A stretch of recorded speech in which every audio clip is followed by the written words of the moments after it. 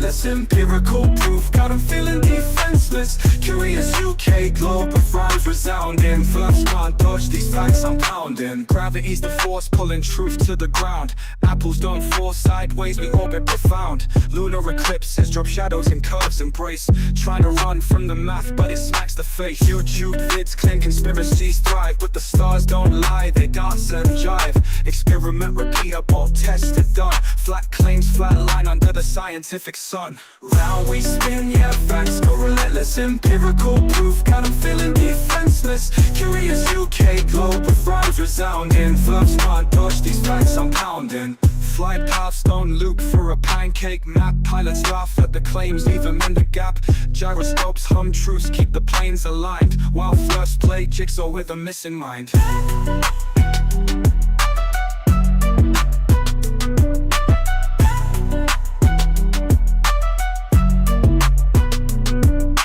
Round we spin, yeah, facts go relentless. Empirical proof got 'em feeling defenseless. Curious UK globe with rhymes resounding. Flerfs can't dodge these facts I'm pounding. Round we spin, yeah, facts go relentless. Empirical proof got 'em feeling defenseless. Curious UK globe with rhymes resounding. Flerfs can't dodge these facts I'm pounding.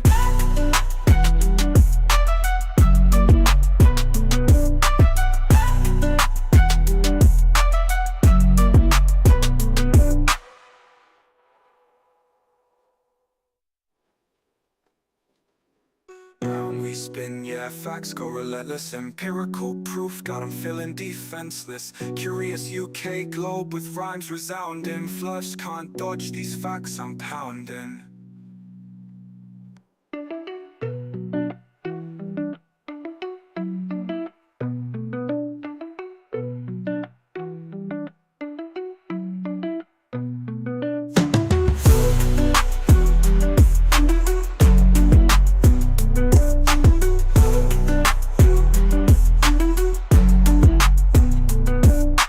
Flight paths don't loop for a pancake map. Pilots laugh at the claims, leave them in the gap.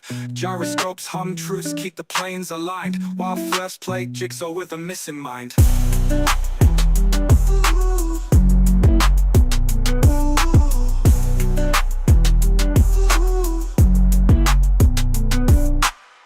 Flight paths don't loop for a pancake map. Pilots laugh at the claims, leave them in the gap.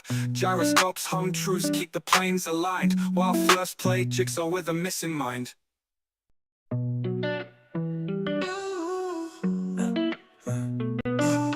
Flat earth theories getting impounded in the spheres. Blinded by denial, but the evidence is clear. Ships sink hull first, ain't no magic trick. Horizon pull them down, yo, science hit quick. Round we spin, yeah, facts go relentless. Empirical proof got 'em feeling defenseless. Curious UK globe with rhymes resounding. Flerfs can't dodge these facts I'm pounding. Gravity's the force pulling truth to the ground. Apples don't fall sideways, we orbit profound. Lunar eclipses drop shadows in curves embrace. Trying to run from the math but it smacks the face. YouTube vids claim conspiracies thrive, but the stars don't lie, they dance and jive. Experiment repeatable, tested done. Flat claims, flat line under the scientific sun. Round we spin, yeah, facts go relentless. Empirical proof got 'em feeling defenseless. Curious UK globe with rhymes resounding. Flerfs can't dodge these facts I'm pounding. Flight paths don't loop for a pancake map. Pilots laugh at the claims, leave them in the gap. Gyroscopes hum truths, keep the planes aligned, while Flerfs play jigsaw with a missing mind.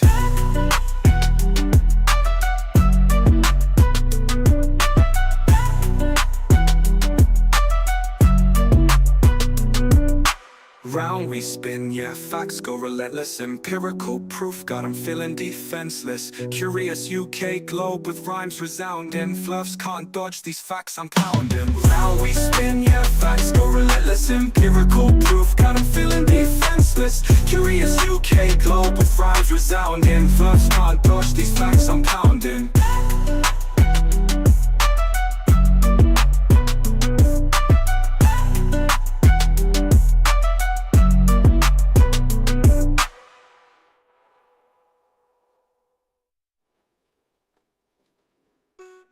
spin, yeah, facts go relentless. Empirical proof got 'em feeling defenseless. Curious UK globe with rhymes resounding. Flush can't dodge these facts I'm pounding.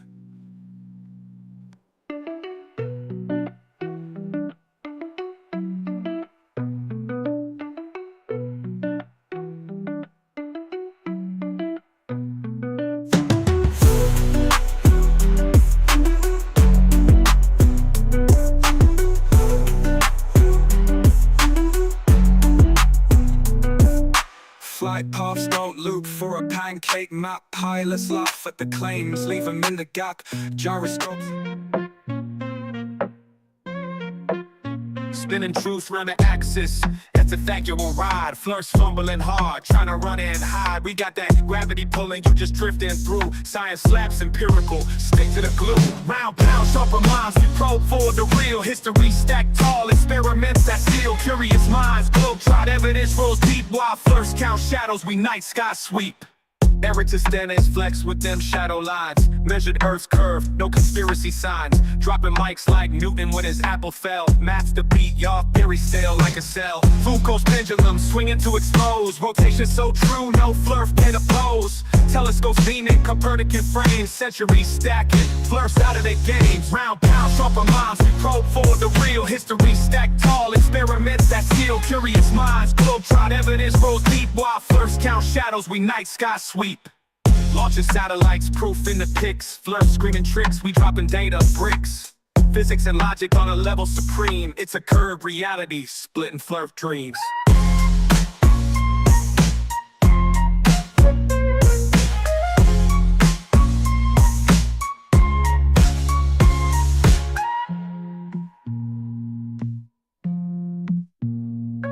Launching satellites, proof in the pics. Flerf screaming tricks, we dropping data bricks. Physics and logic on a level supreme. It's a curved reality, splitting Flerf dreams.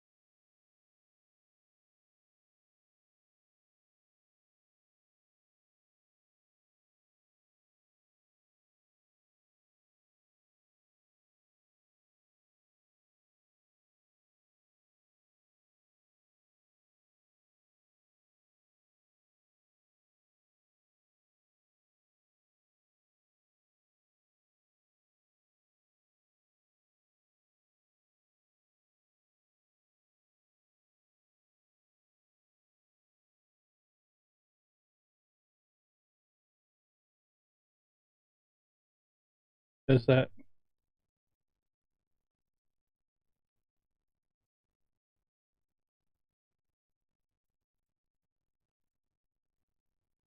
Can you hear me now? Am I getting anything? Nope. The hell? Why is that not? That should be connected now.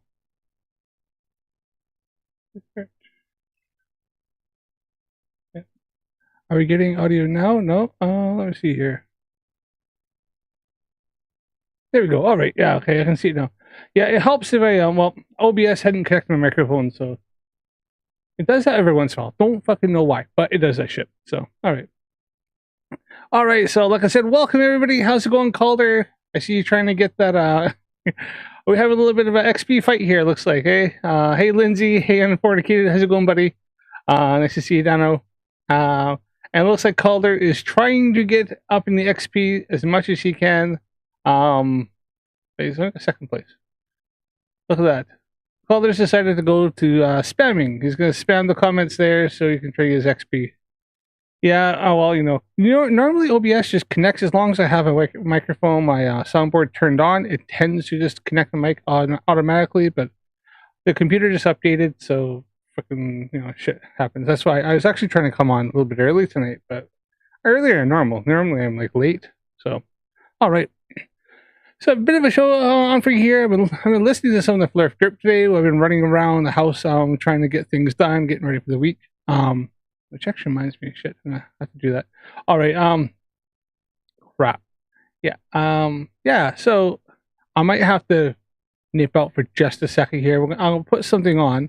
We'll listen to a bit of stuff here that I have lined up. See if I can find it, and we'll go. So I'm gonna start off with hold on here. Let's just close that there. Right. Okay. Put that down there. Okay. All right. Is is always aliens. Oh, did you see my little thumbnail there? Yeah, that's coming up in a little bit here. Apparently Mark Sargent thinks that aliens. Well, he seems to allude to aliens created our planet, and so I thought that was kind of fucking funny. So we're trying to I'll include that, but I'm gonna do a little bit of a quick one here. I'm not harping on Mikey Smith all that much, but just quickly on was it Sunday? When was it? A couple days ago? 17 hours ago. He uploaded where he went to the conservatory. So actually, yesterday, Saturday, he was on the conservatory, the observatory, not conservatory. Fuck. And so I'm just gonna play a little clip because most of his streams is fucking boring as shit. But he went to observatory, so I just wanted to kind of play that real quick. Where there's something that I thought was kind of funny, and we're going with that. Sargent is a moron. Yes, he is. I know. And I'm not gonna do. He did one a couple days ago. I'm gonna go just do. I've only got some. I'm trying to be a bit more continuity to my stuff, so I wrote down some notes of some timestamps. So we're just gonna cover those. So I'm not like extending this too much, and we'll go from there.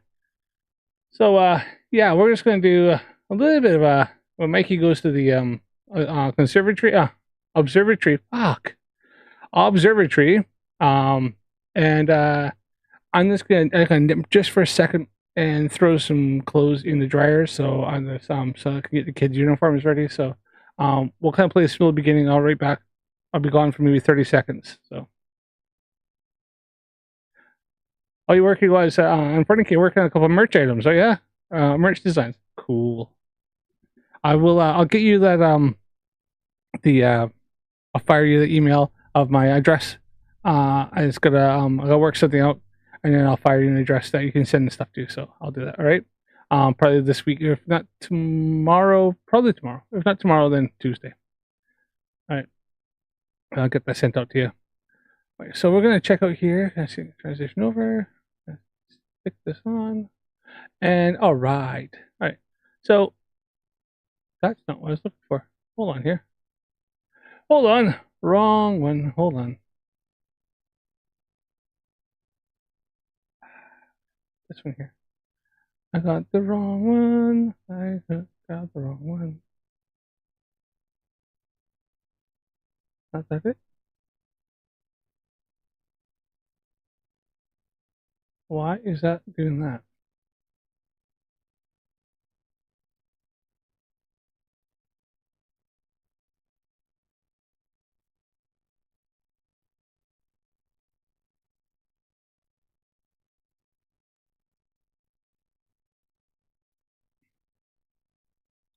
It's grabbed the wrong window. Why is OBS updated this recently? And for some reason, it's been an absolute fucking bell end here. What is going on? Okay, let's do this then. No, you're not switching over. What is that? Oh, there we are. I don't know why I was doing that before. That is weird.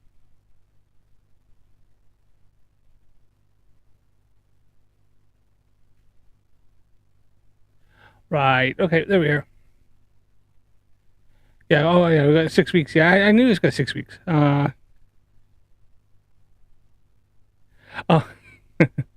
But see, I seen Creaky was on live. I actually was thinking of checking that out just because Creaky Blinders doesn't normally do lives. He's just started doing that recently, so I thought I'd check out. He started a new religion today. Eh? Fun. I had to check that out in a bit. But I've kind of got something to try to do here. So see if this works. I'm trying to kind of make shit a bit better. So every day try to improve. So Right, so this is Mikey just going into university, into the observatory. I'll be right back. Do we not have... Oh, no sound. Hold on. Oh, the lights are on. So hey guys, here we are. Oh, at Sunday the, live shows. Oh, cool. I'll check that out. Should have got a longer. He's on the same time as I am, so we're actually probably chat with him a Here's bit. the observatory. Right, back in a second. In the 40s-ish, whatever.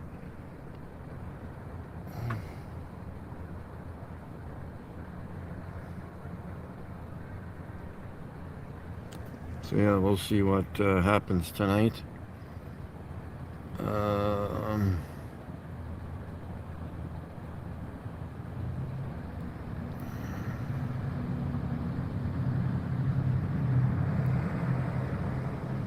Yeah, what was Paul saying here? Where? There's no Paul here. What the heck?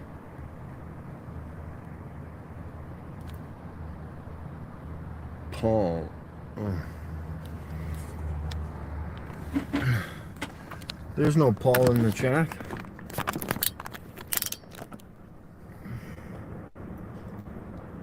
Is there?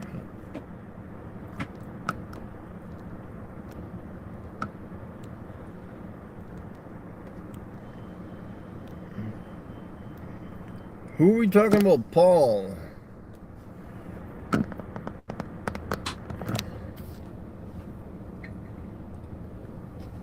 Oh, there's people in there. Yeah. All right. That's okay. Oh, I hate coming here. It's so aggravating to me. I wish we could park somewhere where there's no charge. Let's just have a peeky pool. Why can't we park out on the street? Is there not any? I hate giving these people my money. Why can't they park here? Nobody's coming out this way. All right, yeah, there we are. Sorry. So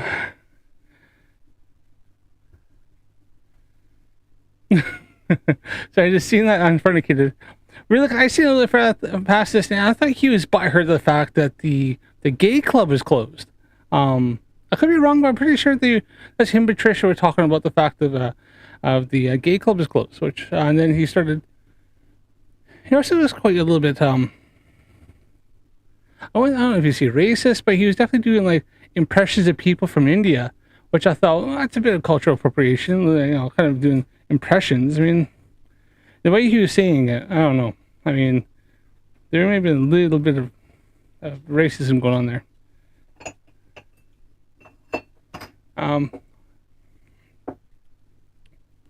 Where are you?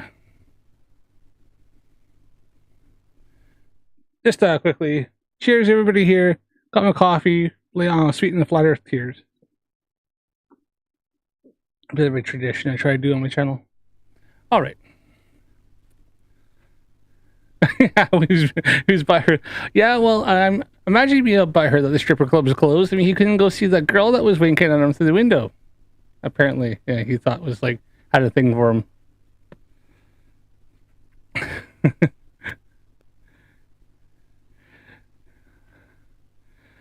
I'm not a word of a lie. I worked with this guy in the shop. He had been out in town and went to the Peelers, you know, to the club, and he was convinced that one of the girls was in love with him. Regardless of the fact that he was feeding her 5 and 10 pound notes all night, and she was getting, you know, lap dances off of her, he was convinced that she had a thing for him. And we're both going, dude, she only liked you because you're giving her money. Because as soon as that wallet was dry, she was gone, and he wasn't having it. So yeah, I think eventually I've seen he's married to somebody else who got kids, so maybe it finally sunk in. Well, let's just see. Give me a minute here, guys. I'm gonna see if I can find a parking spot out here that I don't have to pay for, which would probably be impossible on university property. Like, what is this? This is no park. What is WD vehicles? Speed this up. It's Mickey Smith, isn't it? So. What does that mean? Oh, well, here. I've got change. Do I have to pay all the time here or what? Oh, but that's what where Past this. all the people are going into the. That's where they're gonna park. Oh, wait a minute. Park over there. So Yeah, Mikey that's where- couldn't park the professional driver? Hold on, couldn't make it in that spot? on. Hold the fuck. Shoot, maybe I should park over there. Yeah, because that's where all the people are going into the. Dude, I was a professional driver and drove freaking articulated lorries all my life. Couldn't make it in that fucking spot with a Subaru Outback? Are you freaking joking me? Are you serious? I could have parked a freaking freaking crew cab freaking Dodge in there. Easy. Fuck, I used to. I used to drive a freaking full 8-foot box freaking F-250 when I was like 16. I used to parallel park that thing all the time. Come on, Mikey. There's a reason why you're not in the freaking driving them trucks anymore. Shit. That's where they're gonna park, and I want them to see my car. And he's got freaking Whatever, sensors on the car too. Yeah. Okay.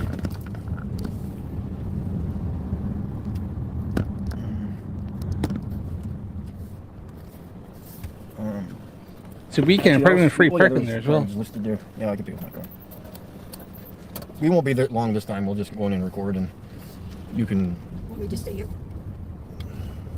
I don't know. You can walk out there if you want. I'm going to be 15 minutes. I'm not going to be too long, but you can come up, walk around at least, or something. I don't have to sit in the car. Get some fresh air. Oh, I need star pictures, Joanna. I might be able to find a few in the car. Okay, guys.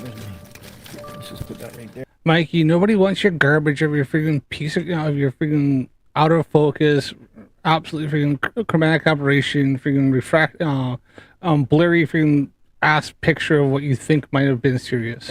Nobody wants that shit. So yeah, we'll show you all the bullshit inside the observatory, and then we'll come back out. I'm not going to be here long because it's cloudy, as you can tell.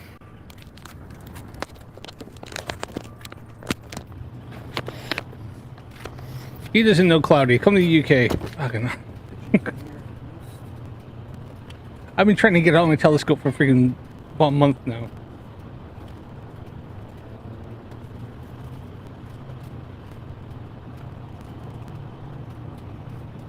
A lot of stuff here, boys and girls.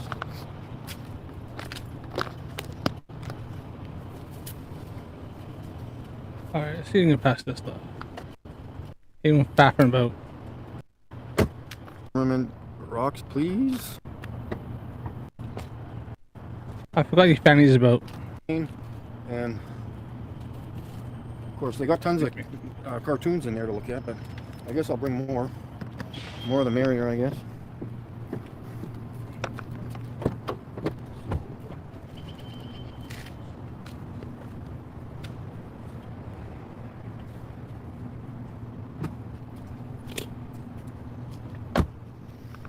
Okay, got it. We're gonna go ask how they can explain how airplanes fly around a ball. And I'll show you all their bullshit here inside the observatory. Nobody's gonna be here with the telescopes because you can see the sky. Just a little foreshadowing. He doesn't ask that question. That it's obviously cloudy, but I'll show you this sign again.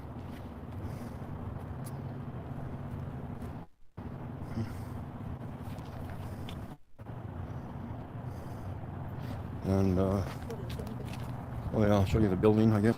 There's the, I don't know, why do they have it open? It's cloudy. You should be surprised, you know, if you get a little bit of cloud, you can still see quite a bit with with a decent telescope. I've had times I've had my telescope out and I can look up and I can't see a star, but I can see it on my screen going through my my camera, through my telescope. So a little bit of cloud cover. Sometimes you'd be surprised. I was amazed I could actually still see a stars, to see the moon and stuff with a bit of cloud cover. So.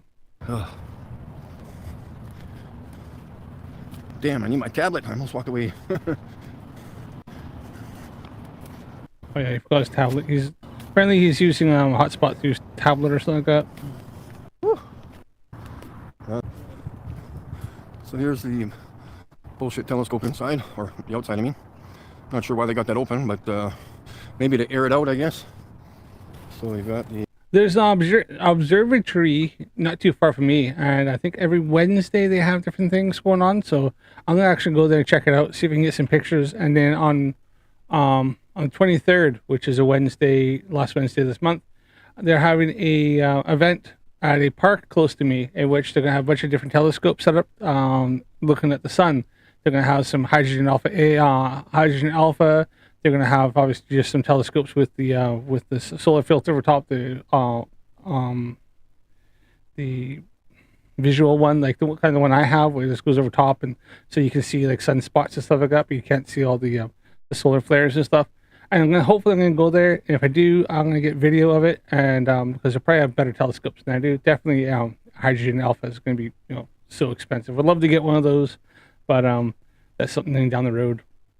And yeah, so if I do, if I can get there, if if we don't have too much cloud covered, then yeah, I'll definitely I'll live stream it. Maybe I'll do like a Mikey does. I'll go live stream it, and then I'll at least get some video and put it up. So look for that to be after the 23rd, or maybe I'll live stream on the 23rd. So have a look. Yeah. Open to the public, absolutely.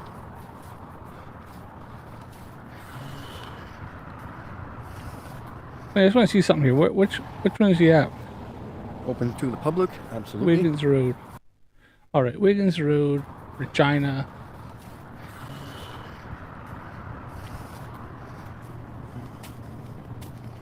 Yeah. Can you get through the door? Pardon? They can just tow me while I go through the door. Oh, yeah, yeah. Wiggins Road, Regina. You okay there? Yeah, I'm okay, you're good? Yeah, okay.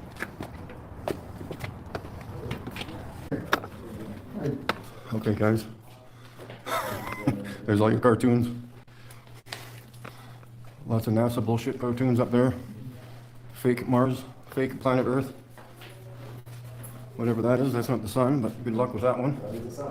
I love how Mikey just makes claims.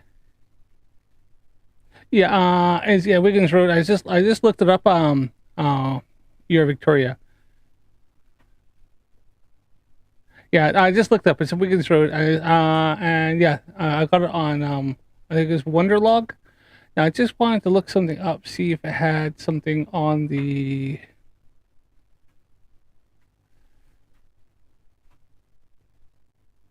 I wanted to know if there's anything on the telescope itself. So I'm gonna go back out of this. Let me type it a bit more.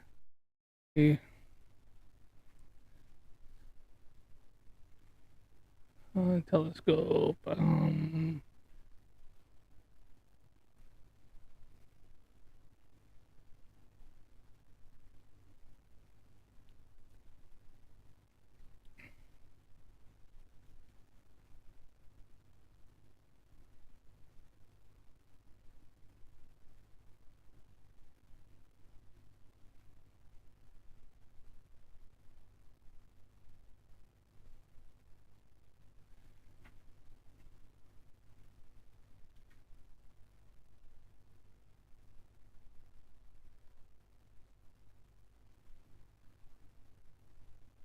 All right. So yeah. Sorry. I just think funny that Mikey just goes on there. That's not a picture of all this stuff. It obviously fucking is pictures of all this stuff. Just because you claim it, Mikey, doesn't mean it's true. Yes. Absolutely not. That is the sun. No. That's that one. That is the sun. Planet Earth. Whatever that is, that's not the sun, but good luck with that one. That is the sun, yes. Absolutely not. That is the sun. No. That's computer generated. Thank you very much. That's computer generated? No, computer generated? That's a picture. That is not a picture. Where are the stars? Where are the satellites? When we turn the exposure low, we can't No. Space doesn't exist. The firmament above us. Just because Mikey says it doesn't mean it's fucking true, right? Evidence. Your freaking shoddy ass piece of crap pictures that can easily be disproven are not evidence. This is absolute bullshit. That's a cartoon right there.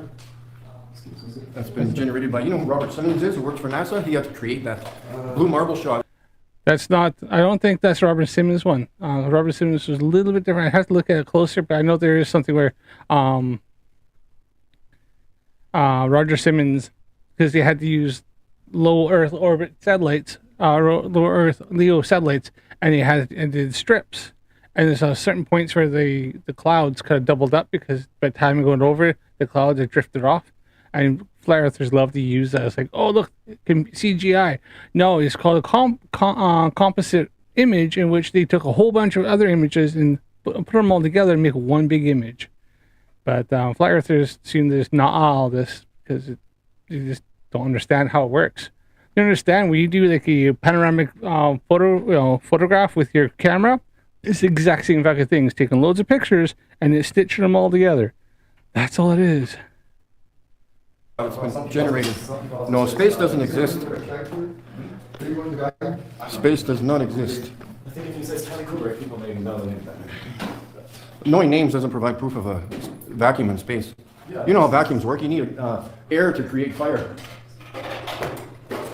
That's not fire, Mikey. That is a fusion reactor. That is essentially it's just loads of gravity pushing in and it's causing a elements to fuse, mainly hydrogen and stuff like and fusing into other elements. So all it is a fusion reactor, which you don't need air to have. You just need shitloads of freaking pressure, and it can do that. This is not the sun. We zoom in out with our powerful cameras, and we do not see any of that. Where are the hot spots on there? Can you? Wait, hydrogen alpha. Where then you can see that. Mike, you wouldn't know what a hydrogen alpha telescope is, well, would he? Show me where the hot spots are. Remember, there's black spots on the sun, but they move. Yeah. Throughout the year. So we supposedly rotate around the Earth, eh? The sun. It's like moving. Yeah. Well, we're not spinning, so I'm perfectly stationary. Yeah, he's asking for that, but it's literally there's one right there, sunspot there,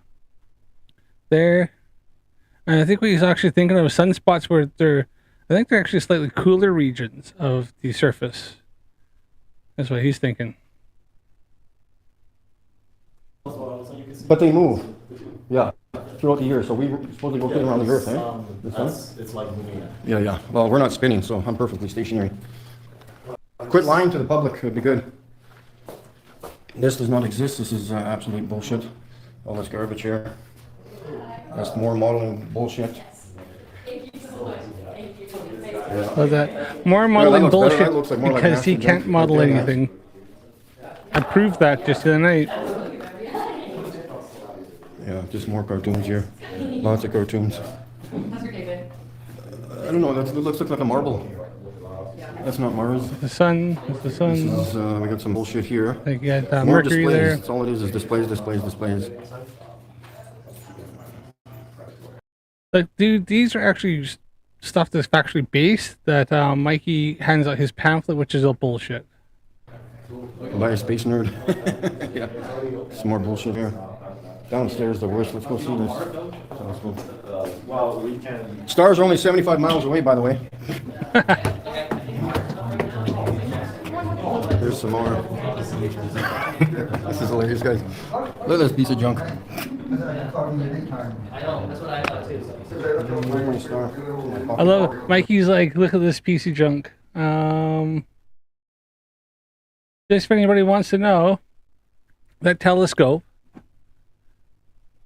is. Let's come over here. So the one there, University of Regina's Observatory on Wiggins Road features a 3-meter long refracting telescope with 6-inch diameter lens. The telescope is used for public viewing on clear Saturday nights, first and third weekend of the month, and for educational slideshows on cloudy nights. The observatory also houses small museum exhibits.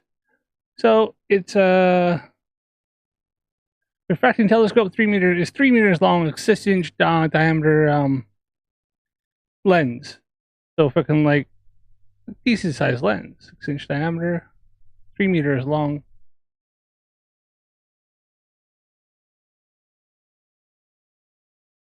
As Lindsay say, you wouldn't think educational displays. Maybe you should actually listen to the people who know their shit, Mikey. Yeah. But see, that's not Regina.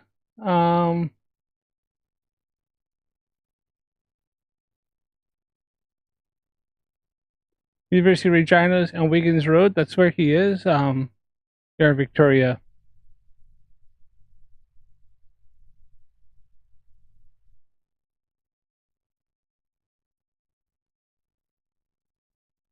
Is it not? I mean,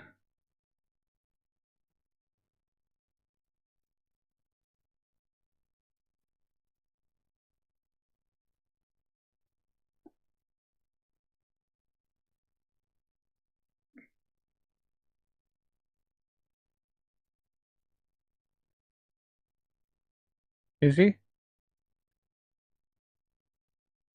Oh, is that your university? All right. I thought he's using Regina on this.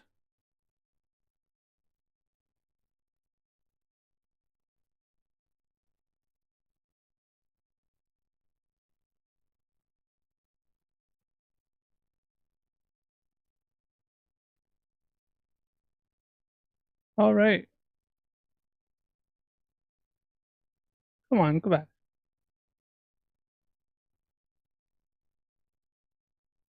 Oh crap! I put in that. He's at this one, isn't he?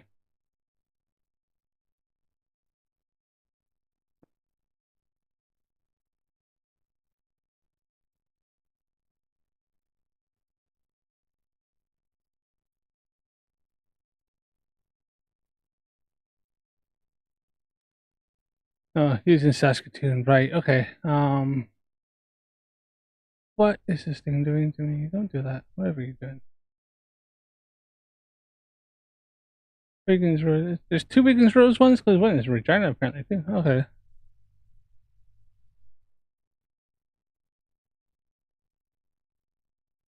Oh, did it? Oh,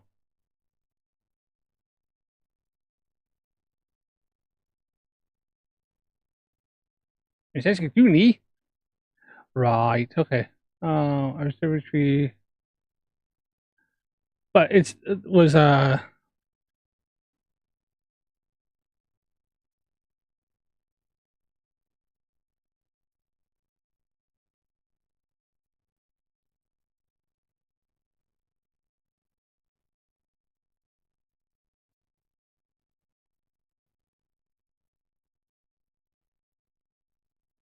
right. Okay.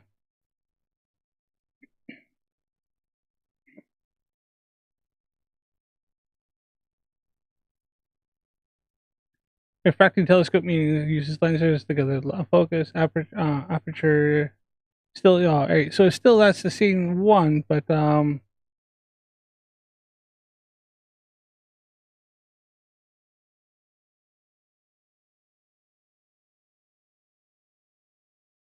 right. Okay, I get you. Thank you, Victoria. So yeah, it wasn't Regina. Sorry, your Victoria was correct. I thought it might use Regina, but yeah, Saskatoon. But it is still a 6-inch refracting telescope. Would be however long it is. What I'm going on here is that I think it's got I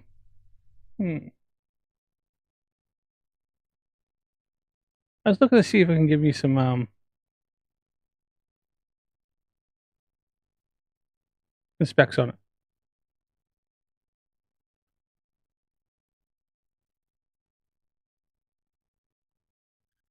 Come on, Calder. All right. Phases, cost of okay.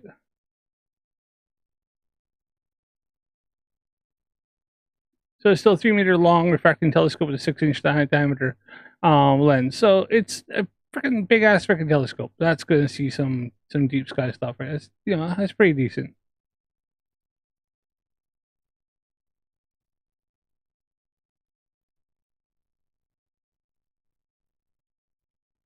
Probably not available because I'm in the UK. If I use the VPN, I probably could see that, but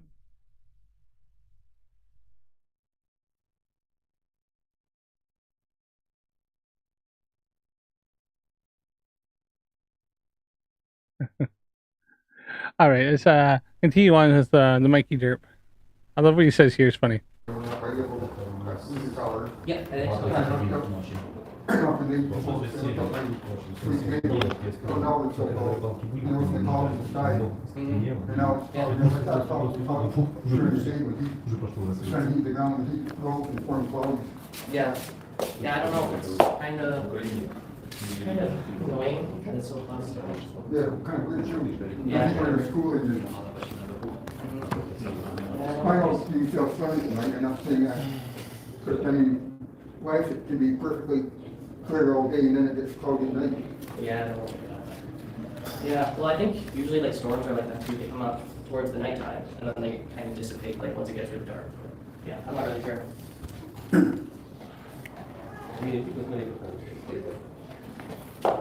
Oh, come on. You want? White? Yes, white. Yes. These guys know nothing. Where is this guy? I need to ask him a question. Show us a real star.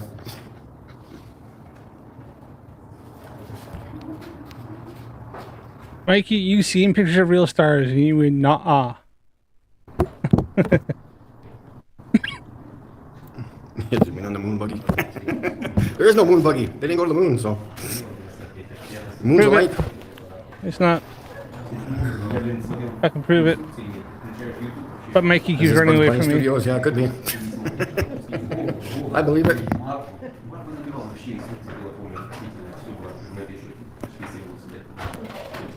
Where's this guy? My heart is so tight right now. I hate being here. It's just so disturbing. They want to go there, Mikey, if you don't like it. They don't want you there. Whatever.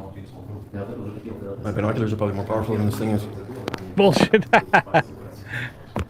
Get that. So Mikey's reading 80 millimeter binoculars with 20 times magnification are more powerful than a 6-inch diameter refracting telescope that's 3 meters long. 3 meters long, 6 inches. You have what? 80 millimeter wide binoculars with 20 times fucking zoom. Think about that for a second, Mikey. My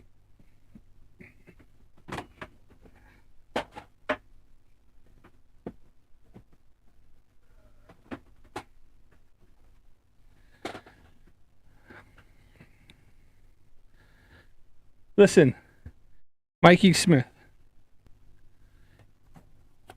Let me see here. Let's see if I get my stream up here. Oh, where are we?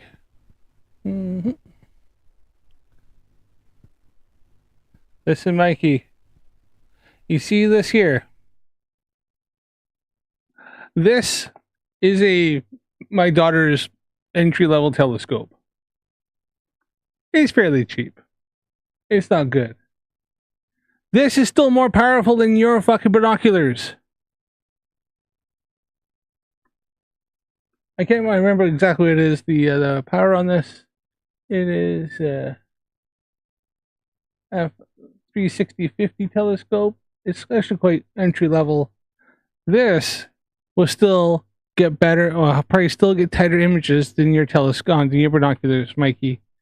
And I have a freaking my other telescope, and like the one that you freaking gave back because you ran away, and my freaking 130 millimeter Celestron, all that would absolutely freaking destroy your binoculars. But Mikey, if you happen to watch the streams, I know you have blocked and like shadow banned me, but look, if you want to ever freaking go head to head, buddy, let me know. I'm up for it.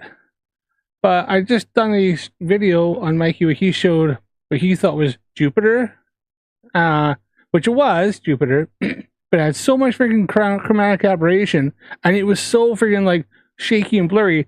He thought he seen the moons, and the moons were like a big line streak like that on the image, and he thought that was the moons. I showed mine that I'd done first time actually finding them, and my moons were pinpoints. And then I showed what Jupiter actually looked like. And even then, when I had overexposure to the moons, mine was just a white blotch, because obviously Jupiter is like really, really bright, so it'd be like a big white round thing to get the moons. And then I turned the aperture down, like the exposure, to be able to get Jupiter, because that's how it's done, Mikey Smith.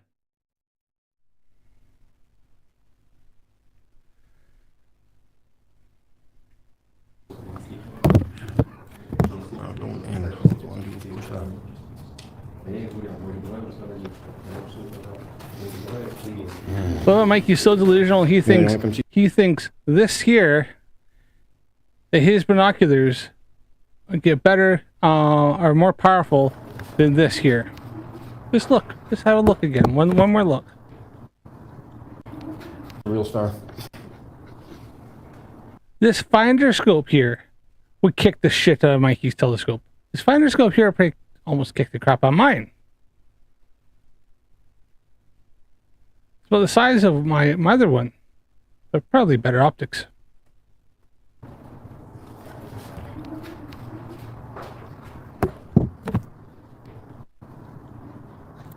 It's been on the moon buggy. There is no moon buggy. They didn't go to the moon, so. The moon's a light.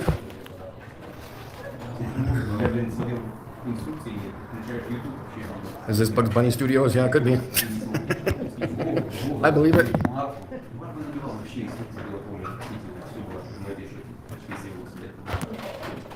Where's this guy? My heart is so tight right now. I hate being here. This is so disturbing. So I'm back a bit, didn't I? Hunk of junk telescope, whatever. My binoculars are probably more powerful than this thing is. Mikey's so confident that his binoculars are be all end all. Look at that. How is his binoculars being more powerful than that to look at stuff? Fucking bullshit. Yeah, you want to come see the fancy show? I'm not going to see much through the clouds.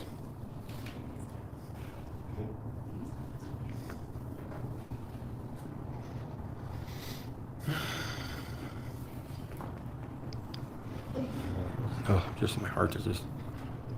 Can't stand it. Bill, that's like good to see you there, buddy. Uranus is the stinkiest planet. I can't wait to hear these guys. I want to hear these guys' questions. I hope they ask me questions. We're going to educate the zombies here.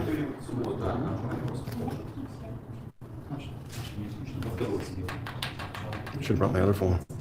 I can show them a real video. Oh, you know, can you go get it? It's right in my door. Can you go get it? That'd be sweet. I need my phone. Yeah, it's in the door. It's not. It's unlocked. Yeah. Yeah, I need that. That'd be awesome. Hey guys, I'm going to show them a real star. I'm going to show them a real star. I'm going to show them my videos. Yeah, this is going to be good. Cause I got the picture right here, so I'm going to show. I'll show them the videos. I have not looked through the scope before yet. I don't want to. It's a waste of time. All you're going to do is point it at the moon. I already know what He doesn't want to because he knows he'll absolutely destroy. Yeah, as you, Victoria said, definitely no NASA interference in that telescope. No, because wasn't that thing? I think I was just looking up something like it was built in the 1930s. When was it built again? I was just looking at that.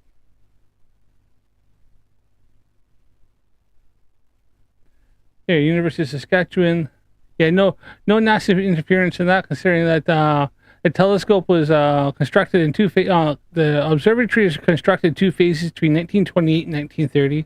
It cost approximately $23,000. Private funded and supplemented by private donations. So that telescope is probably from the 1920s. So yeah, definitely. Yeah, there you are. As Victoria said, 100 years old. Yeah. Yeah, so that telescope's 100 years old. So NASA isn't hacking that thing. There's literally, you can see where they visually look inside of it and look at stuff. Fuck. You, Victoria, doesn't him and friggin' Sam from friggin' Flat Earth Reconnaissance claim that NASA's either hacking the telescope, our digital cameras, or hacking our laptops to make it so that they force us to see anything we want to see? Even if I don't understand how, like, if you look inside a telescope, like if I look inside this is so freaking basic. It's like a 30-pound telescope. I was looking it up. By the way, Mikey's as I said, I wasn't actually wrong. Mikey's binoculars are 80 millimeters. This is a bit wider than that. All right, where is it? Hold on here. I was just looking at that shit.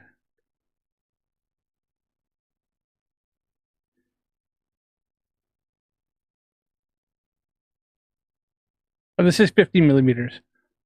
But this also has is 18, 27, 60, and 90 times magnification out of this cheap thing here. It costs, you can get on Amazon right now for $25.99 plus $4.49 delivery. Still more powerful than Mikey's freaking binoculars. Yeah, my mom bakes cakes. I know Mikey got a telescope. He set it up, lost his shit, packed up and sent it back, and never used it once. I was so looking forward to. He actually, in fact, that night he went out. He was gonna say he's gonna look at the moon. I went out with my my 70 millimeter 700 70 by 700 refractor telescope, which was slightly smaller than his, and looked at the moon because I wanted to see his observations compared to my observations. Obviously, I was using a planetary camera. He was using his cell phone. And maybe I was cheating, not going to cheat, because I was actually going to stack, take images on my computer, then run it through PIP, and then Registax, auto stacker, and stacker. So astrophotography software, with my limited knowledge of how to use it. And I was going to show my images compared to his images. Obviously, I was taking video on my laptop, and then I was going to run it through, like I said, PIP, so that it lines all up and stuff like that. Maybe cheating. I was still going to use an inferior, a slightly weaker telescope than his. I think I actually had probably slightly better optics, but smaller. Lindsay, he didn't even go out and use his telescope. He literally didn't even leave his apartment. He set it up, moaned about something to do with the cell phone holder, which he uses on his moth. The one that he uses on his binoculars will work fucking perfectly fine on the telescope, the universal ones he has. And he moaned and bitched about it and then packed it up and sent it back. He didn't actually want a telescope. I think he was just trying, he just kind of caved a little bit because people had given him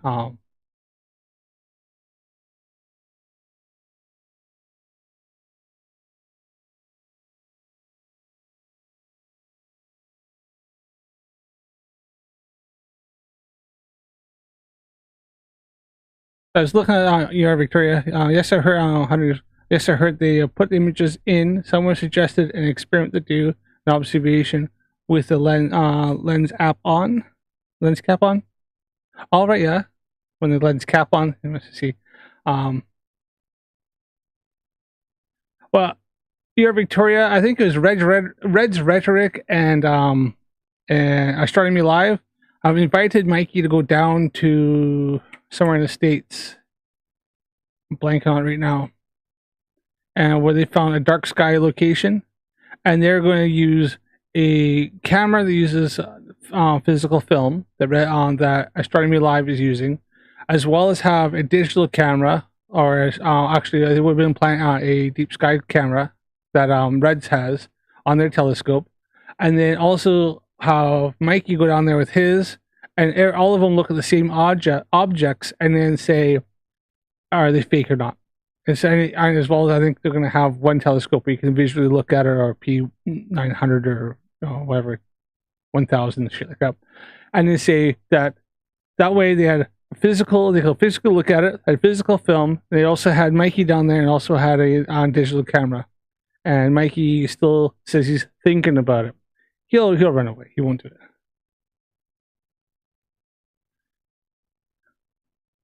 it.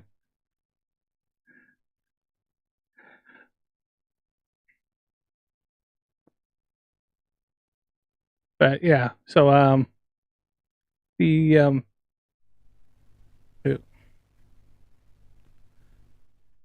telescope I just held up, which is my kids, my eldest, she got this for Christmas years ago. Has never actually used it. Is still got more magnification than Mikey's does. And it's like I say, it's a 30 pound, so maybe $50 telescope, and it's still probably still better than Mikey's binoculars. And that's what it is. That's what it looks like. It's this small, cheap. I might take it out just to have some fun with it for the sake of messing around with it. I can't put my Astro camera on this. My planetary camera is too small, so I have to use my cell phone. So it probably look like Mikey's anyways. All right. So yeah, let's just move on here.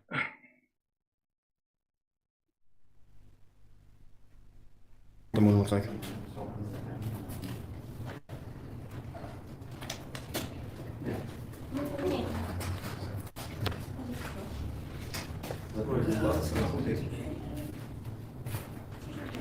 So go back a little bit. He says he's waiting for what's her name, Karen, whoever the hell her name is, to go out and get his phone. He's going to show this guy who's running the observatory real stars. So let's have a look. He's going to show him. That's it.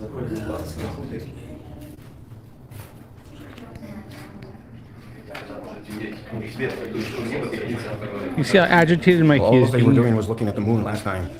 They don't want to zoom in on the stars because it'll freak them out because they're close. Honestly, because for the average person, the moon's probably more interesting, right? One, we all can see the moon. We've grown up seeing the moon all the time, right? We can see details of the moon. The moon is probably more interesting than looking at stars, where you probably need, like, you can see it's going to just be like a ball of gas burning.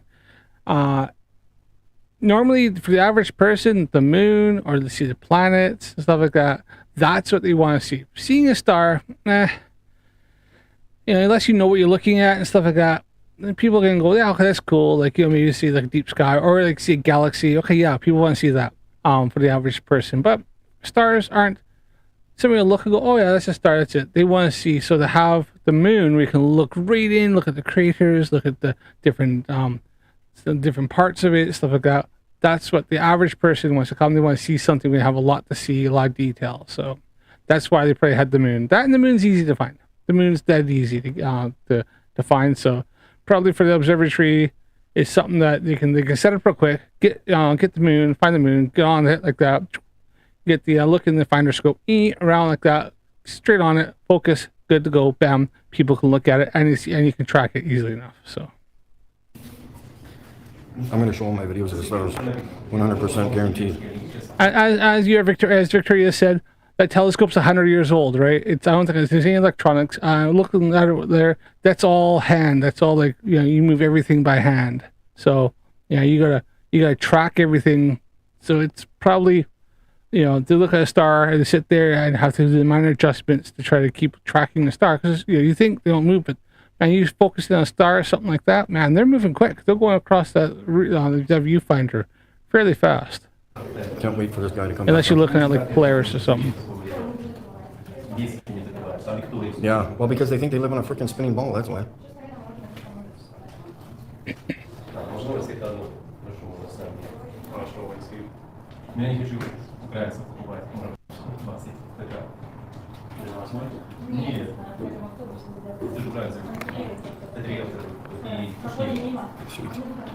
Awesome. Thank you very much. The white? Oh, is he? Oh, what is this? Oh. Cool. Oh, yes, Lindsay said one of the biggest things players don't understand is, guess what? The sun is a star, which goes right back understanding scale. Exactly. Yes. I was thinking actually, you want to see a star? Okay, yeah, look at the sun. There you are. Here's a star. Fucking good luck. Okay, have fun. Actually, I can probably go down and show these guys. Let's go down and show them. Victoria, what do you do at the University of Saskatoon? Just curiosity. You said that's your university. Are you a student there, or are you a professor? Just curious. If you're still in the chat there, let me know. Just curiosity.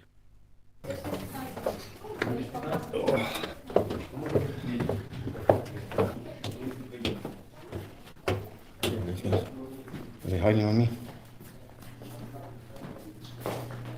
Not hiding on you, Mikey. You just kept the ass talking to you because you just knows you're a lost cause.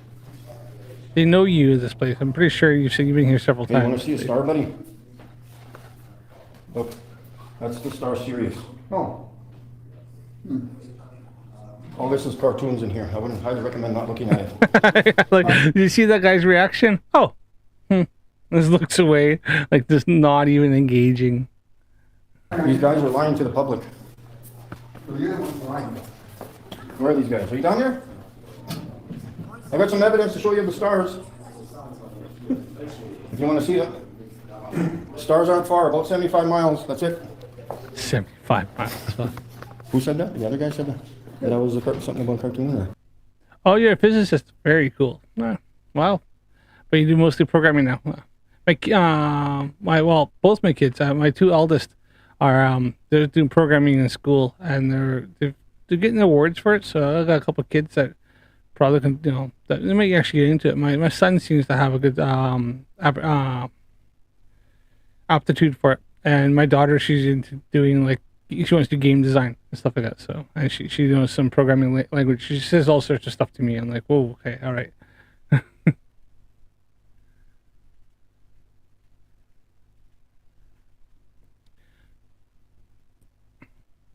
You have a light source at the U of S. Oh yeah.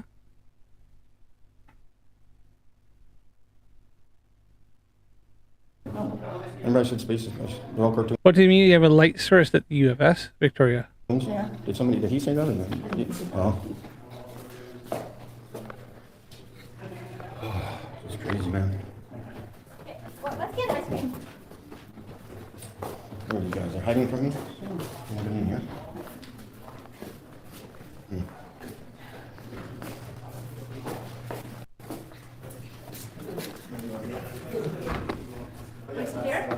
Pardon? Oh, okay, we'll come back when it's done. Okay, guys, let's do this.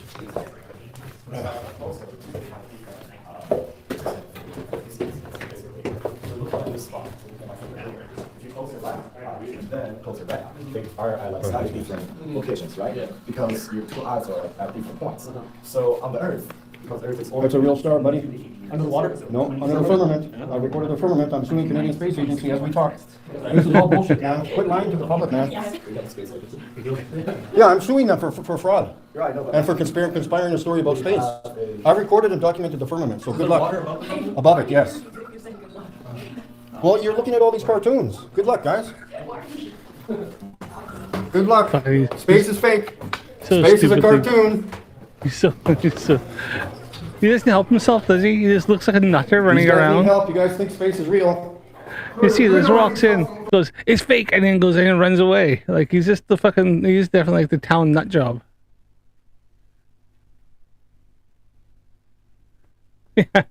As Nancy Boa said, yeah, Mikey, something millions of miles in diameter is 75 miles away.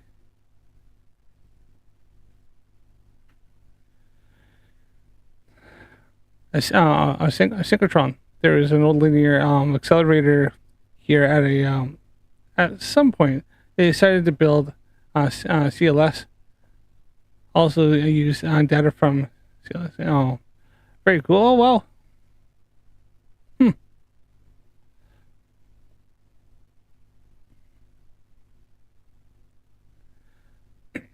I believe we have a university that's kind of close to me as well, but I don't think that has observatory. There's an observatory, but it's like out of town, like it's on top of a hill. And I do intend to go there because they do events every Wednesday. And I think there's certain ones they do where you can actually go inside and look in the telescope. So I might go check it out.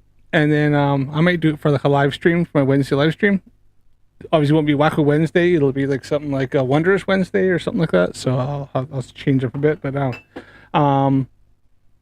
yeah, and then we have university. I don't know if they have a department that has stuff like that. They specialize more in like they're really good for exotic like diseases and stuff like that. They have a big thing for that. So.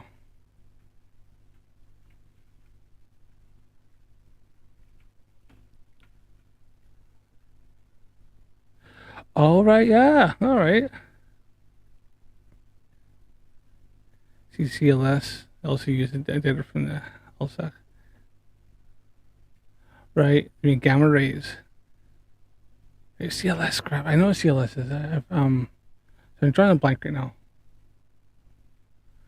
There. Yes.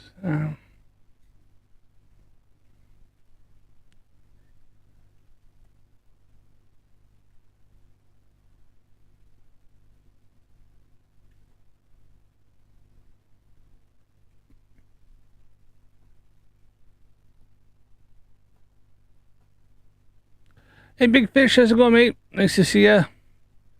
Nice chat that night.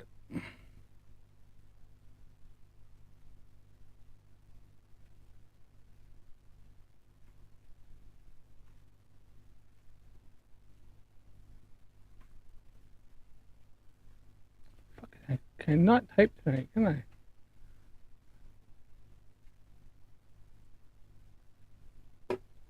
This is a little bit closer here.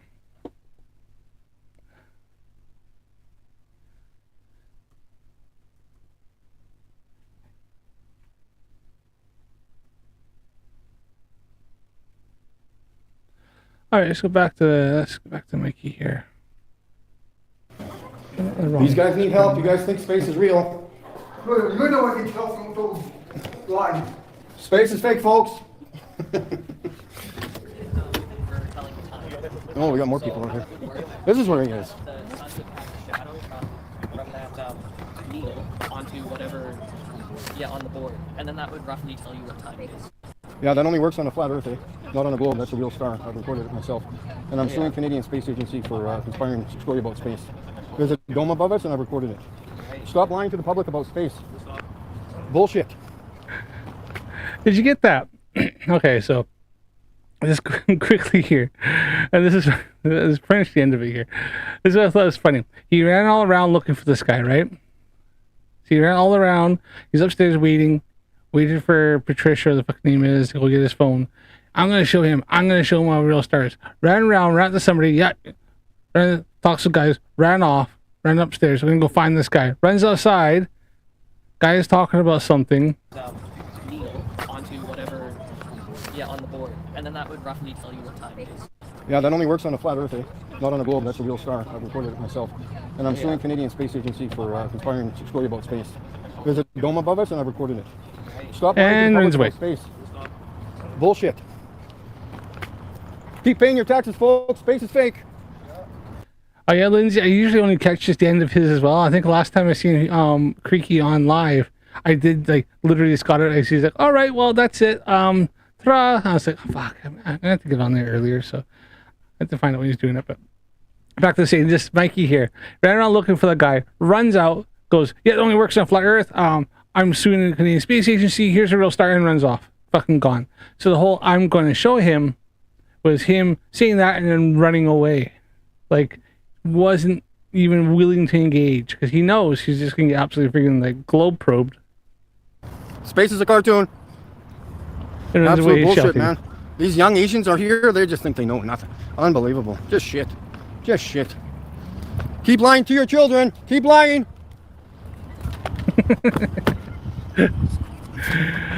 He just makes himself look like a freaking absolute loon. I'll see you in a couple weeks. I'll be back. You can be front. All right. Okay. My car's a mess, but who cares? It looks like he's literally panicking or running away. He just. Unbelievable.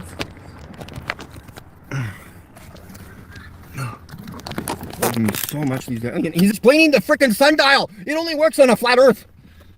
That's wrong. And if you think I'm bullshitting, Mikey, check out my video where I showed a sundial and I compared it work on the flat Earth compared to the globe. And I showed how it doesn't work on the flat Earth whatsoever. I did a physical demonstration, modeled it out. Well, it doesn't work on the flat Earth, but it works perfectly on a globe.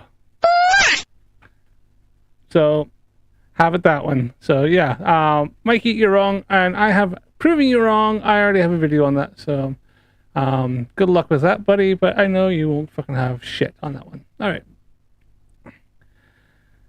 So Now another one here. Is going to do is my Mark Sargent. So actually, you know what I'm going to do.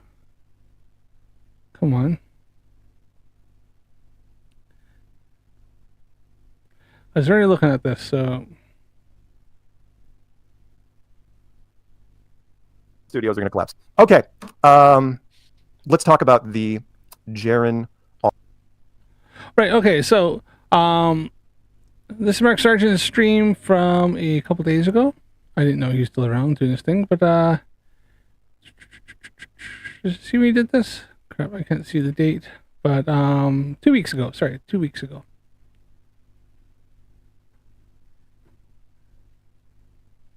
Yeah, as Lazy Boy has said, he's upset nobody takes him seriously. Yet his car may as well say, "Look at me, I'm an idiot." Yeah.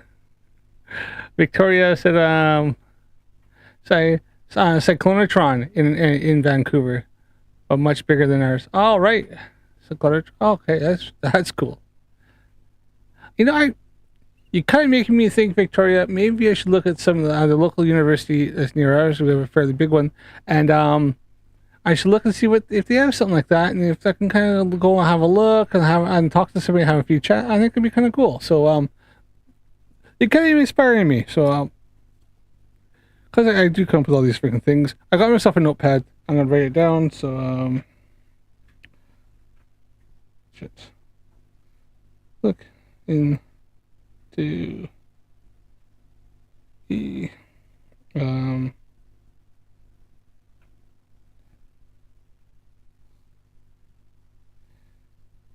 physics and cosmology.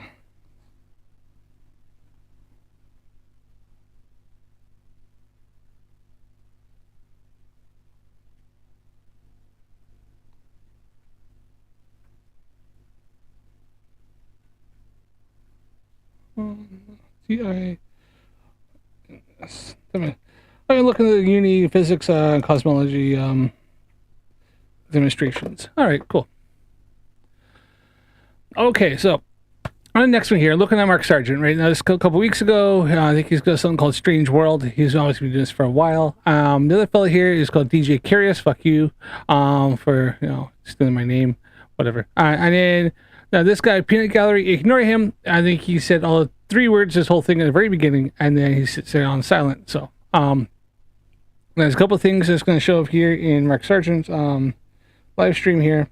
So I just got a few timestamps we'll go to. All right. So at this point here, just catch you up. They're talking about the Jaren versus Witsit debate, and they don't show it, and they just kind of talk about it a little bit and give the fifis. But some of the things he said I think was quite interesting. So we'll get into this, and we kind of show some of the cope that's going on with these guys. Austin thing. You watched it. Let's preface this, which was there's a lot of people that didn't watch it because they were charging $100 a head to watch it behind a paywall. True? Fucking hell, the grift. Austin and the grift. Holy shit. That was all on freaking wits of that. Yes, see. I don't know why I was thinking in Spanish for a second.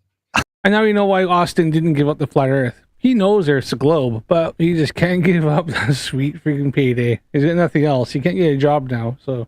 Anyway, yes.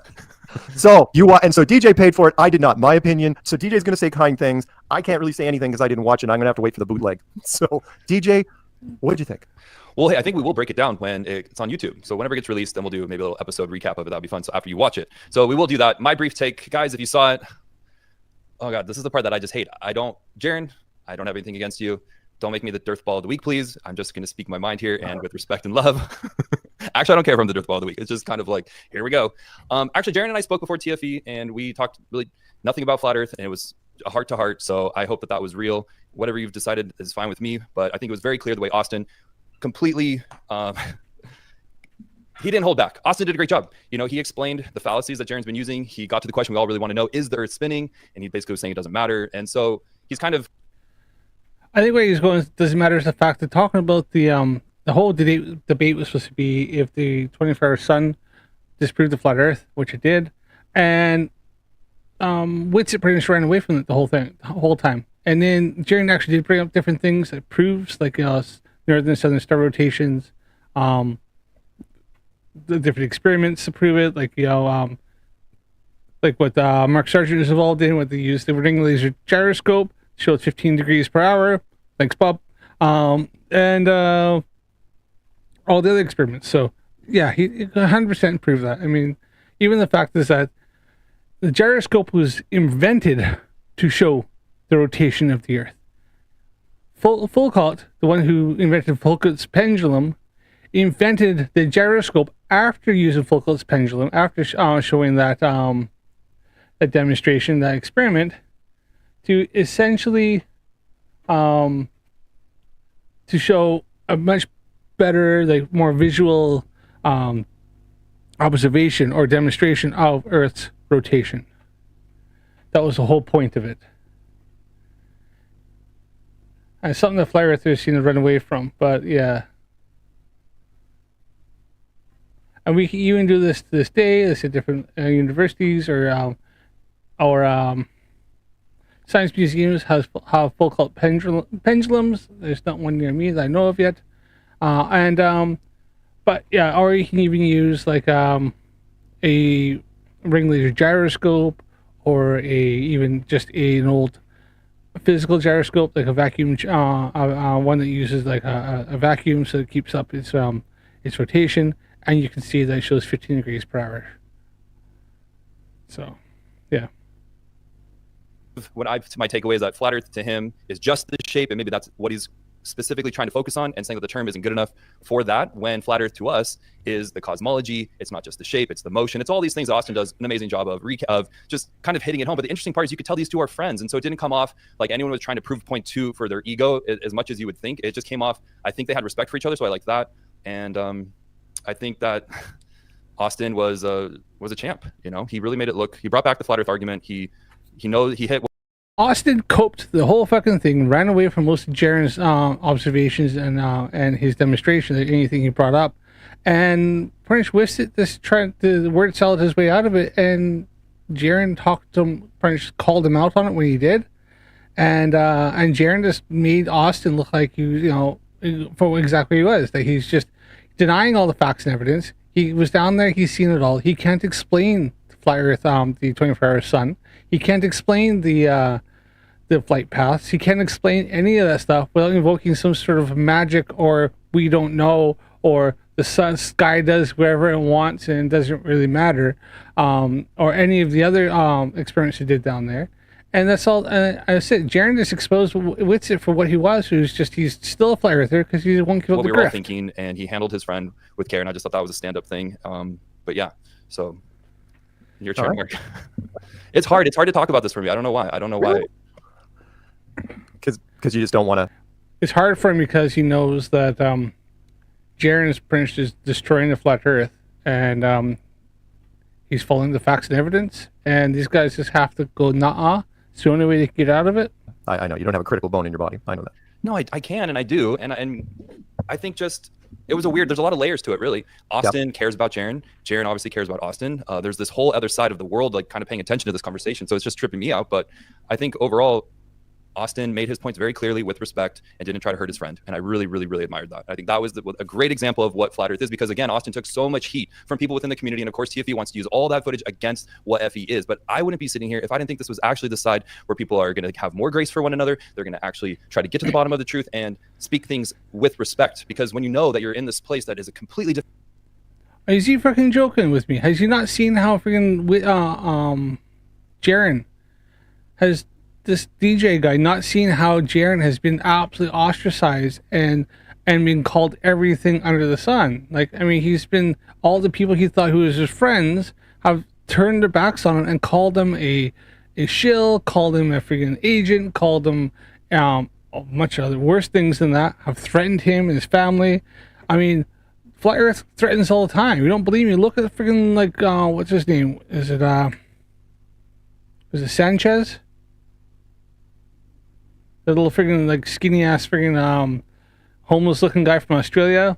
Many other flat earthers. You don't believe me? Look at like how like people like FTFE, pardon me, MC Toon, fucking who else? I think didn't several others have gotten threats all the time. And look at the way freaking, you don't believe me? Look at the way that drunk debunk shows getting treated. He's kind of getting to the flat Earth. I mean, they're threatening him and everything like that. They're really upset because all he does, he phones up, he kind of gets on the shows, asks them questions, makes them look like idiots, and then they get really mad at him and kick him out. And he laughs at them, so they don't like that. Different realm than what they've been selling us forever, and you're under what I think is just God's creation, his barrier between us and him. It does make you think a little bit differently and act differently and start to treat people differently. It's a beautiful thing that I would never give up because this is the truth. I mean, that's why it feels so good to be here and having the patience with your friend, someone like maybe they're processing, maybe this is how Jaron has to process. You know, maybe he has to go through the motions in his mind, because in the end, it doesn't matter whose channel is big, who's got what, how much attention this got you. It's about the truth. And that's why people come to this, regardless of their background, regardless of what they believe, regardless of how they grew up. It attracts all different kinds of people. And that's actually why it's not a cult, because it's not everyone. It is 100% a cult. A big thing with flat Earth is relies on people to have belief. They have to believe in this. Believe there's a firmament. They can't prove it is there. They have to believe that the sun and moon float above. They can't give you reasons why. They have to believe that the stars are stuck in something. They have to believe there's a ice wall that surrounds the whole thing. They have to believe that the southern distances, the size of the continents, the size of the countries aren't real. They have to believe all this stuff. They have to believe in magic. They have to believe that there's that there's some magic sky daddy. It's just like everything. They have to deny all the facts, deny all the evidence, deny all the science, and then just go on to only beliefs and feelings, and then have to close their eyes when anything comes up that contradicts them. I'm saying everyone's great in here. It's and if you leave flat Earth, look at the flat earthers who've recently left. They've been nothing but just absolutely got loads of hate, and they've been jumping on them, and just be getting like just loads of like issues. It's horrendous. Just how much hate you're getting. movement going, we're all on the same earth. I just noticed Max is on. That part is just really fascinating to me. Live right And now. to see the process and the fallout from TFE and knowing what's happened, I just think at this point, let time go on. The people who keep doing their investing, keep investigating. Jaron can do whatever he wants, but Austin, great job. I think he completely nailed it. And there was nothing I would have changed. Anybody's don't forget to click the subscribe if you're not subscribed yet. I think everybody in my chat is. If you're watching this or if you're watching a restream, don't forget to subscribe to the channel. Click the like if you like this. Comment down below. Let me know what you think of this. Let me think what you think of what Mikey Smith did at the observatory, or Mark Sargent or other things, and let me know this kind of or just comment. Let me know what you think. If I should cover something, put it down in the comments and stuff. Let me know. Changed about it. I thought it was absolutely perfect. I'm glad it happened. It probably shouldn't have. If you really wanted to make TFE look better, it really didn't. And so I'm surprised they didn't try to talk him out of it. But maybe he's not having a conversation with them after all. Maybe it's just was his own decision, and I believe that. So that's where I'm at. I love you, man. I do. You have a kind heart, and you're willing to give people the benefit of the doubt when others won't. It's good. Well, look, I mean, I see this point of being skeptical, and I see how things unfolded, obviously, with Patricia, who I cared about and admired and still do. I think that people are human and they're going to go through their emotions because this is a trippy thing in reality. But are there incentives? Is there things that could happen? Of course. I hope not for their sake. Right. I really do. That's the scary part because this is true. And who knows what they're willing to do to people who speak out on here. I've had to kind of sit back and go, yeah, that could easily happen to me. And I'm just at the point where I don't care anymore because at least I believe in hope and believe that the loving creator is paying attention and sees what we're going through and is going to be like, don't worry. So I believe that, again.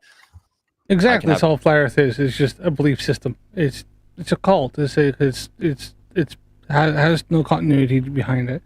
There's loads of infighting. Listen to how these guys just start talking about different things about like Eric Dubay and freaking Flat Earth Dave and stuff like that, and they don't like them, and they don't like these guys. Don't like these guys. They don't like these guys, and these guys have it wrong. Blah blah blah. That's what it is.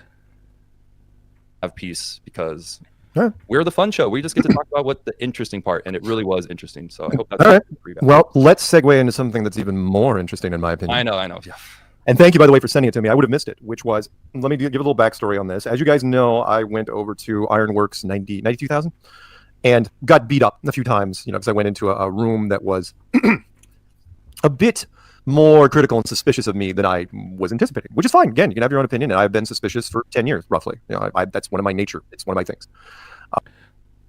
Case in point, he went into Ironwork on 92,000's live and got beat up by flat earthers. Flerf and Flerfaction.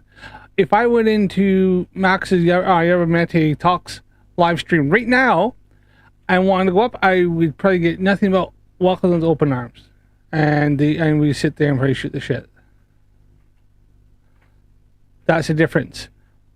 Right? If I go into any Glober Live and be welcomed with open arms and they chat with me and they'll probably comment, or if they're having people come up on panels, stuff like that, not a problem. Yeah, flat earthers can't go into this one, can't go into that one, go into this one, go into that one, can't, right?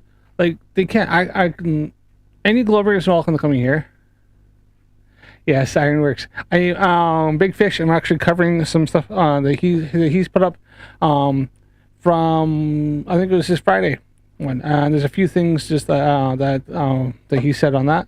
And he's actually talking about people that believe in the globe. So I'm going to check that out. There's a couple of things I'm going to check this, go through this. There's a couple of timestamps, and then we'll go on to that one, okay? And one of the guys in there, he goes by the handle Blacklight. He was giving me the business, and he was trying to defend Eric Dubay, and I just laid into him and laid all the facts down. It's like, look, Eric does this, this, and this, and this. You really need to look at, don't give Eric so much room. Don't give him so much slack. So he goes to... See, Mark Sargent doesn't like Eric Dubay. Ironworks doesn't like Mark Sargent. You're starting to see a trend here. Eric, and I don't know what happened between the two of them, but they decided they were going to do a pre-record interview and release it. So DJ had me send it. It was about 90 minutes long, and I listened to it only once. But I made it through the whole thing, which is pretty amazing. I don't generally listen to Eric's stuff. And it was both reaffirming and disappointing at the same time, because Eric, in fact, there got to a point, I got to tell you, he was truthful in quite a few things that he said, almost too truthful, to the point where it was a detriment to himself. And I felt bad at the end. It's like, socially, I now realize that Eric is just defending himself more than anything. But again, I'm not defending him, because I don't think he should have. When the interview was said and done, I don't think he should have aired, because it did him no favors at all. Where you and I were talking about some of it, where Blacklight was trying to encourage him. It's like, hey, it would help if you made video shorts, for TikTok. No, I'm not doing this. It'd help you if you did live videos. Nope. I'm really nervous when I do live videos. I'm not doing live streams. And he just every suggestion that Blacklight threw at him, he just shot down immediately. And it reminded me so much of the, and I know you weren't around for it, DJ, but the Eddie Bravo thing from years ago, before the first conference, where Eddie Bravo had him on, and Eddie Bravo invited him. He was going to go out to the Philippines and do some stuff. And he's like, look, I got backstage passes for my whole martial arts thing that I'm doing. You should fly down. It'd be great, blah, blah, blah. And instead of kind of going along with it and maybe bailing later, Eric just on camera was like, nope, not going to make it. This is a guy you look up, Eddie Bravo has mad respect for Eric Dubay. And so I know you want to get your words here. I just wanted, my opening salvo is that, Eric, if you're listening, you shouldn't have made it. You shouldn't release that video. It was too candid for your own good. There you go. That's my take. Yeah, your guys' thing is trippy. Eric, I have enjoyed your work in the past, if you're listening, and I have a lot of respect for you, especially being similar age. I also was a yoga teacher for a long time. There's similarities there, and I found that your guys' work, when I got into Flat Earth, his big argument is that, what have you really done to help Flat Earth, Mark? That's kind of what my takeaway is. What did you do to help, when, if you are a shill, then that's why you would be in behind the curve, and since you made Flat Earth look, in his opinion, worse than it should have, that's your job. Canadian space advocate. Nice to see you. What would be, quote unquote, a shill. And I just don't see how that's the case, because, and it's like, of course I'm going to say that, so duh, I know what you guys are going to respond with, but I saw behind the curve before I ever knew who Mark and Patricia was, where they were. Did I think you guys were coming off like complete idiots? No, obviously. I thought that you were lovable misfits who didn't really understand something, and I was trying to figure out, what are they not understanding and what are they sticking to so hard? Well, what they're not understanding is basic physics, basic cosmology, basic reality. They're just living in a, and Mark still is. I don't think Patricia is so much anymore. I'm living in a delusional fantasy la la land that they feel special. This must just be their way of saying F you to all society. And so that was, it wasn't processing, right? What it didn't do a good job of was making us forget about space and give it up. And that it's just Earth. If that documentary would have hit that home a little bit more for me, maybe I would have had a different response to it. But yeah, it did its job on me. I didn't think that you guys proved anything. And I thought the poor flat earthers, lovable idiots, right? And so if you're Eric Dubay, he's probably thinking, which again, I don't like being even saying these sentences that I'm trying to think for you, Eric. But I imagine it's, what did you do? What did you guys do to help, when he looks at his work probably very passionately and he wanted to get this message out? And on the one hand, yeah, it would be great to get recognized as creating a movement. But at the same time, there's totally different All right. approaches. You have different audiences. Sorry, just looking here. Oh yeah, 37. Really, but a lot of the same. So people don't care about the bickering. They care that you guys both help disseminate information to help it more digestible. And I remember, here's an example. So I showed Eric Dubé's 200 proofs to a friend who I'd been talking about flat Earth, and I started with that. Well, immediately he starts Googling everything that Eric is saying to find the counter argument, because it's going one by one, and it goes, relatively fast. Within 30 seconds, let's say, proof one. Yeah, so the guy sat there and started disproving Eric Dubé's freaking like 200 proofs, which isn't that fucking hard. I mean, 50% of Eric Dubé's proof of flat Earth is because I said so, or he repeats himself. He'll say there's no proof of rotation, and then later on he'll say there's no proof of rotation, and then somewhere else he'll say he said like water measures flat several different times, different points. He just says the same thing over and over again. But I mean, Eric Dubé's 200 proofs have been absolutely ripped to shreds so many fucking times. I looked at some of them and realized a lot of it was just him repeating himself, or him just saying Earth is flat because I said it's flat, because I think it's flat. That's not a proof. That's just your opinion. That's not evidence. That's just your misunderstanding of shit. One, proof two, proof three. But we couldn't even get through 15, 20 minutes without him saying these are all lies. And I'm like, okay, I made the mistake. I should have started with flat Earth clues, knowing that you always say it's flat Earth 101. But I thought with my yeah, they're all so smug. Is this why they all seem so punchable? Yes. Some more than others. Friend who already is, we agree on so many other things. I Mark Sargent seems to be making love to the microphone. Patricia's not around anymore, so I guess he needs something. I thought this would be easier to digest for him.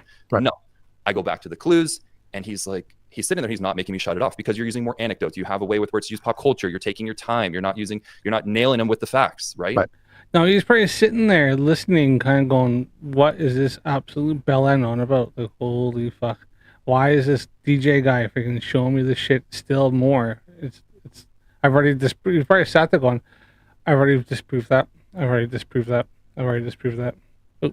Right. So it eases people into it. So like you always say in your interviews, people might have started with the proofs, and then they go back to the clues, and you know what? They go back to 200 proofs. Or they go, you know what I mean? They use words, they use them together to get a better overview, because this is such a mind-blowing topic. Maybe people have forgot. But My cat just came up here and stepped on one of the buttons. Hello, cat. Hello to the kitty. Let's see if I can get him up here and say hello. There he is. Hello. You're all wet. He's a wet cat. I think it's been raining. My wife just came and let him in. He's a bit of a soggy kitty. Can you say hello? Meow. Ooh. Say hello. It's a heavy kitty.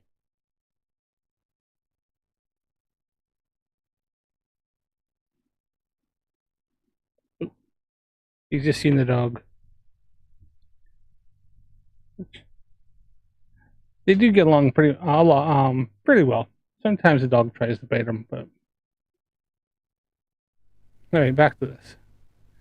He's biggered up now. But when you're first learning about flat Earth, there's a lot to learn. There's a lot to learn to uncover how each and every single lie that they've taught us since the beginning, since we were born, how this place works. You have to unlearn all these things. And if you're just throwing them, what quote unquote facts, in a world where they haven't given up satellites, they haven't asked all the questions, what are meteors, all these things that flat Earth can get into and help the people chip away at the globe with their mind. And like you say, it's always yourself who tears down the globe.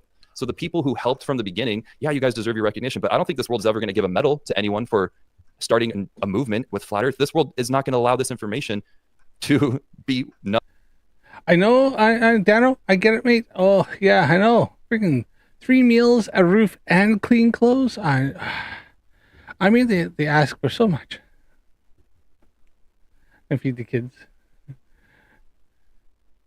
Right, yeah. You got free ones too.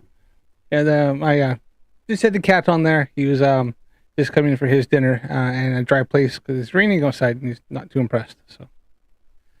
And my dog, he's on the couch, enjoying a nice dry place because he doesn't like the rain either. He gets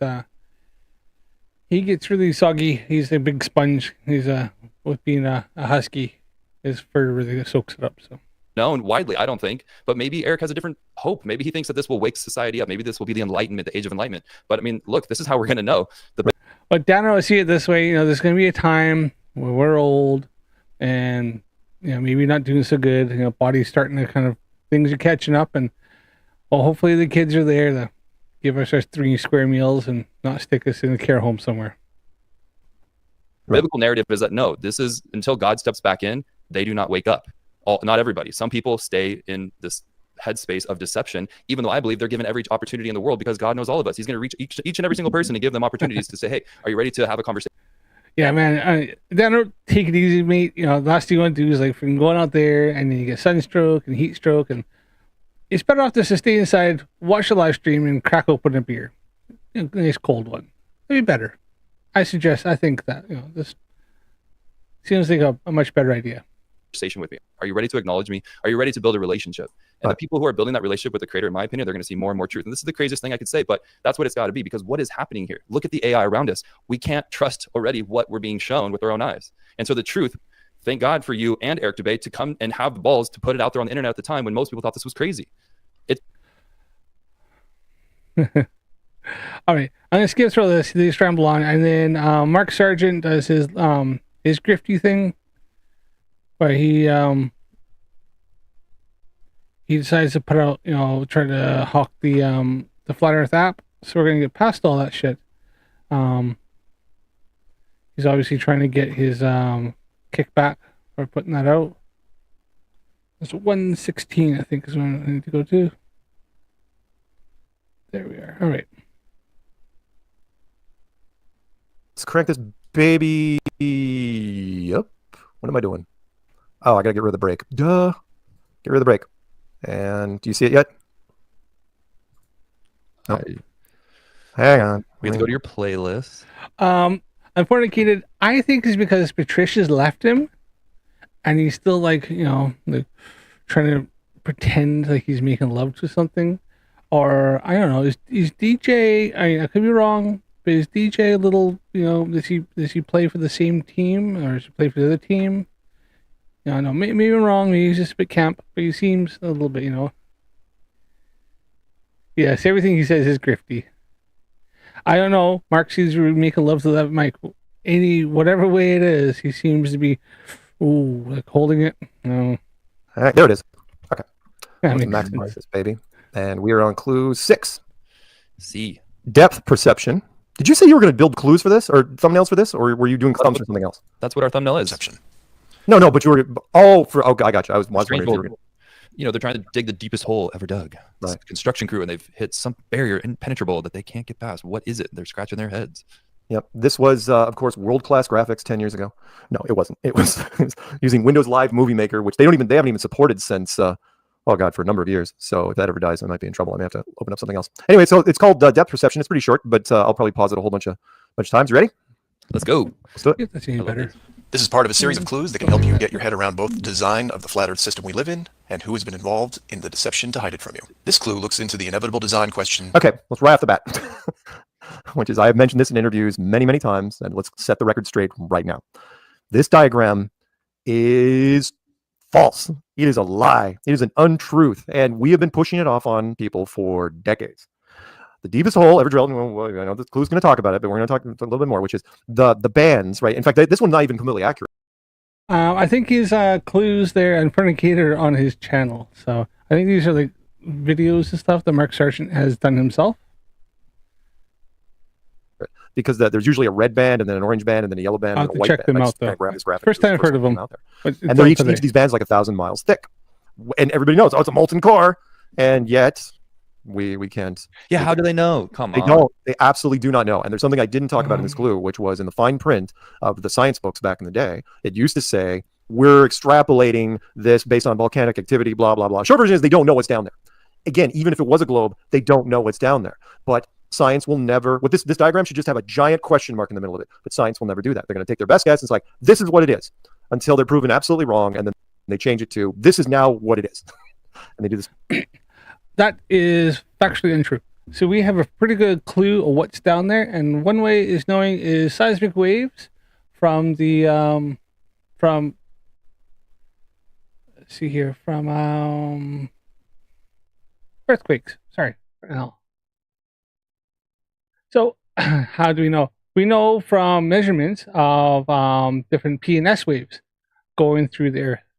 and we can tell because of how we know how these waves move, and we can look and see how they and judging from that, and I'm probably just giving a briefing, really so yeah, we can really see it using PNS waves. So judging that, we know from doing different tests and stuff in laboratories and stuff how these waves move through different materials. So we know that there's a molten liquid core, or there's a core or molten underneath this around the mantle. We know these things because we can see how when an earthquake happens, how it propagates through, and it actually will ricochet and bounce in different ways. And so using that, and our understanding of how these waves propagate through different materials, we are able to see how the core and what it's made out of, and just how they act and move through the thing. Also, the fact that PNS waves prove that the Earth is in fact a sphere, because we can have a earthquake in Japan and we can register some of the waves that will show up in United States, or show up in Europe or different places, and we can measure these.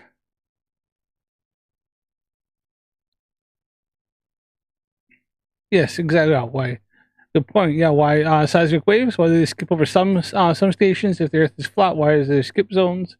And exactly, we have enough understanding, and with readings and stuff over hundreds, if not thousands of years, that we can show how these things move and work through, and also what is inside. And also we have different seismology and different scientific studies that look into this, and we understand it.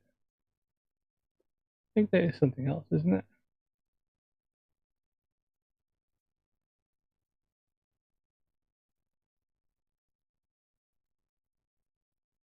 So yes, we do. We are very aware of what and how the flat Earth, how the globe works. Here we are. So there's L waves.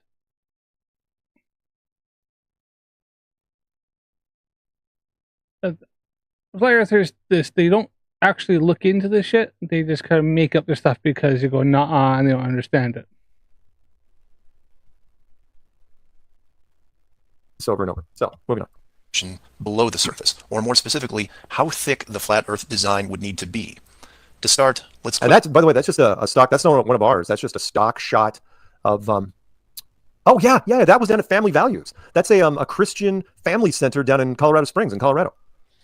They just that's sitting in one of their rooms. They don't believe necessarily the Earth is flat. They just use that as a Yes, exactly. Yeah, I've heard that with Canadian Space Advocate. Some waves can go through materials in the core and are bounced around some areas, leaving shadows. Yeah, so if something's directly 180 degrees off, sometimes we don't see it. When we do see the shadow, we'll see it in different points here and there.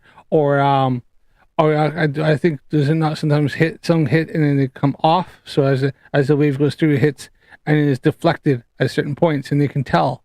And I think they've actually done experiments with certain materials. I think they allude on here about something to do with the magnetic core, and how they say magnetism doesn't work at the heat that is claimed.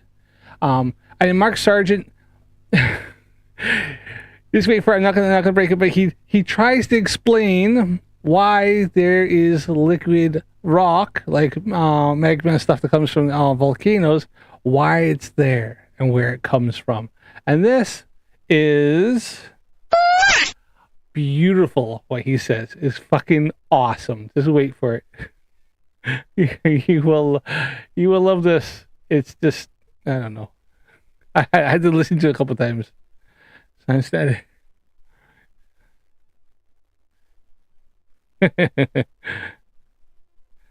I've asked Dano. I've asked flat earthers that they explain how earthquakes work on the flat Earth, and they really never tried to address that. Yes, I know. Yes, I do realize that the tempest passed the Curie point of in the middle of the Earth, so it can't be magnetic. But I believe somebody, I was listening to somebody who explains more. I think it was actually PhD Tony, and they explained how it can, it does work.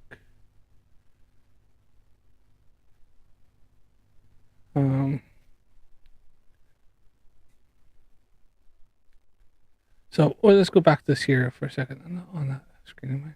Okay, all right, go back to this here a second. A map. It's just considered a flat globe projection. That's cool. Yeah. It What are is the a reasons flat around the globe recap projection. that is That's just so you can move it. Okay. Move it. That is just the let me key it. Where is it? That's like the freaking the one that all the flat earthers use. It's just a globe projection, 100%. I don't know. That's probably, and that it's also mounting. You got to mount it on something. I wasn't sure. So you know what? I can tell you what they did. They took an old globe mount, and then they pinned it for this thing. That's pretty nice. I wonder where it is now. the design features so far. A basic dome structure made up. Standard photo that somebody was, this is way before Stephen King's Under the Dome. Scientists have talked about domed cities ever since they could. Ever since I think like the 50s. Oh, what if we could dome a city? We could harness the energy and do blah blah blah. Yeah. Made up of advanced high-density material, thousands of miles wide, and at least 100 miles in height. The ceiling of said structure being projected upon by an ultra-high-definition system using super LED technology and a combination of 2D and 3D imaging to simulate all celestial bodies. Truman Show reference. Jim Carrey, plot device where one of the stars that here was represented by a spotlight fell to the ground and he found it. I love his face there. He's like, huh, he's such a good actor. Damn. Yeah. Again, he that was his best work in my opinion. This was the peak of Jim Carrey. As funny as he was, he played this role so well. And part of me thinks that, because now he's way down the conspiracy rabbit holes, that part of me thinks that got him.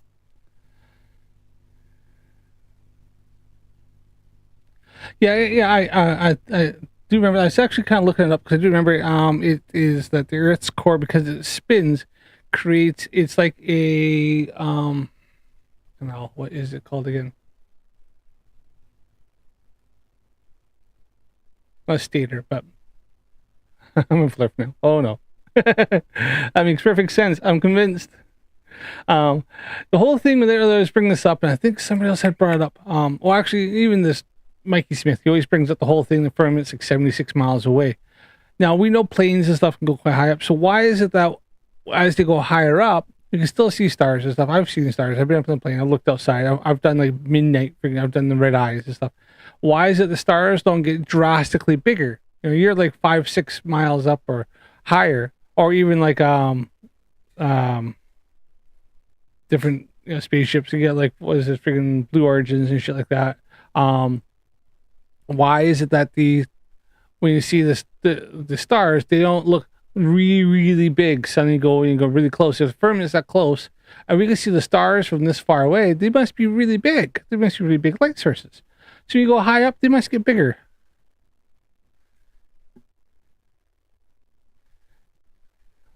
Too many show. I didn't. Yeah, exactly. So it's all it is studio lights unfornicated. It's studio lights. I'm convinced. That's all they are. And sometimes they fall from the sky, and then they call them satellites.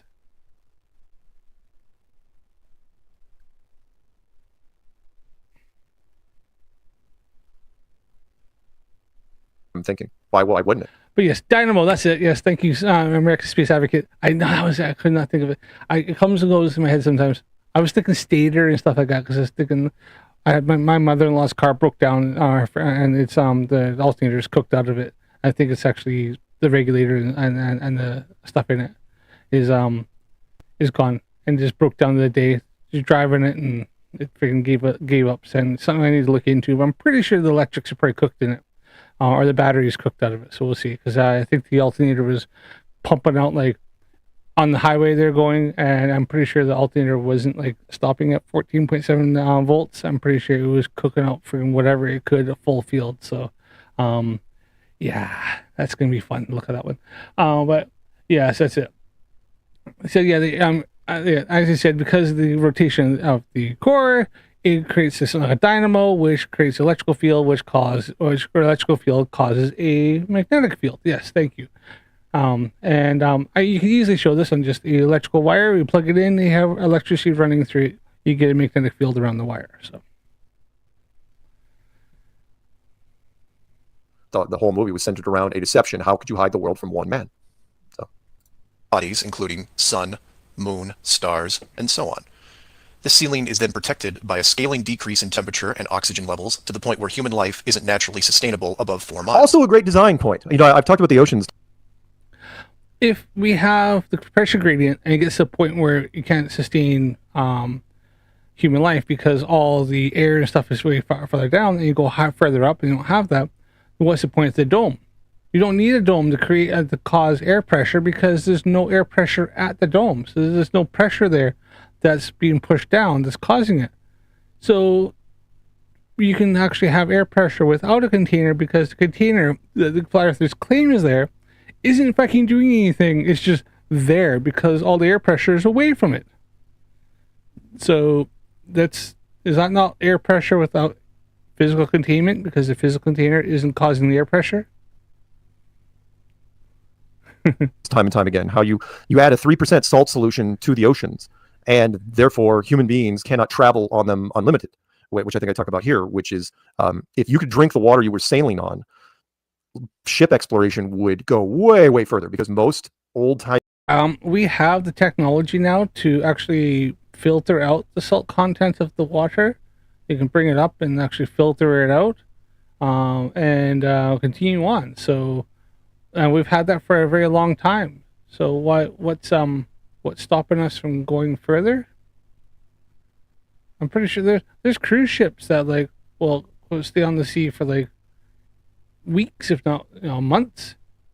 We've got enough food and stuff like that. As long as their food and their fuel stays up, then yeah, you can just cruise on. I mean, ship explorations were based off of how far you could go with the fresh water you had. And the other part here was the altitude, which is most people don't get. It's because I lived in a high altitude environment. Yeah. Fuck's sake.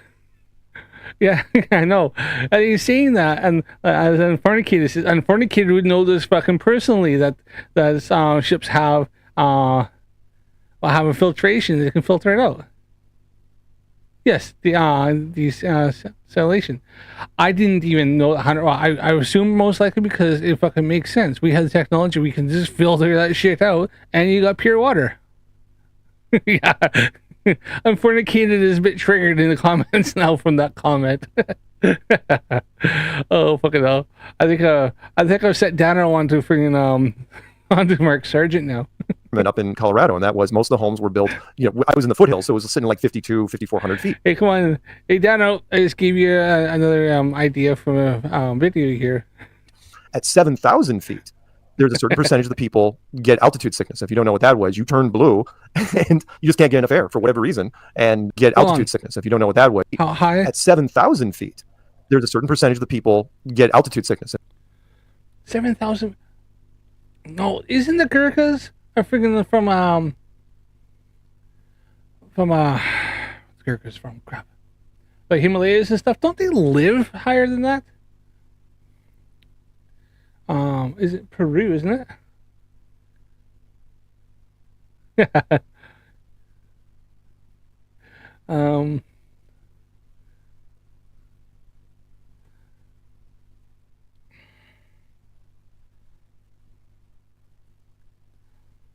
Sorry, I gotta look this up.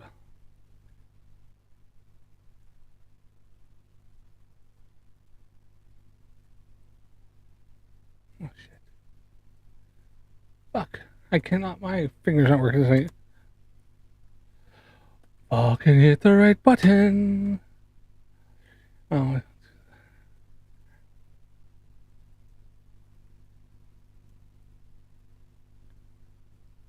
Nepal, yes, I think I said that. I said Peru. That's Peru. Yeah, it's Nepal, isn't it? Yes, mean people live over 10,000 feet. Sherpas in Nepal, some native tribes in Andes. Yes. There you are. Yeah. So I just looked up. Traditionally, Gurkhas traditionally live in mid hills of Farah region in Nepal, which is a mountainous area of elevations ranging a few hundred meters to around 3,000 meters, approximately 9,800 feet. This region is characterized by steep slopes, deep gorges, fast-flowing rivers, with villages clinging to the hillsides. While the Himalayas rise much higher at the north of Nepal, The recurring heartland of the Gurkhas has historically been the Middle Hills, and they live. And then, like I said, and as a fornicator brought up, like you get the Sherpas and stuff like that. They live at like super high altitudes and stuff like that. People can live that high, right? It's just called acclimatizing yourself. Like when I lived in Alberta, we were like what, is it 15 or 1,500 feet or more higher, like high all the time. And I just go up to the mountains, just climb to the top of the mountains and stuff, and no problem. And yeah, okay, be a bit winded to get to the top, but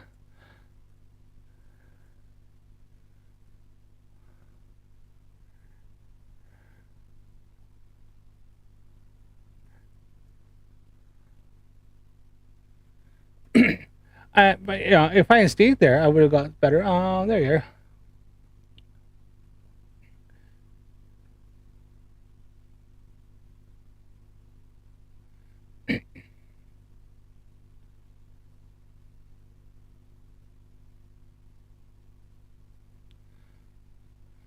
So just looking at quickly here, I used to live in Alberta, Canada, and we have different things like the highest point in Alberta is actually 12,294 feet, which people do climb to. The province, and it ranges from anywhere from 3,000 feet. Lake Louise is at 5,200 feet. People live out there all the time. I've been there loads of times. Edmonton, 2,200 feet.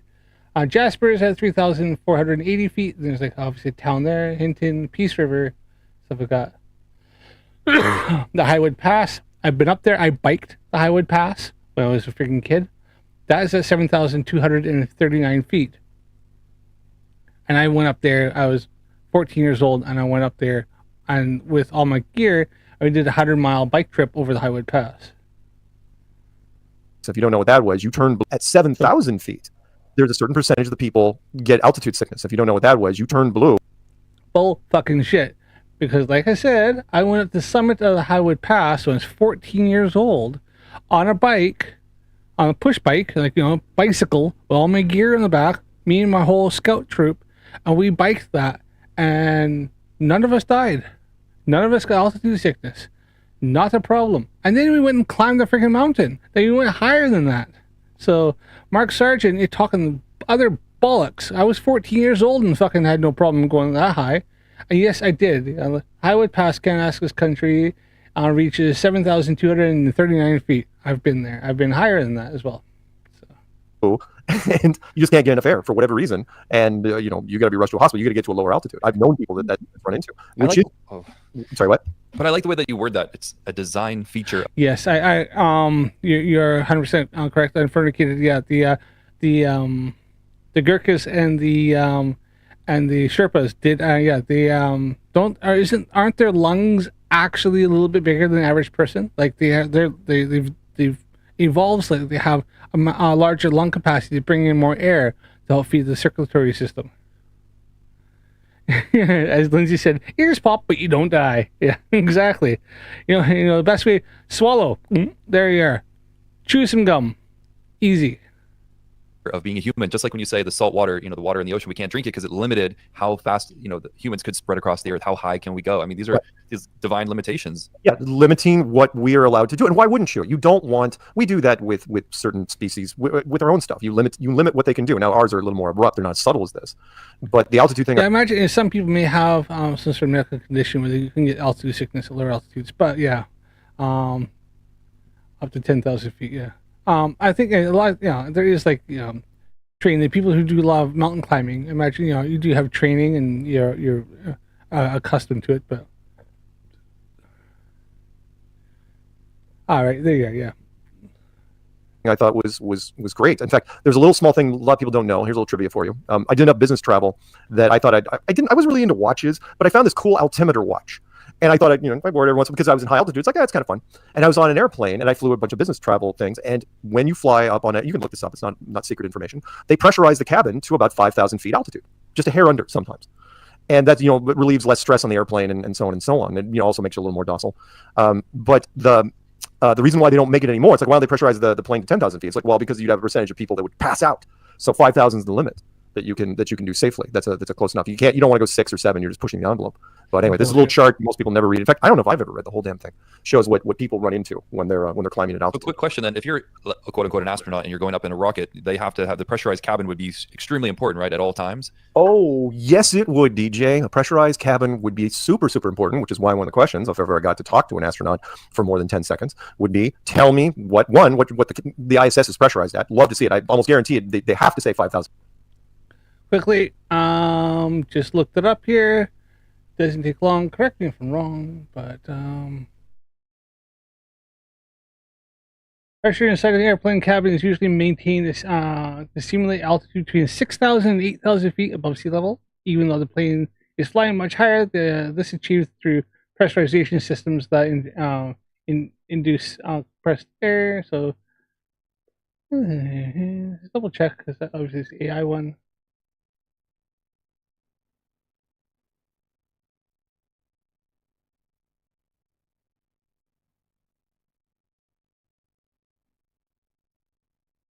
So let's Reddit. Let's see here. I'm gonna find something more.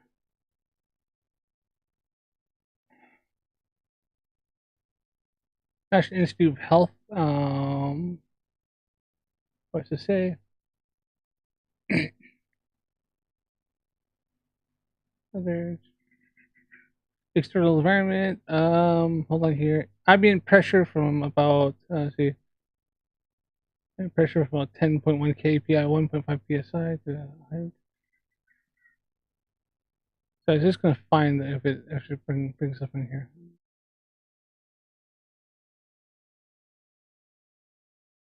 I thought I seen something about that.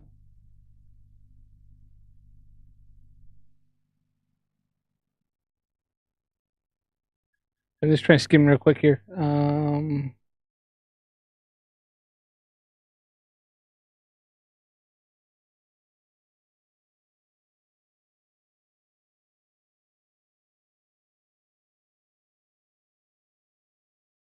Here, altitude. Oh crap.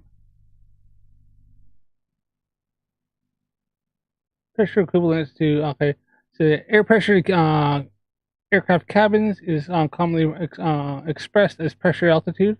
Equivalent cabin pressure altitude is the distance above sea level in which the atmosphere exerts the same pressure as actual pressure on the aircraft cabin. The relationship between the atmospheric pressure and pressure altitude is based on a corresponding curve of the minimal cabin pressure set by Federal Aviation Regulation 25, which requires a pressurized system to provide a cabin pressure altitude of no more than 8,000 feet. Under normal operating conditions, this limit is 2,440 meters at 8,000 feet, corresponds to the cabin pressure of 75 kPa or 10.9 psi. Thus, the cabin pressure can range from maximum of 14.7 psi on ground at sea level to a minimum of 10.1 psi in flight rate, regarding which would be 8,000 feet equivalents to. So Mark said no more than 5,000 feet. He's lying. It's 3,000 feet higher than that at 8,000 feet. And that just for any reference is from a website called ncbi.lm.nih.gov. I think it's for National Library of Medicine, and this would be National Library of Medicine. There you are. Airline cabin environments and health of passengers and crew. It's an official website for the United States government.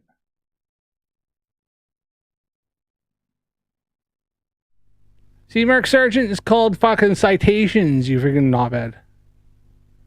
Feet. They have to, just for stress purposes. The other part I'd ask him is, okay, what's the oxygen nitrogen ratio? What are you breathing in? Because most people, the average person, does not know. I've said it in many interviews that we are breathing in 80% nitrogen right now. We're only breathing in 20% oxygen. And so the question is, okay, what are you breathing in up on the ISS? I'd love to have them answer that question, because there's a number of wrong answers they could give, and they should have that ratio memorized. They should absolutely know it by heart, because that's their lifeblood. And I never hear him bring it up. We never hear, when Sunita was up there, We never hear him bring up how much we know, what capacity. It's like, oh, we're gonna have a dozen people here at any given time. It's like, really, that's not a stress on your life support system. Yeah, no, that. How do you think they would react? This is cracking me up. I think they would freeze. I don't think they know for sure. They should have all these things committed to memory, like the Apollo astronauts did. The Apollo astronauts memorized all their stuff, and then they pulled the rug out from underneath them. And it's like, oh yeah, you're not going anywhere. But everybody else, I think they just go through the motions, which is why when I got a chance, the lucky chance I got to talk to Terry Virts. Well, Mark Sargent, I know he obviously doesn't like to do any of this fucking research because I just looked it up, and what I've seen is that the ISS astronauts breathe a mixture of nitrogen, oxygen that is similar to Earth's atmosphere. With approximately 78% nitrogen, 21% oxygen. This remaining portion consists of trace gases like carbon dioxide, primarily for astronauts' respiration.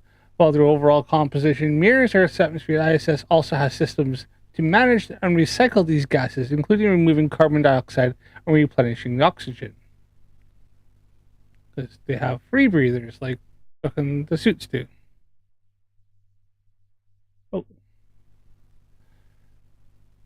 When Piers Morgan was moderating, where he was deflecting all the questions. Piers was deflecting all the questions for Terry. I don't even remember if Terry and I actually exchanged words with each other.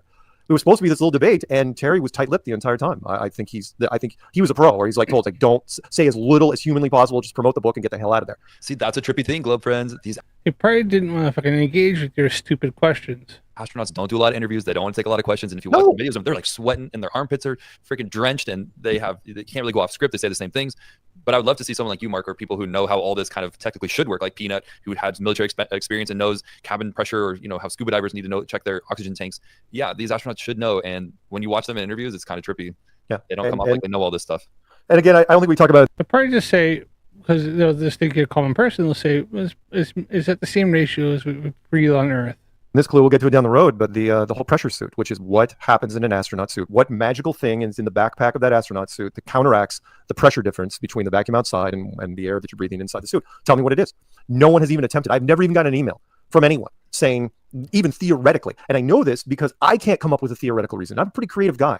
And it's whatever that box is on their back, dog. Whatever the box is on the back. No, that's what's doing it. It's like, okay, what is it? And he said, well, it's got heating and cooling and oxygen, and there's a carbon scrubber in it. It's like, and there's two things. It's like, okay, one, why does it not, just inflate until it detonates? And the second one is, how much air do you have in there? Find me an. Well, that's fucking not hard, because how does it not inflate until it detonates? Well, it's called regulated pressure. An air pump. Yeah, it's set to have, it has a little sensor that detects something called pressure. And it's set that the suit is rated that it can take so much pressure, and it has a pump, and it has something that fills it up to that pressure and then maintains it. So, and I think it's something like 5 psi or something like that. It's not a lot for the air for the suits. Astronaut EVA module. I did send that wrong.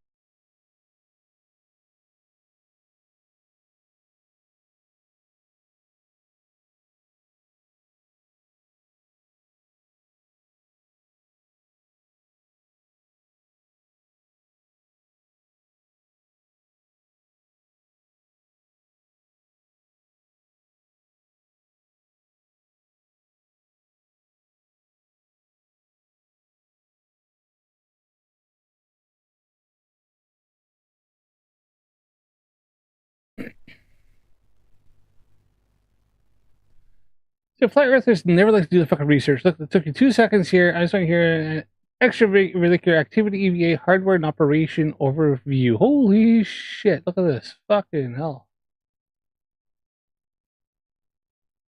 Launch and entry suit, EVA suit. What does Mark want to know? There's probably a lot of, stuff here probably explains it. Look at that. So, system.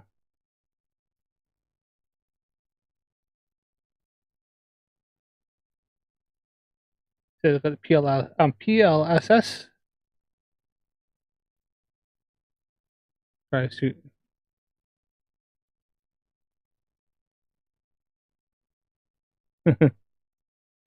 All right, there you are. So and fornicators is astronaut spacesuits are on 4 psi. So I think I said 5 psi next. So, fucking really close. That was off the top of my head. I do remember something. I know it's not a lot. I know they're like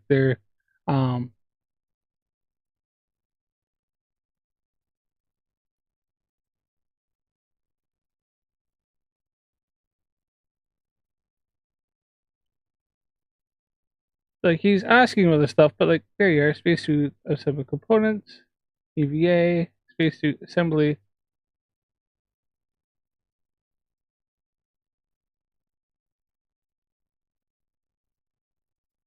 So he wanted to know what the portable life support system is. There you are, provides breathable oxygen, O2, electrical power communications, cooling, responsible for suit pressure control. Pressure control, holy shit. Circulates O2, removes CO2, humidity, and trace contaminants, controls thermal environment. Secondary oxygen pack provides a minimum of 30 minutes of emergency CO2 in open loop purge mode, activated automatically during EVA if necessary. We'll go back to that because I think they ask a bunch of fucking stupid questions.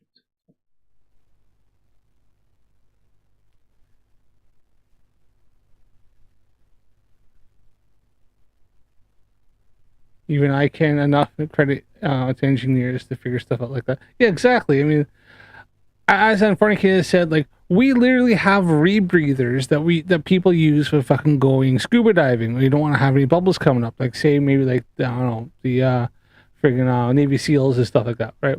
Or I think we have the SAS here, right? SAS like friggin' some of the top like ones as well. And they have something called rebreathers. They can dive, they can go underneath, and no bubbles. It recycles. Has a CO2 scrubber, which removes CO2, and you rebreathe, and you have no bubbles. If they can do that, and they've had those for ages, of course they're going to have them for fucking space. An audio clip of an astronaut. I mean, has nobody seen Apollo 13 where literally they had to make a freaking CO2 scrubber because they had one of the O2 tanks that blew up and all that shit, and they had to make one? Fuck, like anywhere on the moon that's talking about how much air they have left. Find me this clip. Yeah, they never talk about it. As unfortunately said, I know they have the for some people want to go like need a rebreather because you won't have bubbles for maybe like you said, photographers. You're not scaring the fish. You can get right in. And there's certain times that there's commercial ones for sure. Yeah, I've seen them. People using them when doing like different underwater stuff. And it would be critical. It's like you're driving that moon buggy miles away from that craft. If something goes wrong with that moon buggy, you got to hoof it back. You better be doing the math. Well, yeah, like as I just said, EVA. They literally have an emergency system that gives them 30 minutes of emergency O2. In other words, they know that if they have something go wrong, they have a backup supply of 30 minutes to get back to where they need to go. So they need to running may not be a good idea, walk, or if something were to happen, right? These flyers don't realize that NASA thinks of this shit and they have redundancy. There's a lot of redundancy plans or stuff for that are just in case. They don't just willy-nilly send people into space where it's very hostile. They have to have these things in place. So that's the thing. Let it sink in, people. If they have to worry. I meant to bring that up again, but yeah.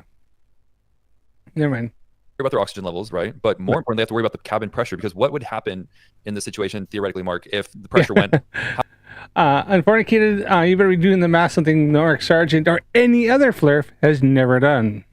How much wiggle room do they really have with that pressure? How exact does it have to be before it could get dangerous and then super crazy, like imploding or exploding? Well, yeah. Good point. Well, I mean, that's just it. The whole concept of the ISS is wrong. I mean, yeah, even if they pressurize it to 5,000 feet, we're not talking about an airplane. Although the materials are very, very similar. The problem there is that the ISS, the structure of it, and we've had subject matter experts who have talked about this. It's like it's not built sturdy enough to withstand that sort of pressure. The only thing that would be sturdy. Hold on. I got something to show you.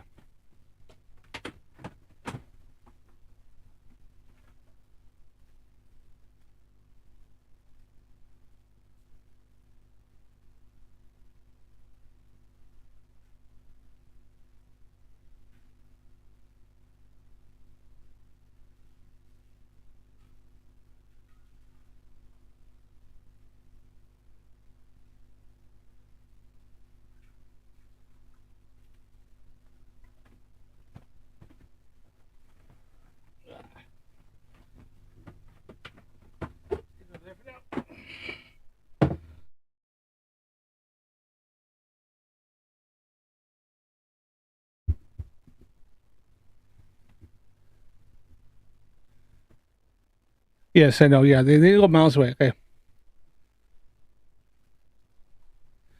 Here's the thing. Okay, they claim that ISS can't have structure. Okay. Let me get my big screen up so I can see what I'm doing. So make sure it's in screen right. Okay. So this here is a big pot my wife uses for doing canning. Right, she's gone to canning. Right. Now, you see how thick this metal is, right? That's probably, yeah, I'd say that's probably how thick it is there. Okay. This here is rated to hold about 20 psi. That thin of metal. That's maybe about maybe a centimeter, if that.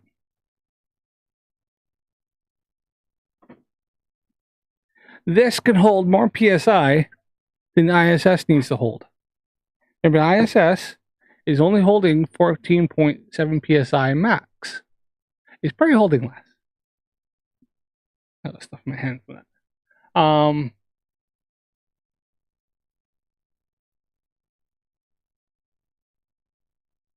And I'm just gonna double check here. What pressure is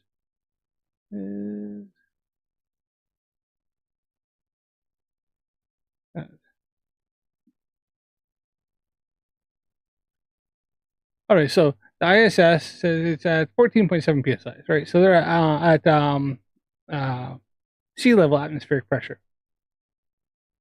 Now outside, there's no pressure, so the only pressure they're holding is 14.7 psi. The car tires hold freaking can hold. Well, the car drives around. We say tire pressures in your car tires. You said they seem to be 32, 35 psi, right? But that's cold, right? That's supposed to be cars sat, has been on the motorway, has been on the highway. That's set cold.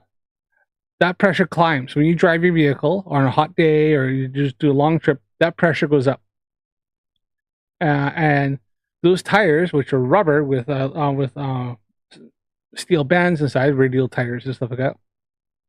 Right now, tire, maybe the sidewall is maybe 10 centimeters thick at the most. Further up though, but it goes thinner, and then you get the tread and stuff like that. But the tread obviously is not, underneath the tread we go way down. That's actually a lot thinner than you think, right? I've had tire repairs quite a bit. That's holding a lot more, right? I think that can climb up to 40, 50 psi, and it's rubber. So do you not think the ISS can hold 14.7 psi, or the rubber seals, which are only obviously squished together, can't hold that much psi? I mean, a car tire is all it is. When you open it up, the air pressure inside pops the bead open, and all it is air pressure pushing out on the thin aluminum or aluminium, if you're UK, or steel rim. And steel rims are only fucking thin. Everything's they're not. That metal is only maybe a couple maybe a couple centimeters thick at most. This thing can hold fucking like a lot more psi, right? I have this, and it sits out quite a bit. We put 10 psi in it, but that's half of it. You can hold 20, right? 10 psi is a gauge straight up. It goes all the way over, holds over 20 psi. So if we can make this that used every day, you don't think NASA can't fucking engineer their stuff to hold for atmospheric pressure? Like, fuck's sakes. I doubt Mark Sargent had any freaking experts on explaining. enough would be an actual submarine, because a submarine, as you know, is just super thick, dense metal with no wind. Submarine. The fuck. Here, and in front of you, you'll love this one. Windows. And yet the ISS, oh no, it's aluminum and plastic and big windows. It's like, and this thing should be under so much strain all the time. But, and somebody else mentioned to me, the industrial valve guy, he's going, look, there should be a full-blown machine shop up there that does seals for doors and stuff. And that's the other thing. It was like, why are all the doors open all the time going through it? Well, it's the opposite of what we see in Navy ships. Sorry, go ahead. The globe size perspective. Okay, for one, a submarine is going to hold 14.7 psi on the inside, but they're going to hold thousands of psi from coming in from the outside, crushing in on everything.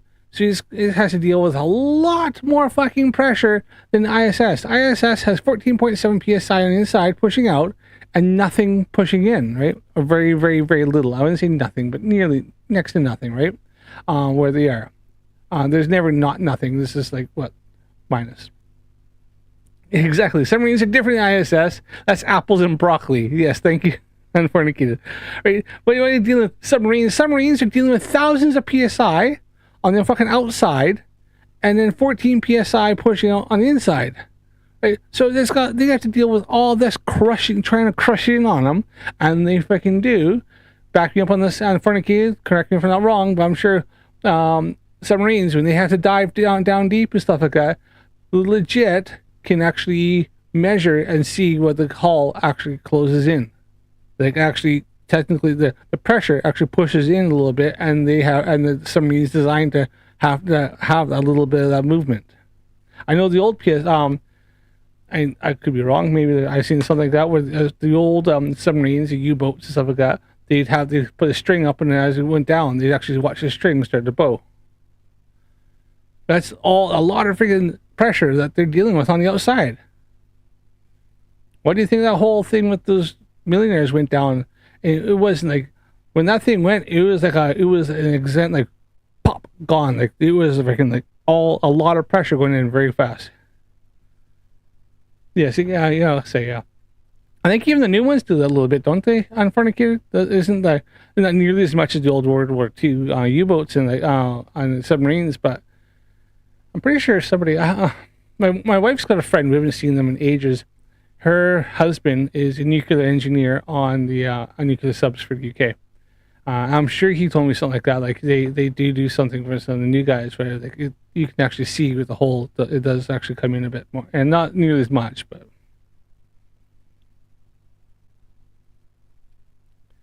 I'd love to get him on. That'd be cool. Yeah. So, like Unfornicated said, that's fucking comparing apples and fucking broccoli. Perspective, just people who don't know much about this technology, they assume that there's less pressure in the vacuum of space. Would that not be true then? What? Well, yes. I know. I mean, not what they're doing. No, They not don't. The vacuum of space. How much of a threat really is it? All they. And good point, Unfornicated. Subs. How can oceans have different pressures without a container? I stay away from subs out like ships designed to sink. All right, fair enough. Oh, you said you were on the aircraft carrier, weren't you? Or on a destroyer? You remember seeing that? Yeah. Well, doesn't Flerf's claim that it has to do with density and weight? They don't understand that weight's literally the measurement of how much gravity is pushing down on something, causing weight. I'm sure I heard him say something like that. Like it's the density of the water on top that's causing it to be denser below, or some shit like that.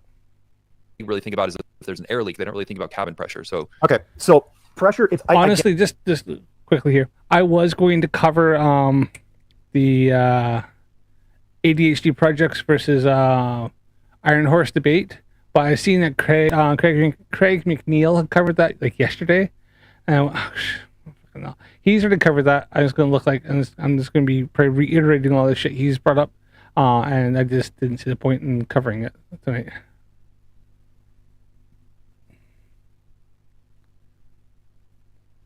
As the Otis Creighton, it said 1,000 foot underwater. It is it's naked math. 433 psi. Subs have gone into into the Marina Trench at 10,000 meters. So yeah, if a sub could do that, then ISS could do that just as easily. Yeah. Aircraft carriers, bird farms for me. All right, yes. Yeah, I thought. Yeah, I think I remember you saying that when we had a chat last week. They see density and buoyancy. Yeah, they do. Yeah.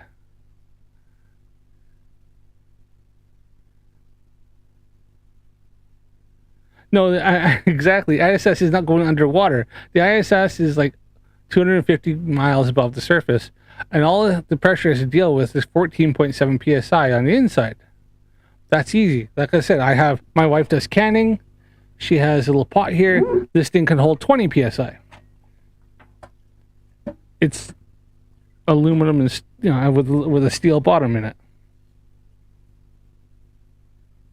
Again, it's a design genius because it's invisible, which is pressure differential we can't tell. You can make a room right across from you, turn it into a vacuum chamber. You could look at it, it's not going to look any different than what you're in right now because it's invisible. Because what we're breathing in is 99.99% transparent, the oxygen, nitrogen, and trace gases.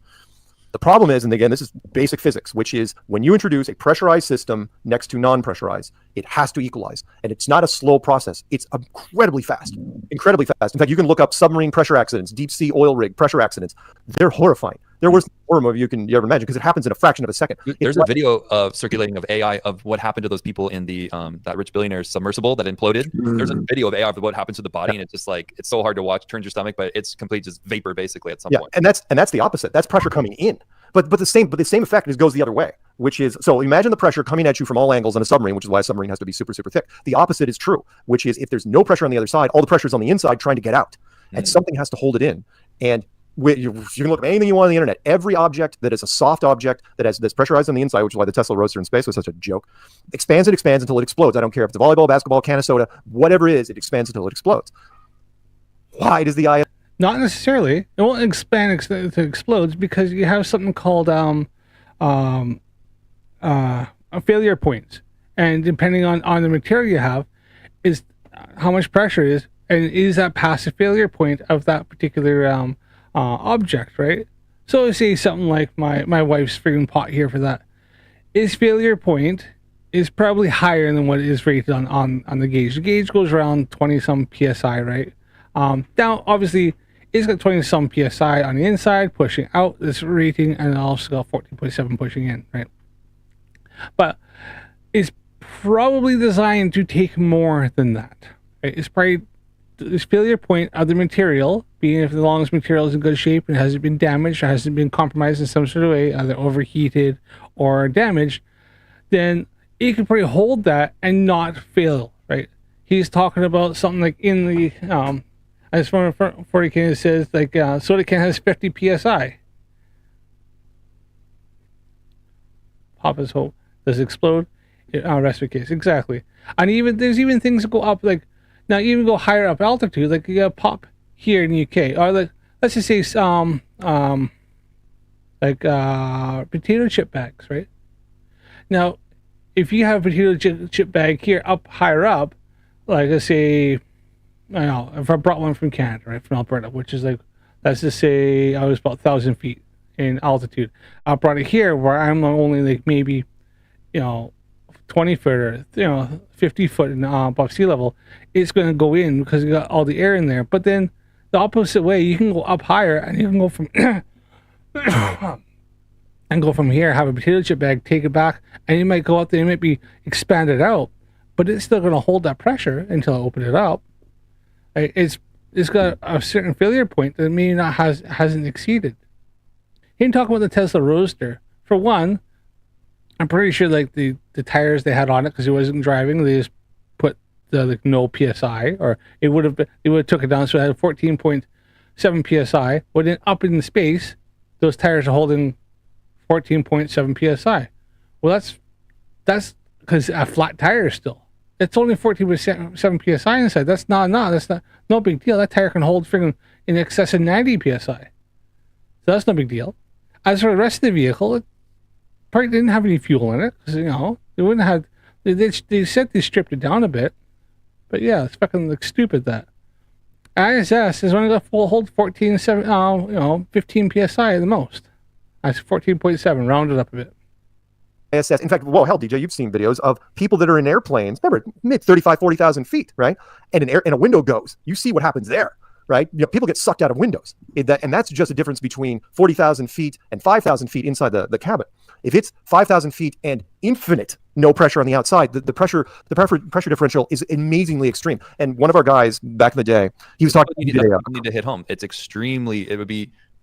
Because in the movies, like you always say, they show the hatch opening, and then you have Sigourney Weaver fighting off the aliens saying, "Get my God, are you bitch?" And it's like the vacuum of space is exposed. They're blowing in the wind, but no, that's not how it would be, right? They would all be popping like they're all dead. Balloons, they're all right? dead instantly. And the end of Aliens, unfortunately, one of my favorite sci-fi movies, was ruined for me when I got into Flat Earth, because not only is everything only flying out at hurricane force winds, but she's fighting against it and she's winning. Right, and it's all this air is coming out. It's like, where's the air? All the air goes out in a fraction of a second. There's nothing left in there, and plus that includes all the air in your lungs. By the way, it doesn't miss your. Well, no, I think I looked into this, and it wouldn't, because you would be able to hold your breath. Hold your breath. All the air will be sucked out of your lungs, because you're going from nothing, you're losing from 14.7 psi to nothing. But you could hold your breath for a while. I think what the big thing is, if you got sucked out into space, the radiation would get you, or you'd freeze. You wouldn't pop. I think the whole thing. I think he's thinking like it's in my head a second ago. Arnold Schwarzenegger movie where he's on Mars. Crap, just went. And he's thinking, when they get blown out of the habitat, and they're on there, and he's like, "Ugh," and his eyes are starting to pop out of his head and stuff like that, and he's like starting to blow up. Apparently, that wouldn't happen. You go out, you would have to hold your breath, try to get back in, and then maybe the radiation, or obviously the sandstorms, or then also the freezing would probably take you out before that. You'd end up freezing before you wouldn't explode. I think your blood start to boil eventually?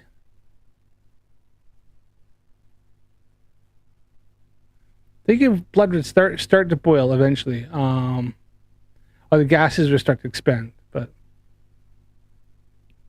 I think you'd freeze before that would happen. I believe that was something like that.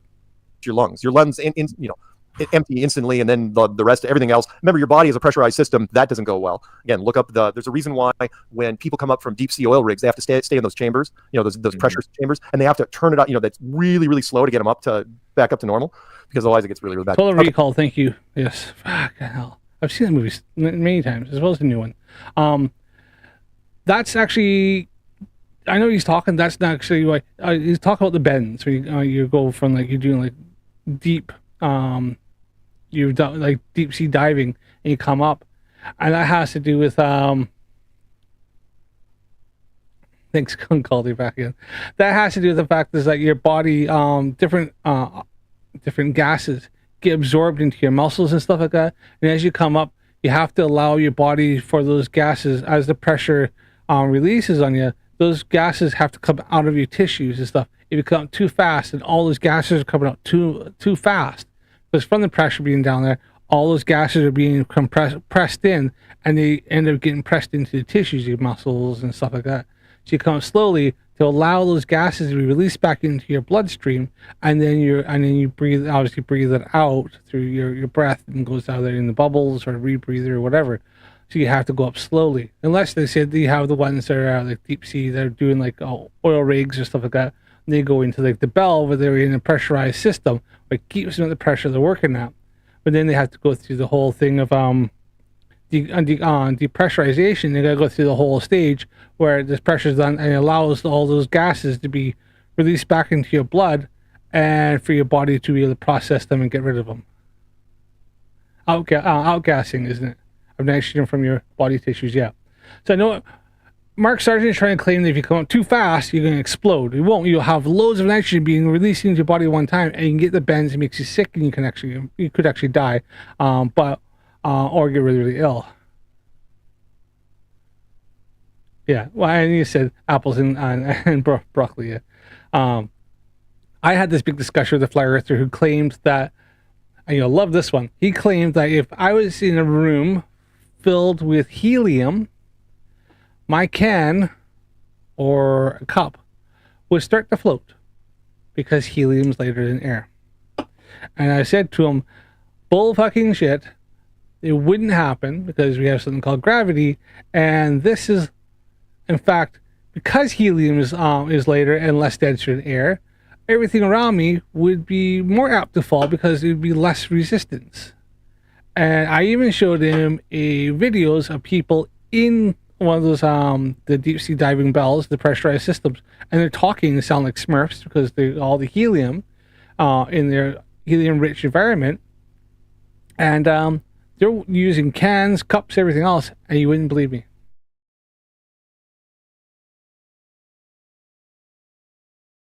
And then I showed him, like I said, so I knew about that, and I kind of looked into it, the whole like diving bell thing. Fucking, it was back and forth for ages.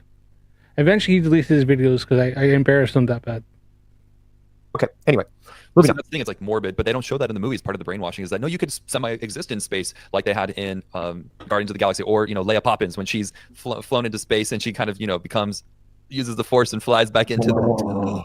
Yeah. That by the way, that was the show that I was one of the few times I wrote off an entire franchise.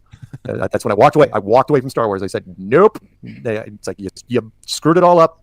You screwed it up in so many ways. Carrie Poppins was insulting. The hyperspace weapon was insulting. Rose as a character was insulting. It was all just awful. Okay, really. As quickly as looked it up, would the body explode in space? No, your body would not explode in space, while lack of air pressure would cause swelling and other issues. The skin tissues are strong enough to withstand the pressure difference for a short time. The primary cause of death in this scenario would be asphyxiation due to lack of oxygen, not explosion. And where did my thing go? Yeah.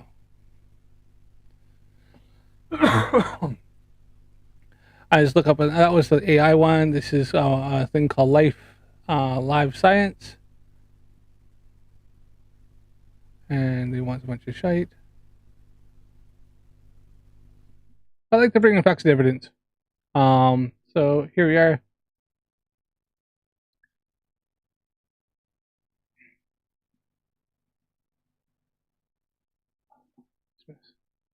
Don't want notifications.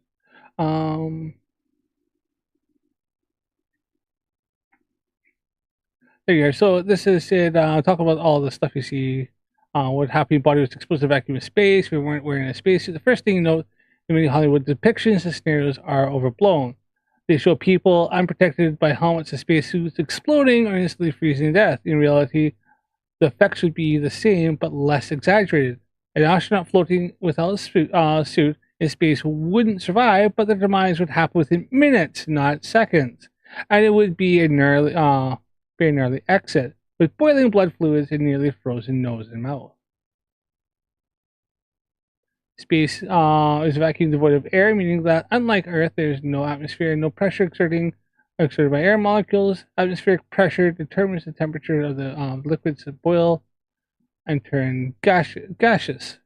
If the pressure exerted on the air outside liquid is high, as sea level on Earth, it's harder to bubble for bubbles gas to form, rise to the surface, and escape. But because there's virtually no atmospheric pressure in space, the boiling point of liquids decreases significantly. As you imagine, given that 60% of the body is made of water, this is a serious problem. Dr. Chris Lenhart, an element scientist in human research program at NASA, told the Life Science, in absence of pressure, liquid water in our body would boil, changing immediately from liquid to gas. In essence, all your body tissues contain water and will start to expand, he said. Some humans have actually been exposed to near vacuums and survived to tell the tale. In 1966, an aerospace engineer at NASA, Jim Blanc, was helping help them test the performance of spacesuit prototypes in a massive vacuum chamber. At some point in the test, the hose feeding pressurized system into the suit was disconnected. As he stumbled backwards, I could feel the saliva on my tongue starting to bubble just before I went unconscious. And that's kind of the last thing I remember, he recalled, in 2008. Moon Machines documentary series episode, The Spacesuit.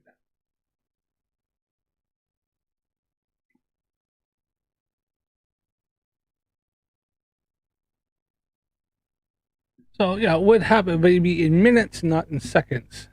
And you'd probably end up dying from lack of oxygen than you would die from explosion. And you'd probably be quite swelled up. To the pressure differential. Yeah, they don't want to show the people how space really works because it kind of kills the fantasy, so to speak. Absolutely. Peanut mentions, by the way, sorry, Peanut, I didn't mean to ignore you there. The ISS is supposedly pressurized to 14.7 psi. What's I should have this memorized. Leotis said, in general, when Hollywood makes a drama in space, the thing's dramatic because it is entertainment and not documentary. These smooth brains like these think Star Wars is is as valid as facts as NASA.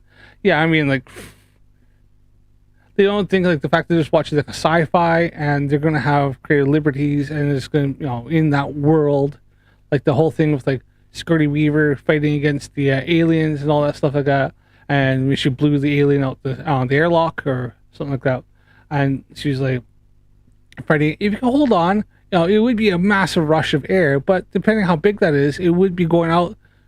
Point. It wouldn't be instantaneous, but it would be freaking like obviously a lot. So would she be able to hold on? Well, hard to say. Maybe she strapped in well enough.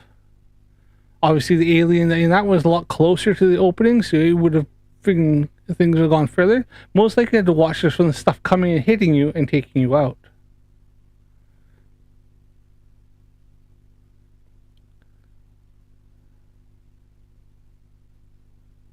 Yeah, as Lindsay Bose said, some of them think that teleportation is a thing. So just take it from there.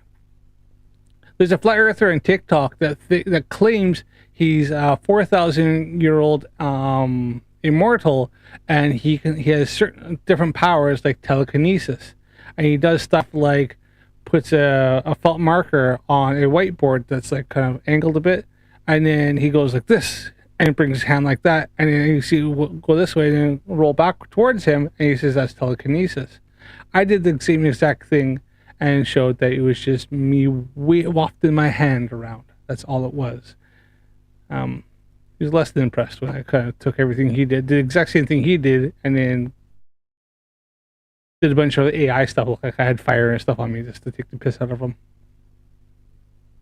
What's sea level here pressurized at? Is it 16?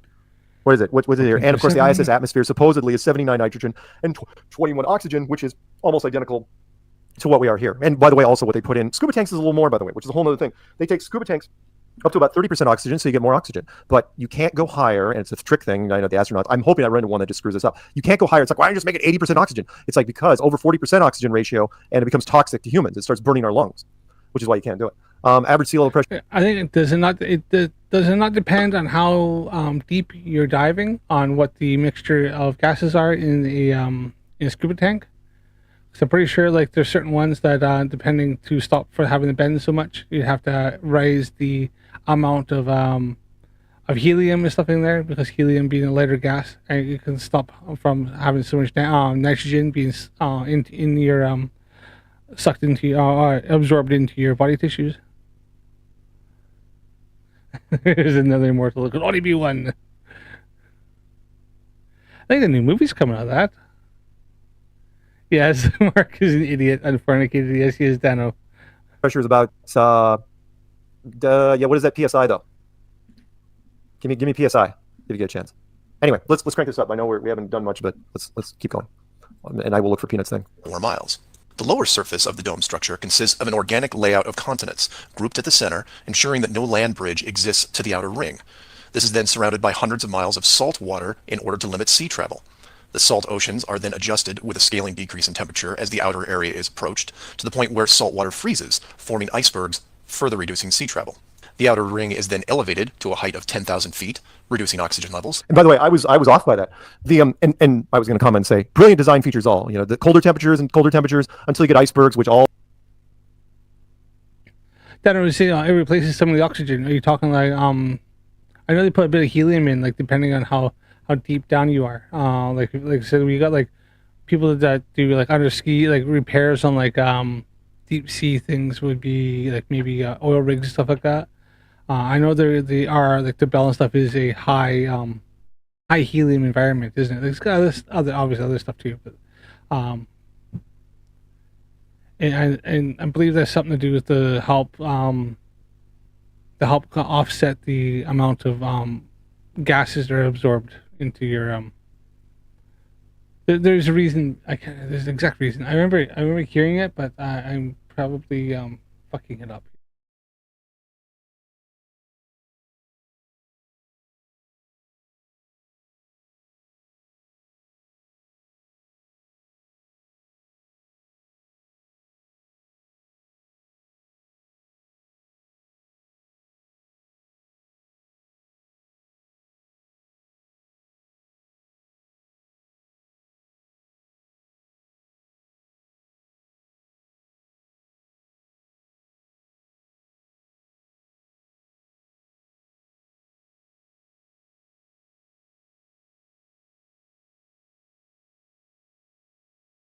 All right, yeah. So I was right. Yeah, helium is used to mitigate the effects of nitrogen narcosis, and reduces the work of breathing at deep.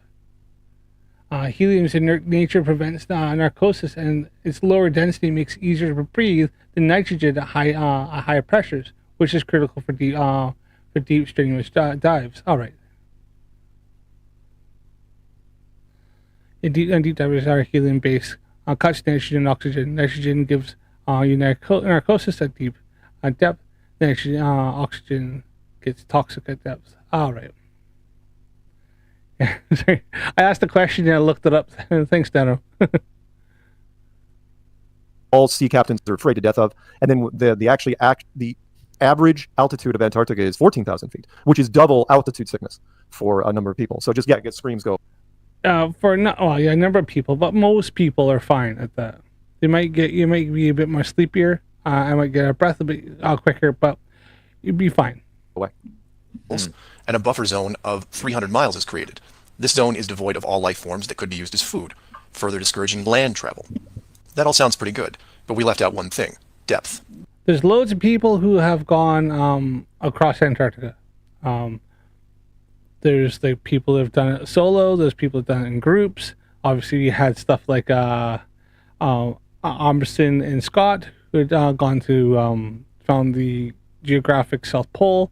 You had the ones like the transcontinental, the Transglobe expedition, who gone all the way down the meridian. So went from London all the way down to Antarctica, cut to the side, did 180 all the way up, and come over to the top to the side.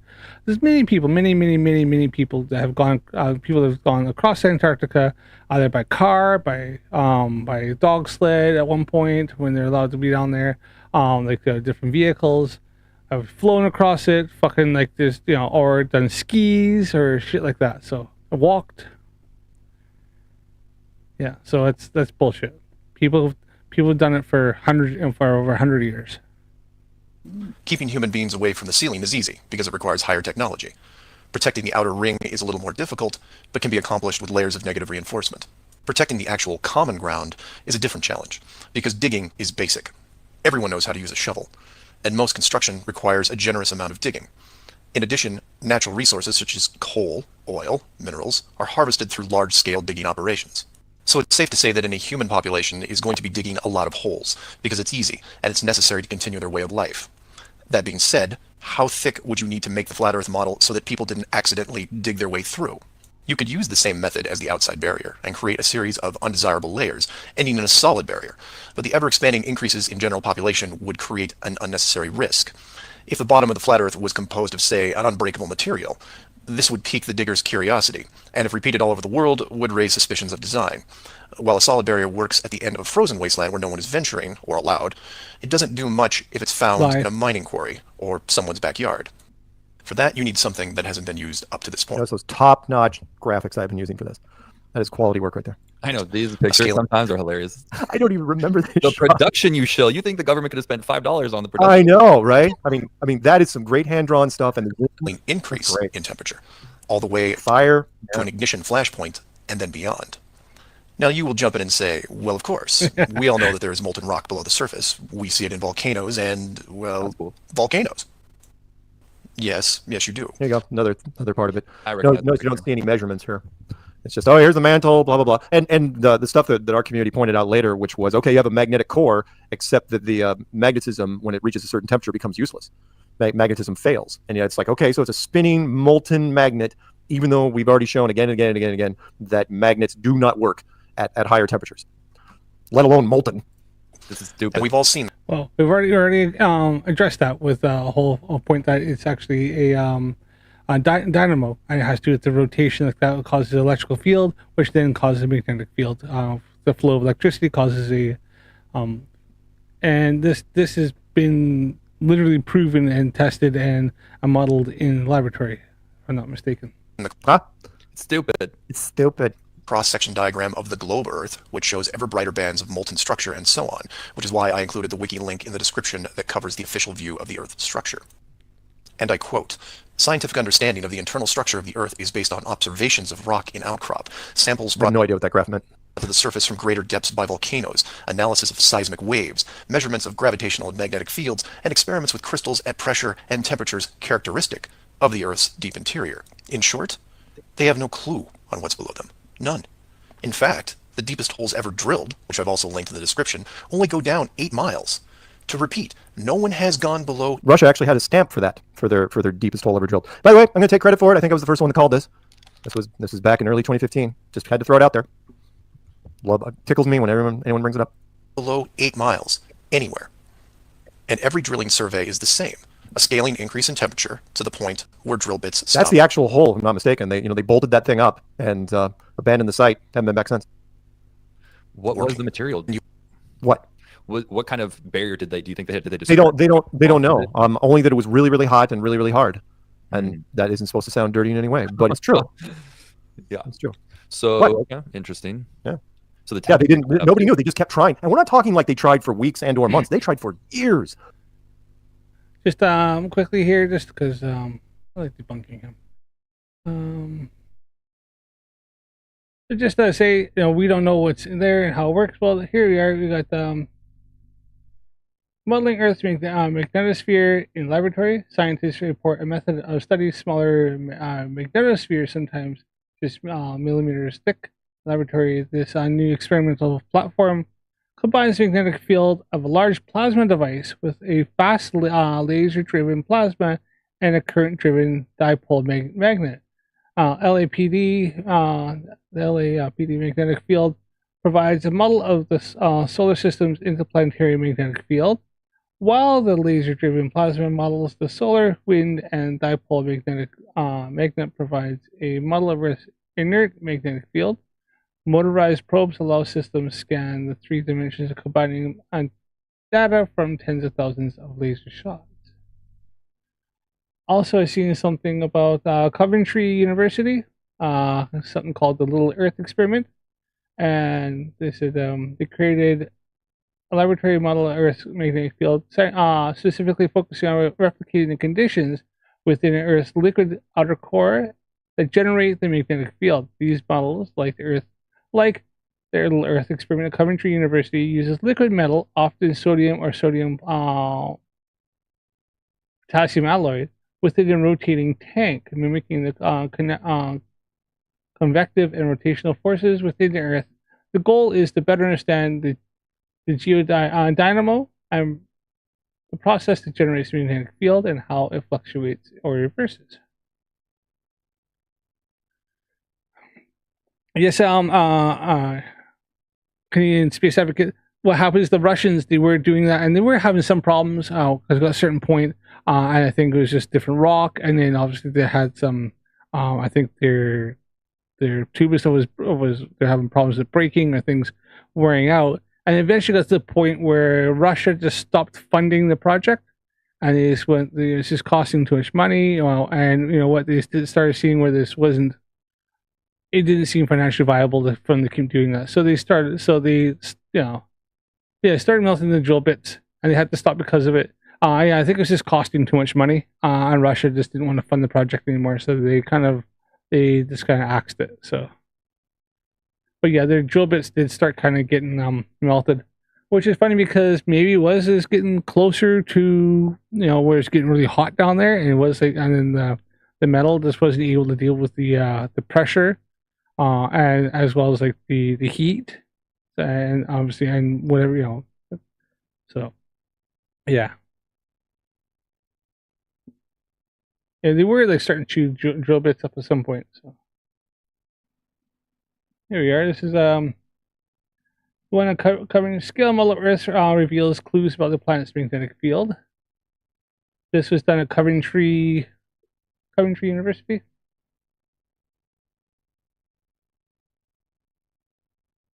So yeah, we do know how the magnetic field is created. We've actually been able to, in the laboratory, model it and show how it works. So flat earthers, suck it. Oh, I didn't actually show that, did I? There we are. There we are.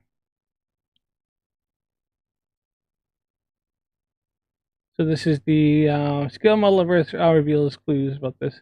Coventry University, at the center of fluid for fluid and complex systems, use a scale model of Earth's liquid core to learn about the formation of the planet's magnetic field.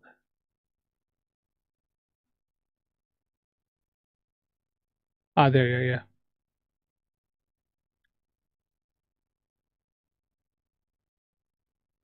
As Canadian Space Advocate says, science is usually way further ahead of where Flerf thinks science is at. Yes. There's also something that flat earthers don't understand, and it's called economics.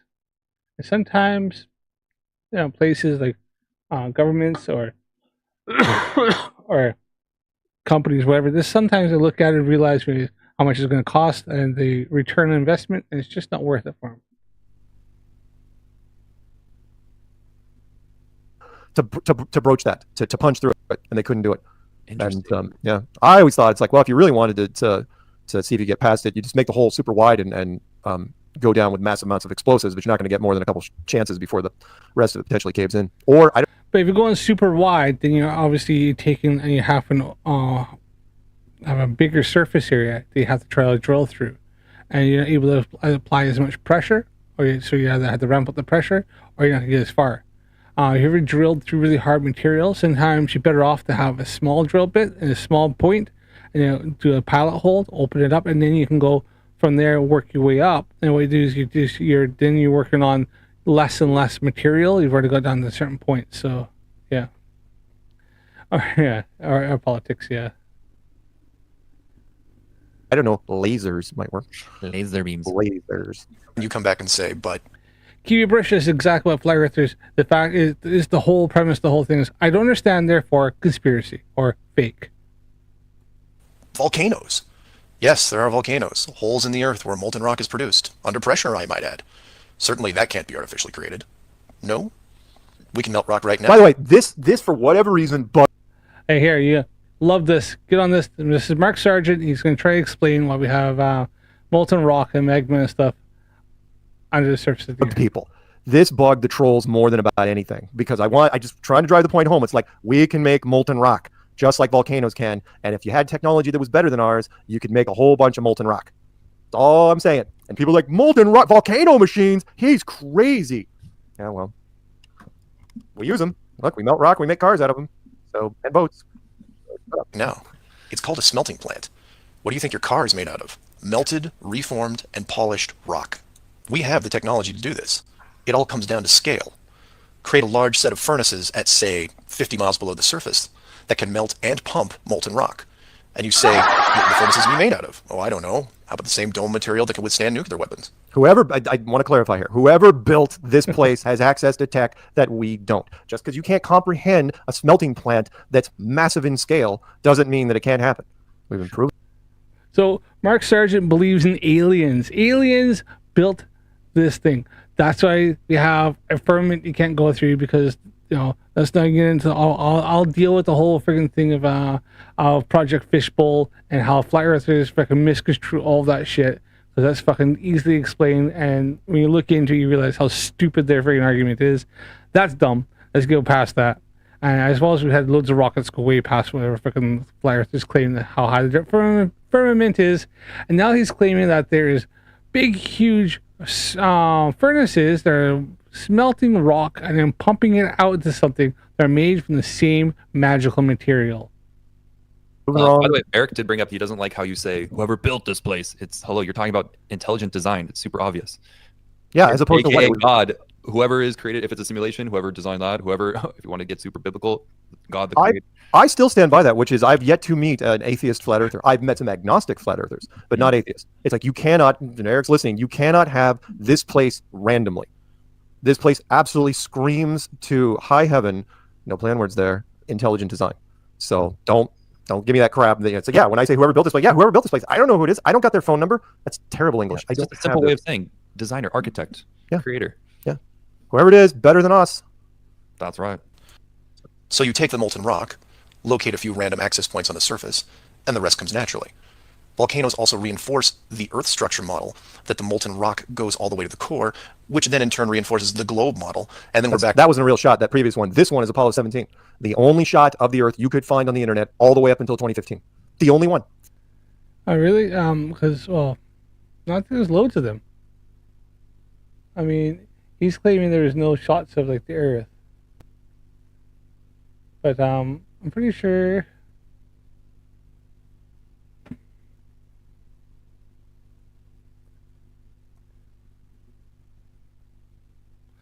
I think it is Mark Sargent is a shit at freaking research.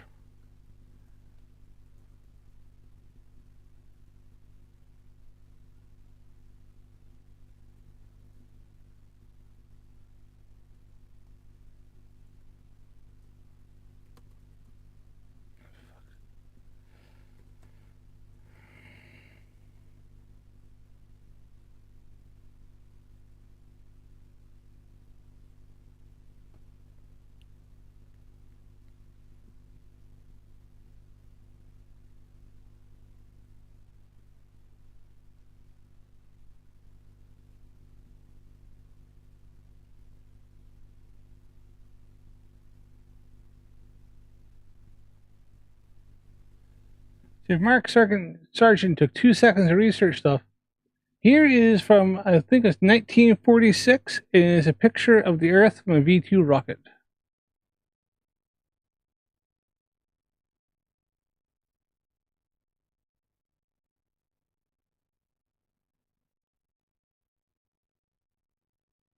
Yes, 1946, yeah. Historic V-2 rocket reaches space, October 1946. And it showed the curvature of the Earth. I can see here, but there's actually different pictures that are taken.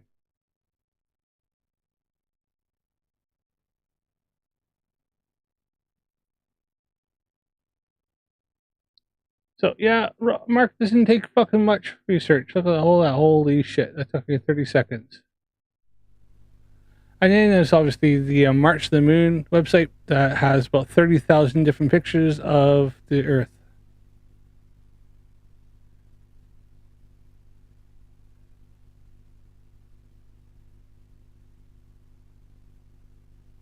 Canadian space advocate. The entire volcanoes are alien smelters.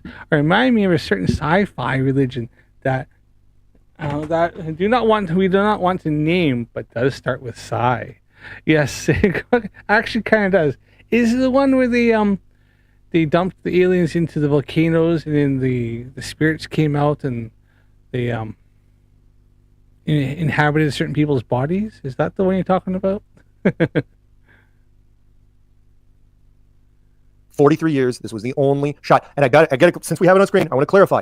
The Americans are supposedly coming back from the moon. They've never taken a shot of the Earth in its entirety before, and they take this. And it is brilliant because it shows one thing in its entirety, and that's Antarctica. It shows the bottom part of Africa. But hold on, did he claim that Apollo 17 is the only picture? I don't think I got onto it before. Did he claim that was Apollo 17 was the only picture of Earth? This one is Apollo 17. The only shot 17. of the Earth you could find on the internet all the way up until 2015. The only. Is you fucking joking? I mean, was it Apollo freaking 10 like the Earthrise or something like that?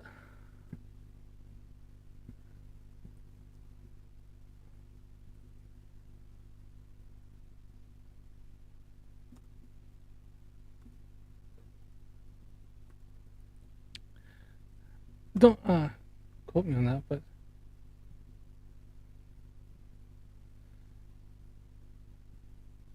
come on.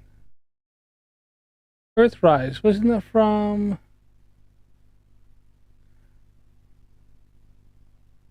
Oh yeah, Apollo 8. It was fucking Apollo 8. It was the first one. But literally freaking the president didn't didn't Nixon have this photograph?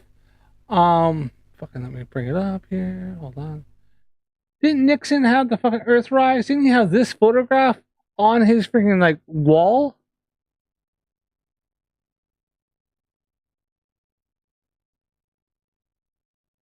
Yes, okay, clean speech advocate, that's what I thought. Didn't Nixon have this fucking photograph on his wall from Apollo fucking 8? That's literally, that is the globe, okay, only halfway lit up because the sun is obviously above their head. Well, actually, this was, if I remember correctly, they actually come around the side of the moon like this, and he took the picture and they decided to put it that way. They just kind of turned the picture 90 degrees because they thought it looked cool, but this isn't supposed to be that way. It's actually they're coming around the side, and they took a picture. So you had the sun was like off to the right, and they took a picture. Yeah. So Mark Sargent is saying Apollo 17 was the only picture you could find of the Earth. But you had fucking Apollo 8 was like a famous freaking picture of Earthrise, and then there's loads of others because I'm pretty sure Apollo had loads of pictures of the Earth. Then they had ones from they're more lower, but they had stuff from Gemini. They had stuff from freaking like what's the other one? Is it called? I can't think of it right now.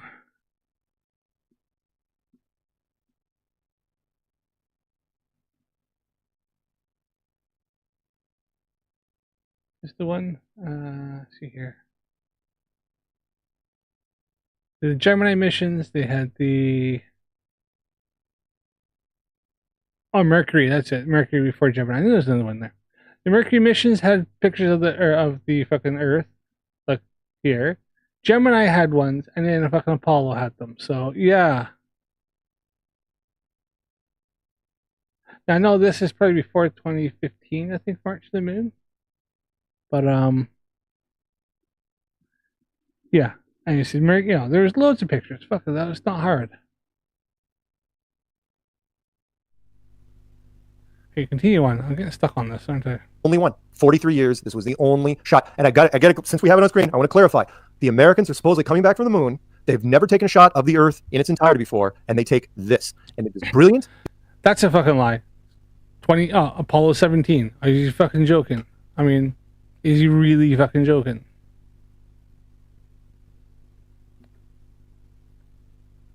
In its entirety.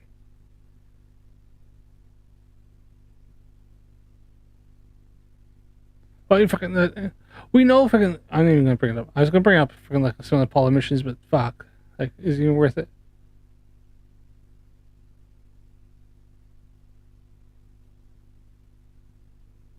I think it's even worth it. But yeah, fuck, this is a fucking lying bastard. Because it shows one thing in its entirety, and that's Antarctica.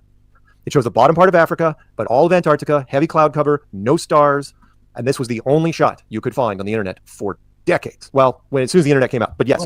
Okay, and so immediately, what questions come to mind? Which direction is this going in space? Do we have any clue from this picture? No. How fast are they moving, Mark? Allegedly, do you recall? Can they even from this point? Nope, I have no idea. Can they even catch up with the Earth in their little pod? If they went around the moon and then they got whipped back to the Earth? No. That's a great point. And the Earth's gravity is going to pull it in slowly, like a tractor beam. What about all the other satellites then? It's kind of like it picks and chooses how to make it work. And then when you look at this ball, we're assuming it's not that fucking. Obviously, they're not understanding how satellites are going around us. You have a balance of tangential speed of like and then you have gravitational pull. Exactly, yeah. He only believes what he wants. Everything else is fake and lies. And that's the whole thing with flat earthers. Every time they just go, their whole thing. If you tell them something, they just go, "I don't believe that." Okay, well, don't give a shit what you fucking believe or don't believe. it's still factually true. You know, I can show you. I love that. They always say, I want evidence. You show them evidence to go, I don't believe that. Okay, well, fucking, that sounds like a you problem to me, buddy.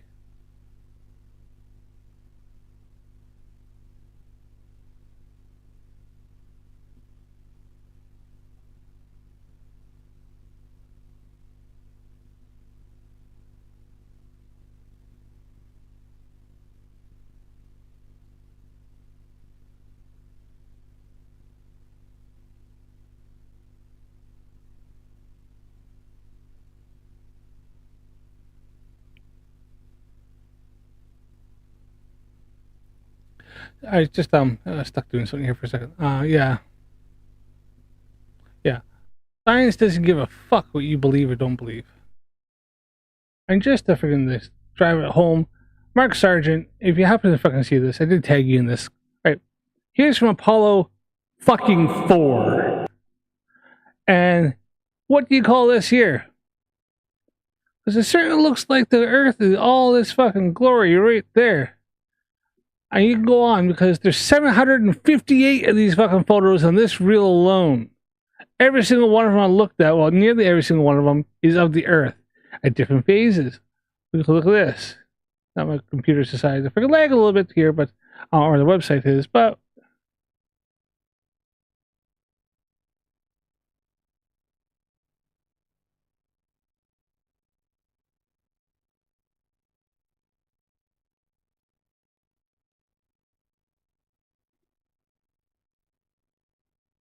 you're more than welcome to look at any of these you like. These are straight off the film. You can even see it here.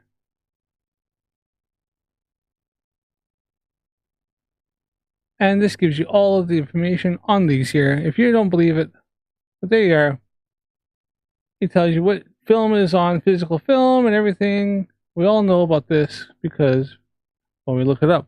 But this is the Earth and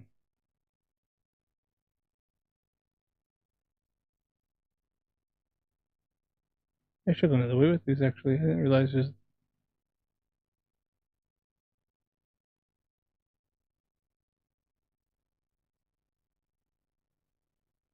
Oop.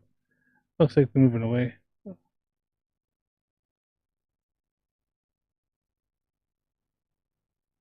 Can literally, they must have just been like hitting the button and snapping away. And there's many more. If anyone's ever see that, it's always a cool site. I like that site. All right. Continue on with this bullshit. 6,000, that's what they tell us, Right. miles per hour. Yep. But you can't tell which direction it is. You can't tell which way it's tilting. Yeah, You can't tell I if it's know. going to run into something. You just assume. And you can't even say for sure if it's Newtonian gravity or Einsteinian. Is it because of the warping bending of space-time or is it because mass attracts mass? They don't know. And they want us to believe this. I'm sorry. And I want to stress a story that I did not say in the clues that I've said before in interviews, which was, I couldn't see the forest for the trees. In 2000, when I was running a tech support department at a software company in Colorado, I thought it'd be kind of cool to put different pictures of the Earth on different monitors, right? Why not? And I go on, I'm running Boolean string after Boolean string after Boolean string, and I'm saying Earth from space, or blah, blah, blah from space, you know, Earth, and I just kept running into waves and waves and waves of this image and this image only. It was literally a whole screen of this image, but in different resolutions. Exactly this image. And I literally looked at I remember it was vivid because it shot down my idea. I was, I'm going to do something fun and cool and creative in the office. And I look at a screen, I go, NASA, you suck. Remember, this was 2000. This was years before I got into Flat Earth. Then later, when I found out the blue marble shot, remember, because fast forward to 2015, yeah, there were fake images, there was stuff, but then the second blue marble shot, you guys can look it up. It's easy to find. The second blue marble shot was taken in the summer of 2015. It's like, and Scott Kelly wrote the press release on it, and Obama, if I'm not mistaken, he was the one that announced it. You know, blue marble shot of the Earth. But everyone out there in Globeland, they believe this because of these few pictures. Yeah, that's it. When you one shot from 19. Few pictures. There's fucking 30,000 different pictures of the Earth from Apollo, Gemini, and freaking Mercury missions. As well as like you got stuff like the Epic satellite, the freaking Himawari 8, now Himawari 9, the NOAA satellites that all show the globe. You know, we can fucking see this. Was it Verta? Oh shit. Verta's is it Verta Space Tech or something like that? And they show the globe whenever they do their they're creating these crystals for the medicine.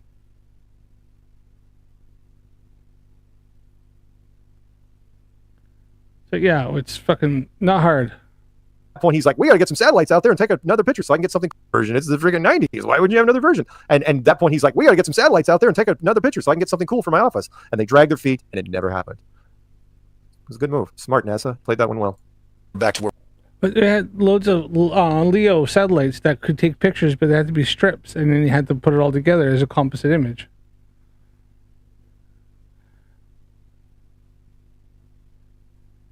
Yeah, rule number 1, Flerf must be obeyed. Unless you followed, if they don't agree with each other. we are now.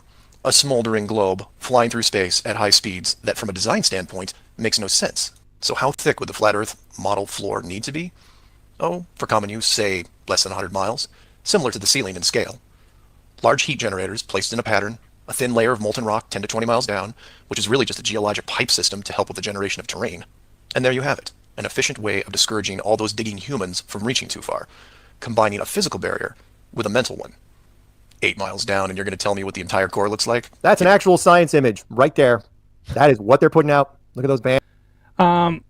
Leotis, yeah, I think Japan did do the Earthrise. I'll look it up real quick here. I'm sure Japanese probe did it. There's one of them did it.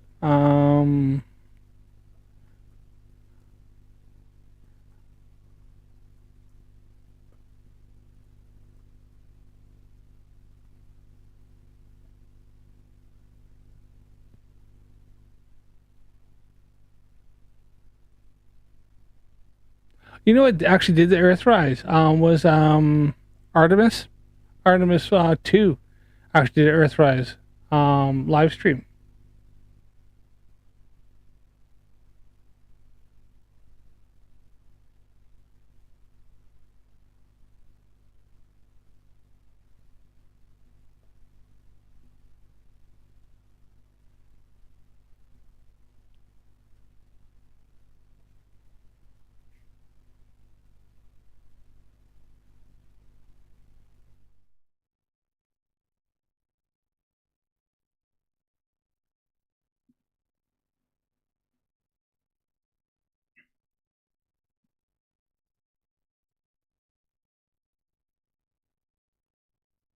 So Artemis did this, and it was actually a live. It was actually streamed live and did Earthrise. Now Artemis is further back.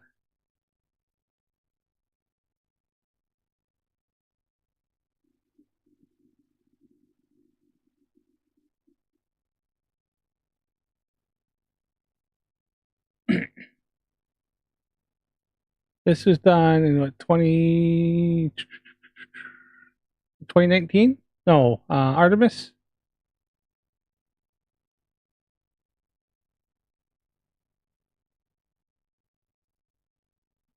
Yeah, Artemis did Earthrise as well. That's more recent. And yeah, so pretty. It's so pretty. How do you know what it is? We don't. Then why don't you say that somewhere? Well, we do in Wikipedia. You can look it up in Wiki, by the way. It'll say, oh yeah, we have no idea what's down And there. isn't the core supposedly spinning on top of it? Yes. Don't they tell us Yeah. that? In fact, they covered that in the movie with God, was it Thomas Jane? No. It was the guy that played Two-Face in Batman. Tommy Lee Jones. But it was called the core, and it was how they went to the core of the Earth to try to the spin. It stopped spinning for whatever reason because of some government accident, so they had to go down there, and so they had invented this machine and a mystical element called unobtainium. You thought it was an avatar first, it absolutely wasn't. It was the core first, years before an avatar stole it. And they developed this machine that was invulnerable to everything, including pressure, and they went to the core and detonated a bunch of atomic weapons and restarted it and spun it up. Like, okay, sure, why not? And that movie was fantastic propaganda. Actually, it was a pretty fun movie, but and great cast. But it was all fabrication. All fabrication. Again, you can look this up in Wiki anytime you want. Wiki will tell you. It's like, we don't know what the core of the Earth looks like. We are extrapolating from volcanoes. Then why are you showing us this image? Because science doesn't. No, we have a pretty good idea because we've used like different kind of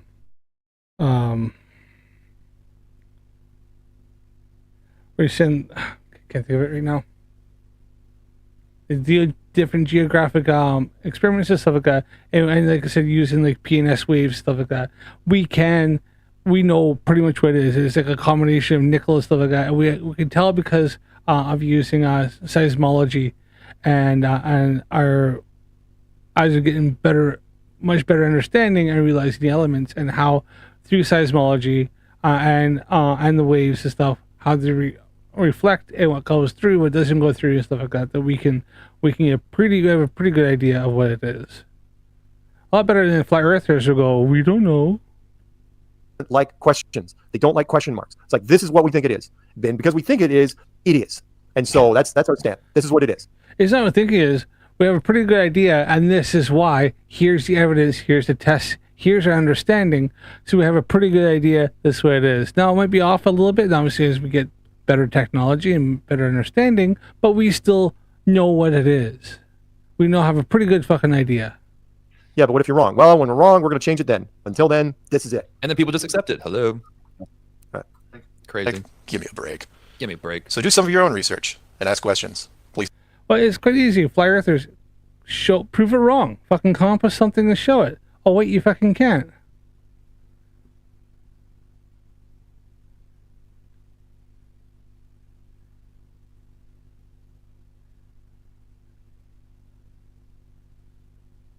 Exactly. I said, exactly what it looks like, exactly how it looks like, or exactly what the elements is made out of and stuff like that isn't as important as the fact it fucking works. We know it's there. We know it's dense because of the shadows from the P waves and stuff like that, and that we have also know that there's different mediums and different densities and stuff, and we obviously know that freaking there is the molten core, and there is magma and molten rock and stuff, and we even got to the point where there's like other bits underneath, other elements that are way down there. We have a pretty good idea with using the technology we have.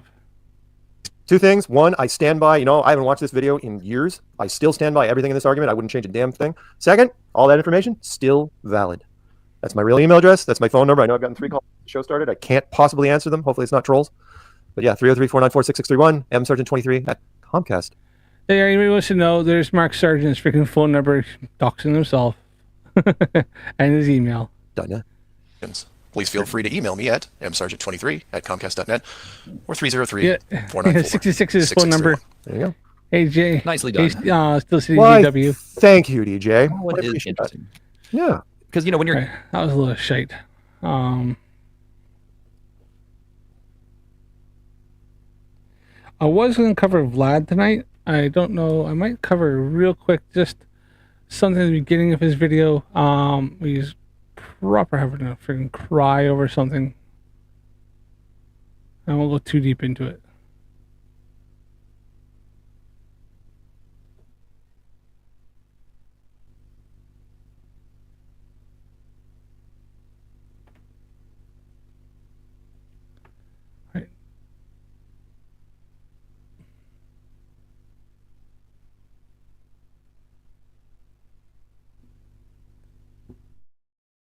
I'm going to check out Vlad real quick here, and a bit of a moaning. This is from Friday. See if it loads up.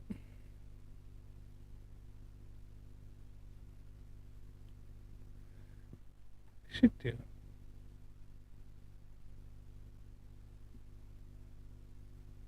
Hi to you. J.R. Hartley, I said hi to you too. You know what I'm saying?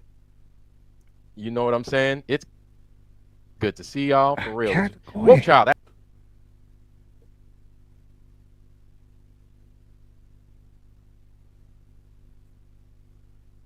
Haven't seen you in a minute. Good to see you, sir. Welcome, Dylan. You're here. Man. To see you too. Jimmy Sapp. It's always a. You know what I'm saying? Just bear to see you. And welcome in. Long time. True. Flat's channel. He's on Flatsoids doing his thing, and Flatsoid probably has the same crew over there. PJ, Raja, Chicago Cubby Bear, and all them. Yeah. So guys, when I tell you what, because when you happen to be on one accord with things, it's like you can sift through much of the bullshit, and a lot of the majority, actually, I'd say all of everybody in the Foundry is sincere, and it helps when you don't appreciate the guidance that you guys provide when it's needed. You know what I'm saying? Even when it's not needed, you guys are here for us. So again, you've shown your hand, you've done your part, and so want to do the again. Yeah, yeah. There we go. There for us. So yeah, yeah. There we go. There we go. Yep. So again, we made it evident, right, to the globe people, to the people that want to do the globe thing. You've shown your hand. So Well, Calder was play Vlad's song that Icy Spin sent you. Oh, did Icy Spin send me a song? I don't know if you sent that to me. Calder, where did you send me the song? Is it on Discord? Just quickly, anybody doesn't know, yeah, apparently Monkey Cat Pat was on his previous stream, and then this fella, Justin Johnson, up and freaking banned him instantly right away. And apparently Monkey Cat, I talked to him, and he goes, I was being nothing but nice to him. I wasn't doing anything.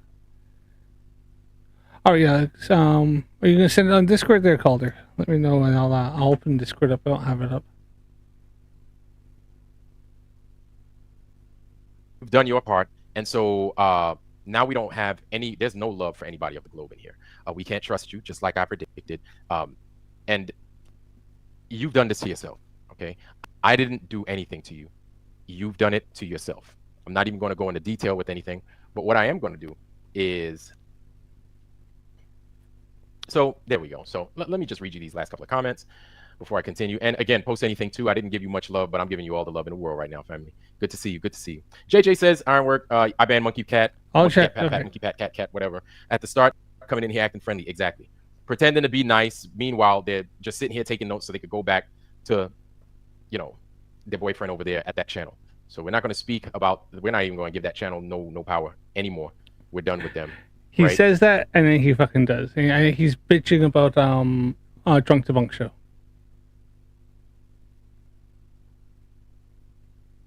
And Monkey said they were never. All right, here, I'm gonna check out.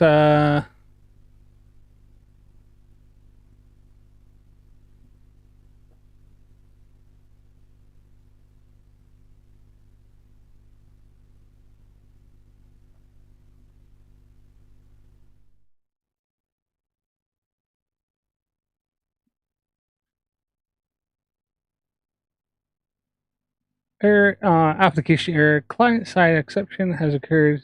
See the browser console for more information. I don't know what's going on there. Let me see here.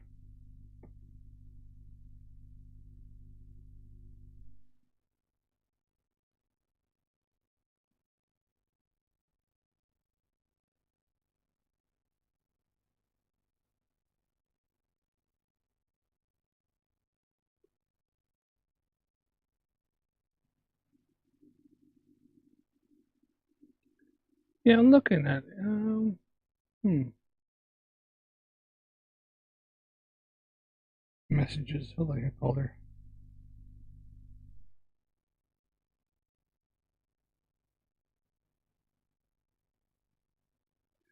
I'm not sure if I get on here if it's going to play for me. I don't know what's going on. Oh.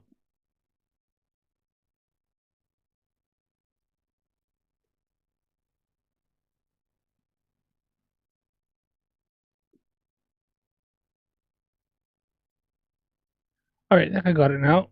Am I on that? Yeah, okay.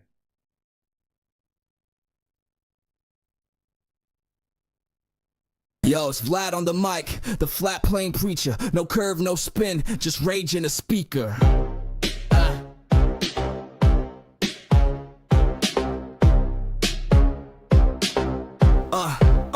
Bend them all from my chat, globe heads got the yaks. Come in with signs, now I'm swinging back with caps. Ain't no gravity, that's just density, fool. Don't need no evidence, I got my own damn rule. The Drunk Debunk Show can suck on the lies, talk slick. In my DMs get a block, no replies. Red's rhetoric hit me up, cash in hand for a fight, but I declined that quick. Ain't trying to lose in the light. Bitch ass motherfucker, don't step in my lane. You spinning that globe talk, I'm bringing the pain. Bitch ass motherfucker, get out of my stream. You ain't got the truth, just a NASA dream. Bitch ass motherfucker, don't step in my lane. You spinning that globe talk, I'm bringing the pain. Bitch ass motherfucker, get out of my stream. You ain't got the truth, just a NASA dream. You call it science, I call it deceit. They Photoshop Earth, man, it's all just a cheat. Why debate when I got nothing to prove? I just yell real loud, that's my signature move. Pen up rage like a rocket to the dome. Sitting in my chat, just me in my zone. Ain't no echo chamber, it's a kingdom of one. And I'm the king of denial under that fake sun. Bitch ass motherfucker, you believe that spin? Water sticking to a ball, where the hell you been?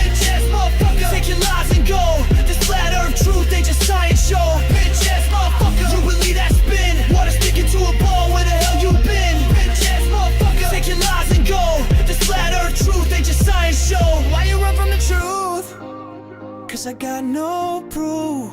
Why you bet on the chance? They were spitting facts.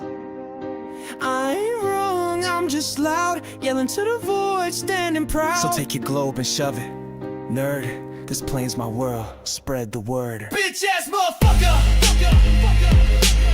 That's the final word. Bitch ass motherfucker! That's the final word. Bitch ass motherfucker! That's the final word. Bitch ass motherfucker! Bitch ass motherfucker! That's pretty good. That's pretty good. I like that.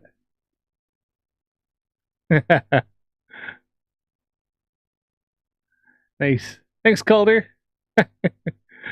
Yes. Let's see now. A music video coming up here. That's pretty cool. All right. All right. Let's cover this real quick, and then well, I have to call it from there. Speaking to Vlad again, good. Then don't please don't. Don't hate on me, or actually hate on me all you want. Just don't come back. You're not welcome here. For you Globe people, you're not welcome here.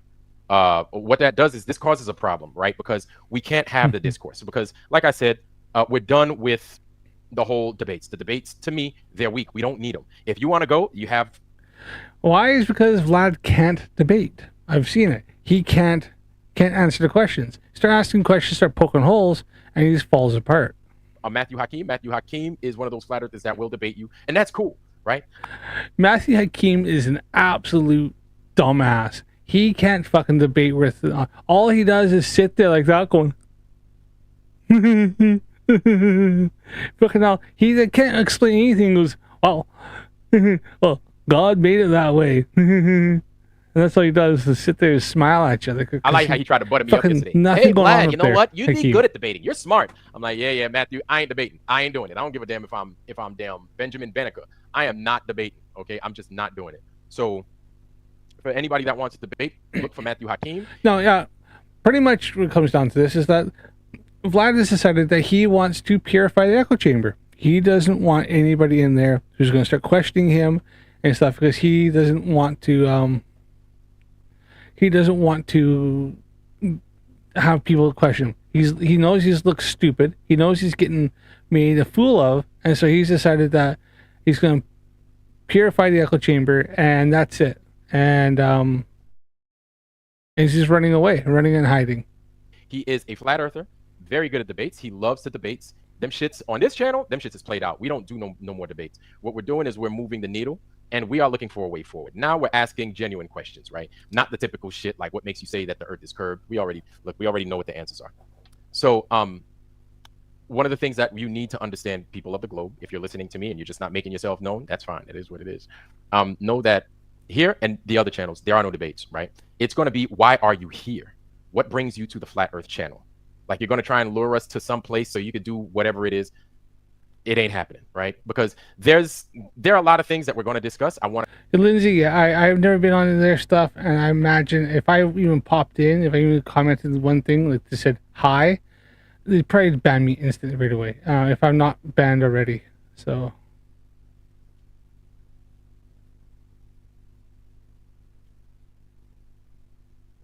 yeah, yeah, I do too. I actually had somebody, I commented on Bro Sanchez's video, and I put all the stuff, and I had somebody comment, one of his mods just on the comment going, oh, why didn't you come up then, freaking chicken? I went, dude, it was a fucking day before. I wasn't even there. I just watched this video now. I'm like, why didn't I go up on the stream? Maybe because I wasn't fucking there. Like, I said, I have a life. Idiot. I want to kind of go over, like I already said I was going to do, I want to go over something that I got today from one of you Globers. And I'm going to be totally candid with what it is that this person sent to me. And I'm not pulling no punches. I'm going to give it to y'all straight, the way they gave it to me.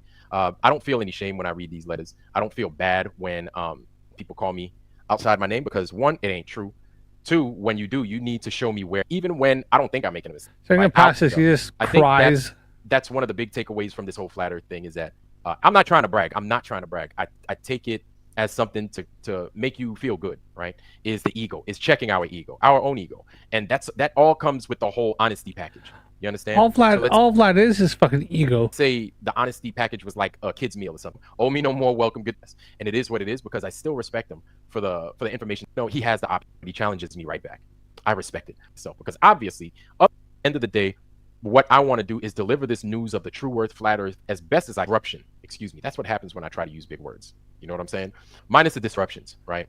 And so, in order to operate in that manner, you have to definitely rely on the truth at all times. Can't fail, right? So when you guys are out there kind of warning me of what to do, what not to do, I think yesterday was a perfect example of what not to do, right? And I took y'all's advice, even though it was a quick time at which I let somebody on here and then I removed them because I was like, hey, I didn't know about this and I didn't know about that. There's quite a bit that I learned yesterday, quite a bit. And I'm going to read this letter to you guys that I keep saying I'm going to fucking read to y'all. But I'm going to go ahead and I'm going to read it to y'all right now. Here we go. Where we at? Where we at? God damn, my eyes on. Okay. Here we go. So this right here is from... Hold on, let me give it to y'all. I'm going to give it to y'all right here. Give me a second. Okay. Oh, where we go. Here we go, right here. So this is from a Roger that 779, right? He went ahead and he sent me an email. First, I thought it was Roger Ledwell. I thought he was gonna be like, "Hey, Vlad, hey, thanks for having me on earlier today, but you know, I had to go to work, you know, I had to get off and stuff." And yes, Still City. I know. Has you already said that in this one? Yeah. So if nobody knows, Vlad is accusing Max from Yamate Talks. He's saying that he hacked somebody. What is it? Somebody came in and said that I think Max was and he had to go off for a second. He had some audio issues. We had to go back, and then somebody came in and that guy hacked Flatzoid's channel and changed Flatzoid's email. Now that's bloated bullshit. We all fucking know. Somebody's seen it. Where Flatzoid didn't have his email on there to talk about TFE, and he went to type it in, and when he typed it in, put in FK on FKATZOID instead of FLAK. He hit the K instead of the L. This person claims that Max went in there and changed the email to say Fakatzoid instead of Flatzoid, and said that Max did it, and that was it. So he's going on thinking that Max hacked him. Nobody hacked fucking Flatzoid. Nobody gives a shit. He's not that important. Flatzoid, they blamed Toon for that for ages, and then they suddenly brought up saying it's Flatzoid. Ah, shit. My other monitor's going to shut down. I need to get a thing for this. So, yeah, they blamed Toon for a while. Then the Flat Earthers decided to going to blame Max from Yamate Talks. Now, Max has never fucking done that. He doesn't give a shit about fucking Flatzoid enough to try to hack him, nor I don't know if Max could do that. But now it's going down. Now that's it. Vlad's latched on to this one thing. No evidence, no proof, just freaking making claims. And yeah, he's latched onto that, and that's it. He's decided that, this guy said that Max hacked him, and that's it. So now he's gonna go on about this. So this is Roger that. I actually spoke to Roger that on Discord shortly after this happened. I was on late on Friday, so you check this out. I'm gonna be on at like 5 a.m, so it's like it's not Roger Ledwell. Instead, what he says is this. You guys probably can't see it because a lot of us are a little bit seasoned and our eyes ain't the best. So there it is right there. It says not even a greeting, not even dear Vlad, but it's okay. It starts with, it's an all too common sight to watch a man shrink into the smallest version of himself at the mere suggestion of an honest, civil conversation. And that's exactly what happened on your last stream, excuse me. I've never been rude in your channel. I've never crossed any lines. I approached you respectfully about arranging a debate. One you were already aware through prior conversations with Mac. I don't know Mac. Mad Mac, maybe? I don't know. And yet you responded with hostility, okay? We'll address that, but we'll continue. Here's the hard truth. The problem with most flat earthers isn't that you understand science. Wait, the problem with most flat earthers is not that you understand science and came to a I hit that, yeah. Conclusion. Okay. It's that you had nothing going on in your lives, lonely, bitter, and disconnected. You found a makeshift family in the flat earth. Okay. So y'all ain't shit, is what he's saying. It didn't matter that it was built on lies. It gave you something to belong to. That's what you're defending. Not truth, not evidence, not science, just a sense of community. One that tolerates your arrogance and lets you preach nonsense without question. Y'all let me just preach nonsense without question? Like, really? Y'all see who's in there? You got Palkus in there. You got a whole slew of other motherfuckers in here ready to jump on a motherfucker. And really, y'all ain't going to check me with the things I do, the things I say, the people I bring in here? Y'all, are you sure that somebody... Well, we have like all your cult members there. They're all just as delusional as fucking Vlad is. They're not going to check them because they just want to agree with anything that kind of sounds good because they're all stupid and they can't realize, and nobody in the flat earth really fact checks anybody else. They just kind of suck up to it.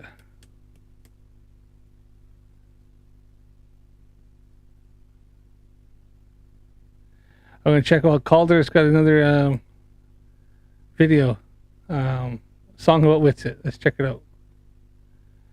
Oh, let's not do that one. Let's go back. Oh, what have I done? What have I done? I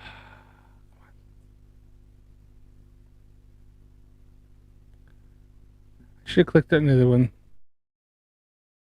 Come on.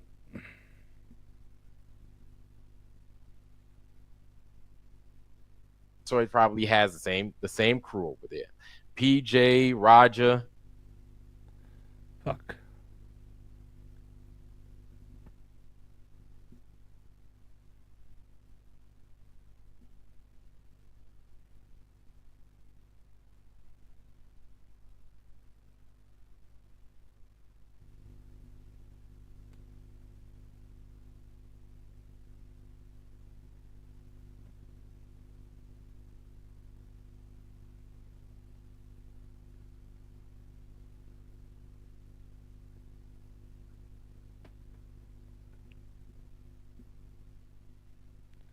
Yeah, let me bring that up here.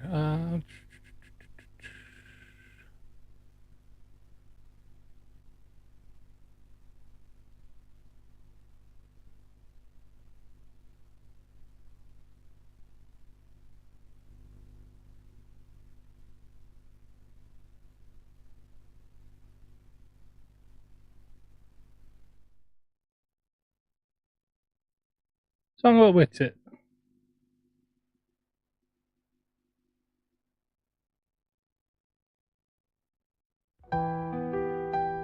No.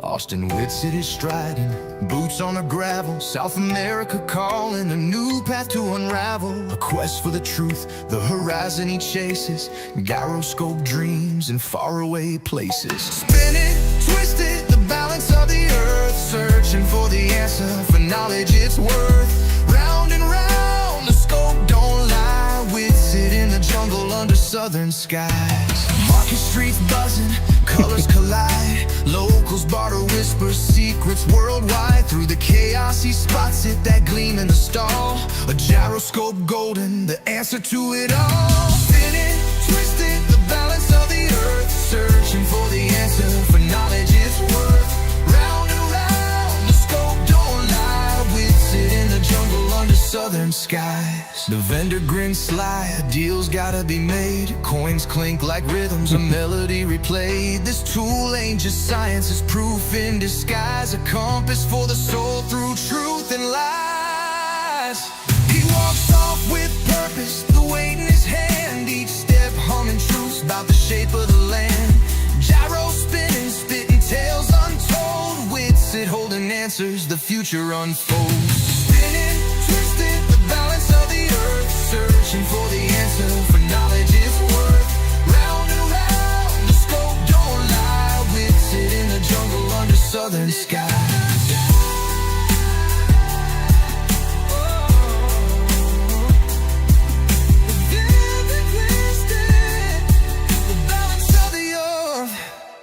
Market streets buzzing, under southern skies. Market streets buzzing, daring southern skies. The vendor grins sly, a deal's gotta be made. Coins clink like rhythms, a melody replayed. This tool ain't just science, it's proof in disguise. A compass for the soul, through truth and lies.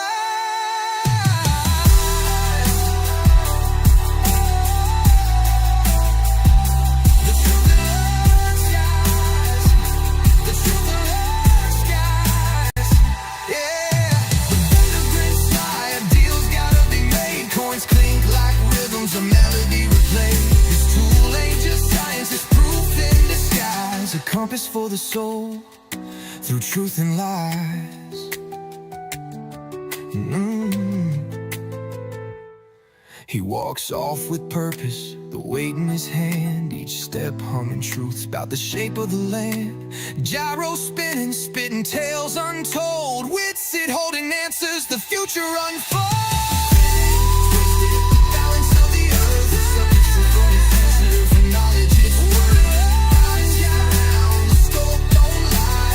Sit in the jungle under southern skies. Southern skies.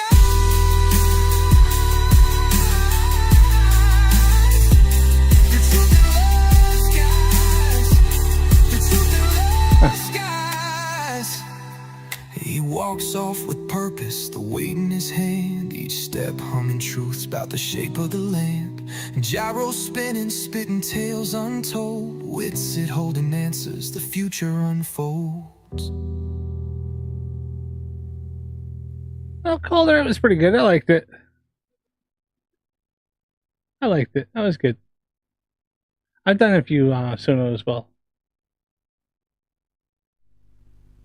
I see you're gonna finish up with Vlad here. Because we're done talking about bullshit. We want you to come out and say what you're doing here. That's it. Now I can't even do that with you because you're probably... Yeah, Calder, I liked it. You're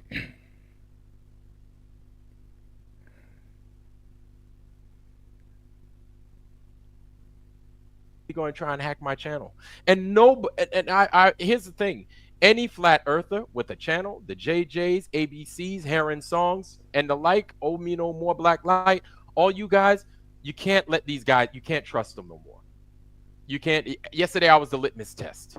You can't bring these people on here and not worry about getting hacked. Because you're going to have to worry about getting hacked. Nobody's going to hack. Flat Earthers aren't fucking that important enough to hack them. Let me just go on to next week here. Let's go on. So he's moaning and bitching. He thinks that he's going to get hacked. But he's not that important. All right, hold on one second. Hey. It's good to see you though, man. It's been a while, bro. Passed the fuck out for like a week. I was in a coma. I'm joking. I ain't in no coma. I was gonna say, come on, man. I thought I saw you on somebody's show. Man, I just woke up, man, and I wanted to talk to you, bro. I feel you, man, but it's good. It's good to finally have you around, man. So a lot of things have been happening the last couple of days. We've been throwing out a lot of globe people from this channel. And while we were throwing them out, it's been making people upset. You got the drunk show, AKA purifying the echo chambers. Getting mad and doing all this stuff, and carrying on, and then things happen. I highly doubt fucking drunk debunk the mic over IP is that ass that fucking Vlad is like not talking to him anymore. He's just gonna laugh at somebody else. Yeah, cult tactics, spreading doubt. I caught a little bit of that with you say the drunk guy. Yeah, the drunk show, the drunk woman. Man, that's a telltale name right there, bro. Yeah, man. Yeah, like they do these things to themselves. They call us liars, but then they lie. They call us deceivers, then they deceive. It's just like our government saying they're not doing certain things. Meanwhile, that's exactly what they're doing. Yeah, man, what a nut, bro. Hey, let's go get drunk, man, and talk to them flat earthers, man. Yeah, you know, that's crazy. They do realize it's like just the fucking name. It goes together. The Drunk Debunk Show. It's just a funny name. Like shit. Yeah. Yeah, all right, all right. You're gonna get somewhere with that kind of attitude. Exactly. Their way of thinking is Oh. it's all trash, dude. Along with everything they talk about, along with everything that I hate having to be like that. And I mean, liars are gonna be liars, dude. And then liars, they come with like a fucking. It's kind of like that Happy Meal. McDonald's Happy Meal this month is coming with a car, right? You know what that Happy Meal is coming? It's coming with that car for boys, and for girls, it comes with I don't know some fucking barrettes or a comb. I don't know. I mean, or Barbie mirror, dolls. No. yeah. No, shout out to all the ladies out there. I'm not saying only I'll get barrettes and combs in your Happy Meals, but you know, because they usually have them tailored for sexes. They have a man boy Happy Meal and a girl Happy Meal. But they usually do. But damn, in this time and age, both of y'all motherfuckers getting a big dump truck. You know. Yeah, exactly. Both y'all getting Tommy. Right. Yeah. That is true. Rob Flower, Fowler. Yes, even if we are on a little bit, I still think of Flerf. It's not that hard. Yeah, it's true. Canadian Space Advocate. The Drunk Debunk show, like Mike over IP, is definitely living the freaking rent free in their heads because they I don't know how many times he says. Funny enough, he says he's not going to mention his name, and then he hits this point here. Is the drunk show, Drunk Debunk, and he doesn't stop saying Drunk Debunk show for the rest of the fucking stream. Yeah. That's wild. So, well, yeah, it was just. I got a question though. I'm gonna tell you, I'm not gonna lie. I'm a little bit jealous. I mean, all the free advertising Vlad's giving him. Fuck, man. Yeah, what's up? I'll go. Excuse me. I don't know if y'all can hear my smacking in the background. I'm eating. You sound like you fucking something up, bro. I'm always eating. I don't know why, dude. I'm a little dude, man. I don't know how the fuck I eat all the time. You gotta eat. You gotta eat. Yeah. Hey. So, what's on your agenda for 4th of July today? Anything special? Yeah, I just cleaned up. I burned some old mail, burned some things that I didn't need. I've already arranged my fire pit. Yeah. Clip my Bro, I thought toenails. you said you All the people are I don't good. know if there's anything actually here. I thought there was something here. And my toenails, like putting my damn putting my shoes on. Like I was like, God damn, the tip of my toes hurt. Saying my toenail. Yeah. Man, yeah, don't cut no cuticle the wrong way, brother. Yeah, and I come out. Yeah, my shits look mad dangerous, so I got to get rid of them shits. Yeah, you could have the police called on you, bro, for sure. I mean, when they get like that, because mine are like claws from Twilight Zone or some shit. Take a my picture of my. I was like, it's baby. She said, "Ew, your fingers." I said, "Yeah, they can get that way." I got my studio looking the way I want it now. So, no, man, like I think I'm scaring people away with mine. Like I got to get. All right, I think it's past all this shit. There's wonder why they don't right to think. Here we go. You block the foundry. What does it? You block the foundry. I don't. Here we go. And they'll figure out if you should. So make your way to the there's foundry. somebody who tried to come on, and then their paranoia kicks in. Feel as if it's a perfect fit. If no one else told you different, right? Kind of like the flat Earth analogy here. Like if no one said, "Bro, you just ain't ready for it yet," just give it a minute, and you'll grow into the flat Earth, But right now or yet, A fucking middle linebacker playing for the same lies. You're playing a dangerous game. We're playing a dangerous game. If we follow each other into the lake of fire, thinking that we're going to change something for the better, or thinking that this place is going to be better. Like things aren't like people think things are supposed to be easy. It's good when things are. Hold on. That this place is definitely. You can't, man. We're flawed. We're designed. We're built in with flaws, dude. We're like Microsoft products. You know what I'm saying? We're designed to fail. So as long as we remember that, and as long as we know that we have a potential to be better, we have the potential to do things that we never in our lives dreamed we could do, and just be better from there too, right? That this place is definitely something, right? This life can be a beautiful thing, but if you keep falling for the same tricks, if you keep falling for these same lies, you're playing a dangerous game. We're playing a dangerous game.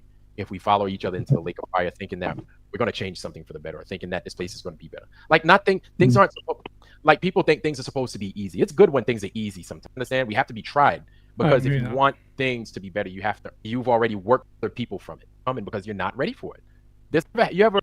I guess you could equate even the flat Earth to this. You ever seen something that you say, "Wow, I'm glad I learned this. I wish I would have learned this when I was." Oh, let me tell you something. You probably did see these things when you were younger, but you probably ignored it, because I saw this before. I didn't understand how big it. when you're ready. Yes, it's kind of like being a fucking 2-year-old boy, right? And ultimately triple XL fucking t-shirt. Yeah. Yeah. And that you will be a fucking middle linebacker. Because, you know, and even from your own perspective, you feel big and you feel right. You know what I mean? You walk around and see everybody like, oh, that looks so good. You know, these these guys are talking the fact that you grow into flat Earth. Just the fact is we haven't grown enough to accept the flat Earth. That's not it. The fact is that we've grown past that, and we are people like, you know, majority of the world, or at least of of fairly educated societies, have realized that we have grown past that. Like the globe model is proven and is demonstrable, empirical, and verified. That the flat Earth is just, it fails. It doesn't work, right? We know we're past all that. We're past caveman now. We're past, like, me and my family have grown up on this same plot of land for like the last 6 or 7 generations, and we never, and we might go to town a little bit, and that's it. And this is our little like world. That's all we know. You know, this area of maybe 20 square miles or 50 square miles, and that's all. So we've gotten past all this shit. So yeah, it's not the fact that we're growing into flat Earth. The fact is that most of us have grown well past that, and we understand the science and the freaking evidence that shows that the Earth is 120% not flat, and space is 100% real. Feels great, man, but you just ain't ready for it yet. You ain't ready for it yet. But you go through life trying to feel as if. And what is we've exposed these idiots in their fucking lies and freaking and misinformation. It's a perfect fit. If no one else told you different, right? Kind of like the flat Earth analogy here. Like if no one said, bro, you just ain't ready for it yet. Just give it a minute. And you'll grow into the flat Earth. But right now you're showing people that it fits. It's great. It feels good. You're ready for it. But then as soon as that something goes away and those people ain't there, bro, you're right back to the old habits, right? And that kind of reminds me of a few people that I've met, along the way with flat Earth, and just saw them fall off. It's like, bro, you just wasn't ready for it yet. Just go back and try again. Let God fill you up a little more, and then until come back and in. Yeah, you'll know when you're truly ready. You'll know everything will fit in seamless. Everything will be designed like you'll be like, it's funny. All right, let's go to 2:30 here, because I think there's something here I just wanted to show. So let's look at my notes that I made. Address that on sombreros, which once again, hey, let's go hang out with Karen B and DJ Curious and all these people, man, that I don't trust a lick. Not only do I not trust them, but it's even worse than that. They're the people that are still defending just as bad as Globers. So it's so complex when we have all these globe haters coming in simultaneously when we're already having infighting, and this is all scripted by the final experiment. I think that this is all exactly, we're just part of their. That's the thing, the flat Earth, they're all fighting with each other. They can't even agree on anything. So that's what it is, a cult of fantasies and delusions. Script, that's it. But we're smart enough to see it, and I think that's why it's important to take action like we're doing. It's that like that. I like that. Hey, just I see your message on screen. So I just want to say this. If you could take a seed and put it in the ground and put some water on it and it grows a red oak, that's pretty magical to me. But go ahead. So you got this guy right here saying that flat Earth is a cult. Flat Earth is dangerous. Trying to teach people we live in a magical suit. Nobody says anything is magical. We do our best to see the scientific breakdown behind this. Nobody said just magic, like there's no answer for it. But when we say we don't know, that's being honest, because we don't truly know. That's called being intellectually honest. When you say you don't know, there's a difference between us and between you. CZRN, I need you to pay attention, okay? Many times. What it really is down to the fact is flat Earth can't explain things. So they go, it must be flat because it can't explain it. And you go, okay, well, explain the sun and moon. And they go, well, we don't know. Well, how does it stay above? Well, we don't know. So what's keeping it up there? And the other have to say magic or freaking stuck in a firmament. They have to make things up. So it is magic because, but they still think, okay, it must be flat, but yet they don't know the basics. Why is the sun rise and set? They can go perspective. They go, no, perspective doesn't work. That's not how perspective works. That's wrong. And they go, well, no, it's not wrong. So no, it is. You're wrong, right? That's not how. So they make things up. They just throw words out there. Go, oh, it's this, or it's fucking this.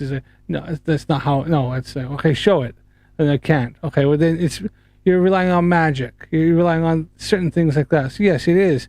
It's magic and supernatural world of either magic and magic sky daddy, because some of these are religious flerfs, and that's what they fucking rely on. And so it comes down to it. If they can't explain it, they go, well, God's made it that way, or we're not meant to know it. The Creator created it this way, and we don't know. Fucking, it's all just, if they can't explain it, then they can always just fall back to, well, we're still learning. Well, look, guess what? The globe isn't still learning. The globe knows. The globe is still learning things, but light years ahead. We're learning what things like, freaking light years away, and you're still trying to figure out why does the sun and moon rise and set? That's what flat Earth is. Flat Earth is like how things fall, and we're like fucking mass tracks mass, warping space time, enough mass bending space time, other mass like that. So and causes things to go in and fall and create, and it's gravitational pull of celestial objects. Everything has mass. Everything bends space time to a point. The bigger it is, the more space time it bends, and the more gravitational pull it has towards it. Sometimes I sit here and I say I don't know. For the most basic of things, like you say, why do things fall to the ground? Why do this? People would argue and say it is a negative potential, a positive potential, this one, that one. I just say I don't know. I defer to I don't know because I'm not going to say a gravity, a big G, a little g. You want to know why? Because we realize where those lies come from. And it comes from the same people that say that this place is a ball. Because you combine... No, this place is a ball because we can prove it. We have experiments like the Cavendish experiment, like Pound Replica experiment, like freaking LIGO. Like we have so many different ways of explaining it, but Flat Earth can't. But yet they'll just deny everything that is like, no, we can explain that to such a minute, fine detail that is just fucking like, On one fallacy with anything else, the whole fucking statement might as well just be false. And it's not an or statement. You and everything. So everything that the globe says is a lie based off of the most simple of fallacies, the most simplest of things that you could have just told us what the truth was. But because the first part of this goddamn statement is the earth is a ball. Well, guess what? Everything subsequent to the earth being a ball is a lie. Everything that... No, because the earth is an oblate spheroid. There you go. You want to bring it specifically? There you are. The earth is an oblate spheroid. We know it is because we have measured it. And then, further on past measuring it, we have things like celestial navigation, which only works on a spherical Earth and fails on a flat Earth. We have things like shit.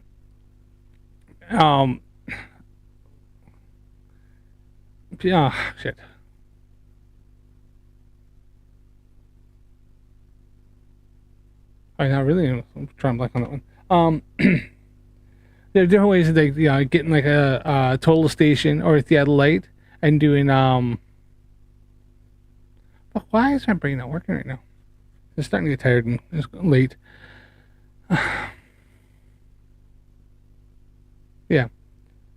Ways of measuring it. We have things like we've built roads and had taken stuff in. We've got things like the Crossrail underground in London that was built on the Queensland station. Had to take the curvature of the earth into account to make sure to miss like other train lines, to miss other foundations and stuff like that.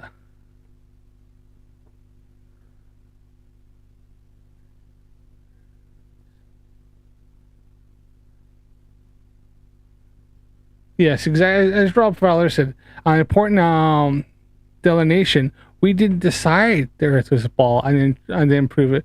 We discovered it was a globe because of the evidence. Back in like 2500 like 500 or 300 BC, when Eratosthenes did the experiment with using Andrea and the spire where he was, and then using simple math, he was able to discern how that works. And if you use more than 2 points, you use 3 or 4 points, which actually has been done. I think Simon Dun's done it just recently on like the 23rd of June. It shows even more greater accuracy, which is impossible to flat Earth, but works fine and perfectly on the globe. So we have many measurements, physical measurements. I have measured the curvature of the Earth.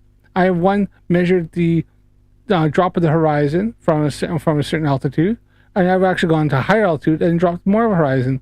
Then looking up the predictions of the globe compared to the flat Earth, the globe, what I've seen physically, and I had took pictures of it and done video of this, is proven and matches the globe, and things that the flat Earth, it failed. So I've actually taken the time to go out and measure these things and do this stuff, something the flat Earthers never do. That is associated with the Earth being a ball is a lie. It's not that we're a cult. It's not that we're magical. No, is it magic when we go out there and we don't see a fucking curve? You know what would be magic is if we went outside and we just saw a curve today. Meanwhile, it's been flat the whole fucking time. That's magic. You can go see a curve. Ships disappearing bottom up over the horizon is due to the curvature of the Earth. The fact that you can see wind turbines going on, and the further you go out, you see less and less and less of it. As one's further out, they're dropping down, and they're dropping down at an exponential rate, faster than you would think, is proof that the Earth is a globe.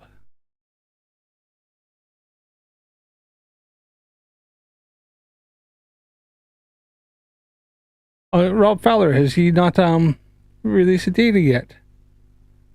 I think he's still working through it. He said he got that much, he had to work through it all. Last I heard.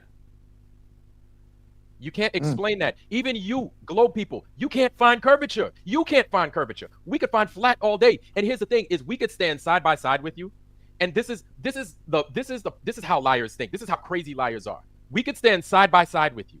We could point at the horizon. We could do the laser experiments. We could do the distance experiments with the B900, P1000, binoculars, a periscope. Doesn't matter. Do you know what we're going to see every time? And we can also measure. We can also measure this flatness. We can also measure the distances. You know what the globe is going to. So show the measurements. I have been asking. I think loads of people have asking. I even like MC Tunes asking. Okay, if the Earth measures flat, then show the fucking evidence. Show the friggin' measurements. Something's beeping in my ear. What is that? Oh, you know what it is? It's friggin' weird, isn't it?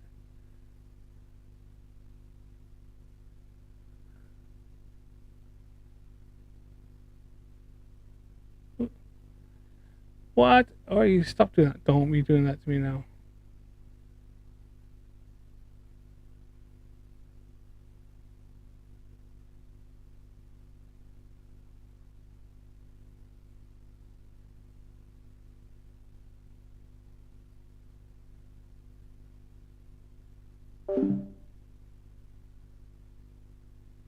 Sorry, it's just distracting me a bit.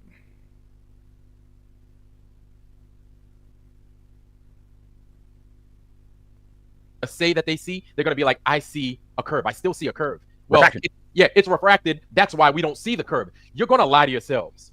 You're going to lie to yourselves. This is what I'm saying. So anything that we try to tell you. Look, refraction is proven, measurable, and exists. I'm sorry that it hurts flat Earth feelings. The fact is that refraction is a thing that we can show, prove, and exists. But guess what? We don't give a shit about your feelings.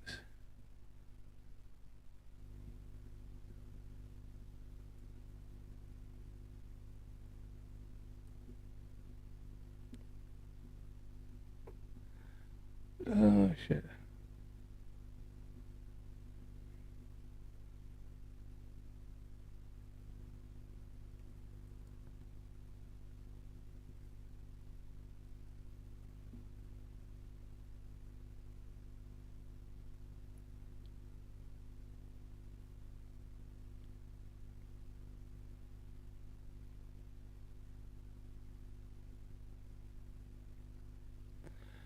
So, I don't know if Vlad would be watching my stream. Hopefully he does. Because here, Vlad, if you want to see something like that, here's something here. A Teacher's Guide to the Universe.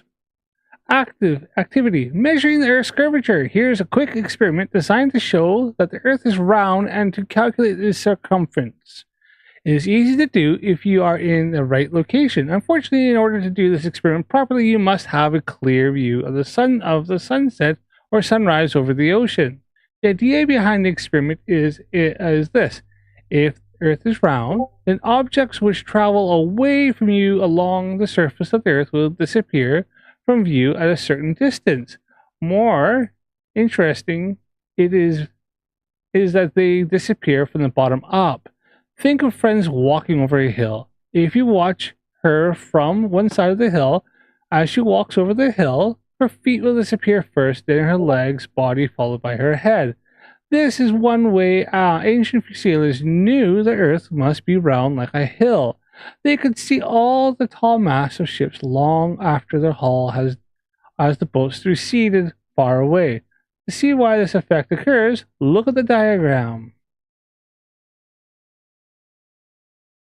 As the Earth rotates, the view from the top of the pink stick changes to reveal the sun, to make the sun disappear depending upon which way the Earth is rotating. If the Earth rotates as shown, the sun will disappear. Note diagram is not to scale. Looking at the following diagram, you can see that if you watch the sunset from a low point in the view, and go up really quick, you might be able to witness the sunset twice in one day, like the Burj Khalifa. Based on this principle, it is possible to calculate the circumference of the Earth. Curios, a location where you can clearly view the sunrise or sunset over the ocean. A thread to help you measure the height of your eyes while lying down and while standing. A measuring tape or meter stick. A stopwatch, pen, and paper to record the time and times and height. Go to the place where you can easily view the sunset or sunrise over the ocean. Be sure to check local weather reports to know the time of day to expect the sunrise or set. If viewing a sunset, make your first measurements lying down on the ground and your second measurements while standing. If viewing a sunrise, do the opposite. From now on, I will explain only the direction of sunset. Please make necessary adjustments for your sunrise experiment. Before the sunset, get a friend to measure the height of your eyes. While you're laying down and still able to see the horizon where you expect the sunset, prepare a stopwatch to begin counting. Wait for the sunset. Then, at the last bit of sun has disappeared, start the stopwatch and quickly get up and stand in a position that is directly above where your eyes were when you were lying down. You should be able to see the sunset again. Stop the stopwatch when you see the last bit of sun disappear again. Have your friend measure the height of your eyes in the standing position. Calculate the circumference of the Earth using the following two equations. Distance of the horizon. D equals 2 times radius times of the Earth times the height of your eyes squared. There you go, Vlad. Then the equation came from, I'm going to go to this, NASA. For R is radius.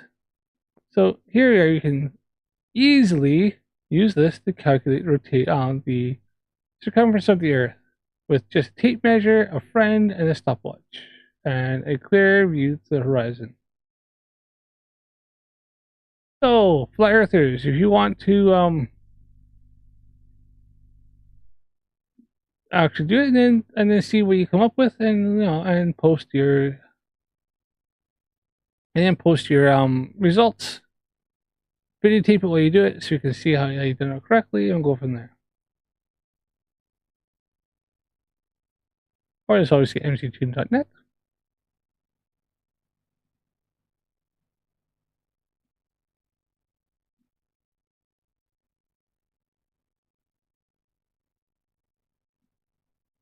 Oh, look at that left to right curvature.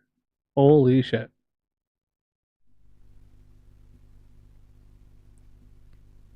You to introduce you to the truth, it doesn't matter because you done lied to yourself. You can't even tell yourself the fucking truth. So how do we expect to change you when you can't even tell you the truth? This is why y'all ain't shit. This is why y'all ain't allowed in here. Because you represent the same people that lie to us, that lie to you, all this other bullshit. So we don't want your kind in here. You're dishonest to yourself, so you're not going to be honest to us. Yeah, they act like we're some kind of cult and we just regurgitate off each other and all this when, once again, projection. They do. That's all they do.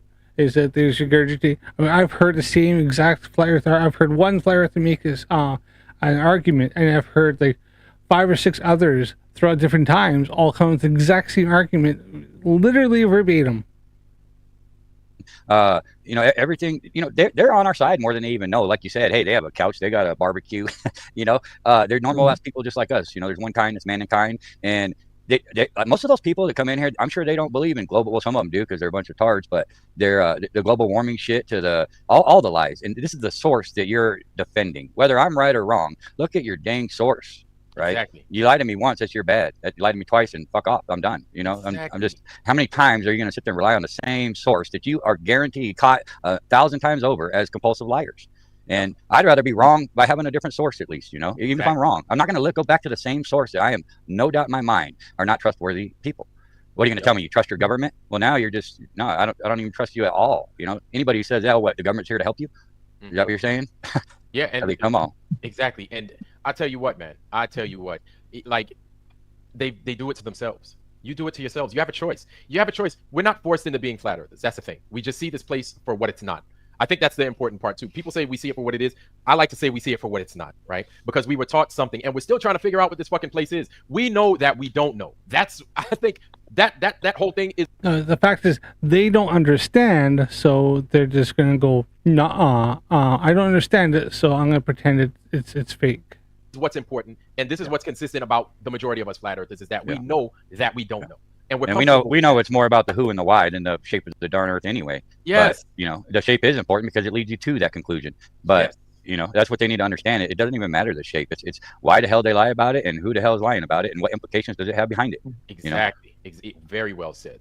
I kind of want to address I kind of want to address Rico here. He's talking about he don't want nobody coming on his show Sunday, which Lowry told us to come on Sunday. And I know he wants to have a positive show, and I'm sure he don't want to disappoint Karen B or Andrew B or DJ Curious. No offense, but I don't give a shit, bro. You know, I'm not in this for making friends, or it's all about truth, brother. And if you can't just have ad homs every time they're attacking the person, or obfuscation, or this shit needs to be addressed and it needs to be known. You need to pick a damn side. I'm not about division, but in a war you have to be on a side. That's just the way it is. And you're going to have casualties. And if you're a casualty, then so be it. We have to. Apparently all of us are hackers and bots. You know what? I couldn't even freaking try to hack somebody if I freaking tried. I mean, that's not my wheelhouse, right? Could I fuck somebody's car up without them knowing? Yeah, fucking easy that.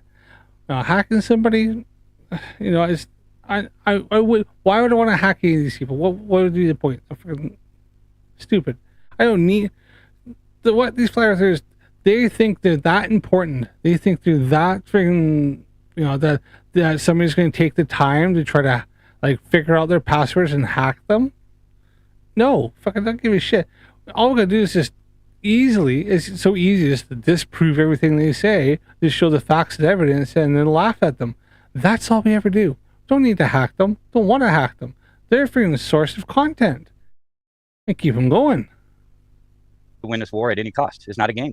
Exactly. So we just need to be upfront. Flat Earth is dying away. Freaking it's just people are just turning away and realizing how stupid it is.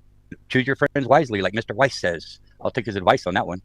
Not that I suggest listening to that guy, but even these people that are. Look at all these guys. He's just gone and sat there and just trashed on a whole bunch of flat earthers, fucking this right away, caught lying. They have a lot of information. Like I see people saying, Witch is not a good debater last night. That couldn't be more wrong, man. That guy is extremely intelligent, and he delivers and articulates better than anybody I've seen in this community. Yep. And I think you could go watch him. 99% of what he says is going to be. Witch is just all he does is spew a bunch of freaking word salad. That most of it, if you know even half of what he's going on about, you can just say that's a load of bullshit. Absolutely spot on until he goes and talks about the 24-hour sun. So people need to understand that as well. You could still send somebody with the understanding that don't just understand that this is where he lied. Even with Weiss, I think that he's been for years. He has a lot of good points and he's worth watching. But you got to know who you're dealing with and where he's steering you wrong. Yes. And you see, this is what separates. So they admit that they're lying. Witch is lying. David Weiss is lying. So they all admit they're lying, but that's okay because they're flat earthers. But if they think that if a Glober says, they think Glober says something is wrong or give one little thing, then that's it, they're out. They just don't have anything to do with them. But they willingly know that David Weiss is telling lies. They willingly know that freaking Witch is telling lies. They willingly know the fucking DJ Curious and fucking other ones are all telling lies, but that's okay. It's us from this is why the flat earth is unique, and this is why we hold the truth in such high regard, because we don't give a fuck who you are. As soon as we smell fish coming from your mouth, we cutting you loose, and then it becomes a waterfall effect. It takes one. This bullshit, because fucking this guy JJ just said that they know they're lying, but that they'll listen to everything else. 1, 2, people are going to point out obviously people are going to point out obvious inconsistencies in what it is you say. It's going to build up to one big fucking lie, and then people slowly but surely will just leave you, and they'll leave you in the dust. And there will be people that have put all their faith and all their cards on you. They put the whole deck on you, and they'll be like, oh, I was wrong. He's a liar. She's a liar. That's it. I'm going away. And this is what makes us and makes this group so special. Like I'm happy for that. I like that. I like that about this group, is that we know how much it pains us. You know, there were a lot of people that love Witsit. They love Witsit. A lot of people that love David Weiss. There were inconsistencies in their story, and that's again, the truth is so important that we will drop your ass cold fucking turkey, not look back, and just lament on the fucking yesteryears and just keep on pushing. And they don't like that. They don't like that because the globe doesn't know how to do that. We're unstoppable, man. We're unstoppable. When you learn how to take your adversities and your failures and use them as stepping stones for success, you're unstoppable. And guess what? They're not too happy about it, but tough shit, you know? Exactly. And we're just showing our resilience and how tough we truly are. This is a test. And like I said, it's not a game. This is war. So you can't just be playing both sides of a fence in a war, man. You can't be going over there and cuddling up barbecuing with the enemy saying, this guy's not a shill. He has a couch and he's my friend, you know, just like me says, or, you know, I like that statement because I think it's pretty telling. But yeah, it's always about understanding what's fallacious, like you were talking about before, because once you have to, you know, ad hom, just like yesterday, NDB was attacking me because I was calling him out for being on both sides of the fence. And if you have, why don't you just come out and talk, you know, about what I said, the topic or the point? Yes. You're gonna act like, oh well, you wouldn't say that to my face. And who's MDD? Oh, he's talking about modern day debates. Like yesterday, NDB was attacking me because I was calling him out for being on both sides of the fence. And if you have, why don't you just come out and talk, you know, about what I said, the topic or the point? Yes. You're gonna act like, oh well, you wouldn't say that to my face, and you know, get into some type of confrontation, which obviously that's irrelevant, man. You know, let's just be adults here and attack. Yeah. Let's talk about it, because you know what? I'm not here for division, dude. I embrace anybody who's willing to have an open mind and think for themselves. Anybody. Mm-hmm. I don't care anything what it comes with it. Adversity doesn't matter. You know, it doesn't matter who or what you are or where you're from. The truth is all that matters. You know, think about it like this: see, the whole thing is like, and I haven't tempted. Well, obviously, fucking Ironworks should let him come on. But look, if Flat Earthers want to come on here, the only thing, first thing to ask them, and I ask any of them, and I have been, is show me evidence. I want to show me empirical evidence of the flat Earth. And I've been doing this. I've been on TikTok for a few years, and that's the first thing. If I go into Flat Earth Live, I say to them, "Can I see evidence of flat Earth? I want to see evidence. Like, show me evidence." Because they always go, "Well, show me evidence of the globe." Oh, like, well, you've seen it all, but like, I want to see, like, convince me. Show me evidence of your flat Earth. Show me evidence that the flat Earth is real. I want to see evidence, and they never can. They never do. They simply refer to is globe denial. I've come down to the fact that there are very few flat Earthers. All there are is globe deniers. They can't prove anything, and these guys are they're not flat Earthers. Ironworks is a globe denier. JJ is a globe denier. They're all globe deniers. Even Ironworks has said he can't explain any of it, but he knows it's not a globe. So he's not a flat Earther. He can't prove the fucking flat Earth. He just denies that the Earth is a globe, and that's all he is. So, is he a flat Earther? No. He's a globe denier. He denies reality because he has no answers for anything, and all he does is go, I don't know, but I know, all I know is the Earth isn't a globe. Okay, why? Well, I don't know. Well, then all you're is a fucking globe denier, dickhead. So, done. Is that, you know, the reason why I think we even got to the point we're at now with science, let's quote unquote scientism, I guess you would say. You know, is that you know, repetition with the bullshit teaching. You know what I mean? We've unfortunately, our kids have made it, you know, to where they're at now in their understanding because of scientism, right? And if it doesn't stop, it's just going to continue on, and then the people at the top, they coalesce all the money up there, and they can do whatever the fuck they want, whenever they want, buy properties. You just think about the immensity of the expenses that are spent on bullshit, right? That could be put toward things that really matter. And I'm sure that Flat Earth by now If we would have the same kind of resources, there wouldn't be no fucking homeless people. There wouldn't be no hungry people. Bro, do you understand the difference that can be made with flat Earth? And people. See, that was something I wanted to bring up. So this guy here he's convinced that if people believe in that flat Earth, they're going to solve world hunger. Like, is that what you fucking said? And I'm sure that flat Earth by now, if we would have the same kind of resources, there wouldn't be no fucking homeless people. There wouldn't be no hungry people. Bro, do you understand the difference that can be made with flat Earth? And people are like, well, why would they lie, bro? They are. How the fuck is flat Earth going to stop homelessness and freaking world hunger? Okay. One, flat earthers can't be asked to even fucking develop a fucking working model.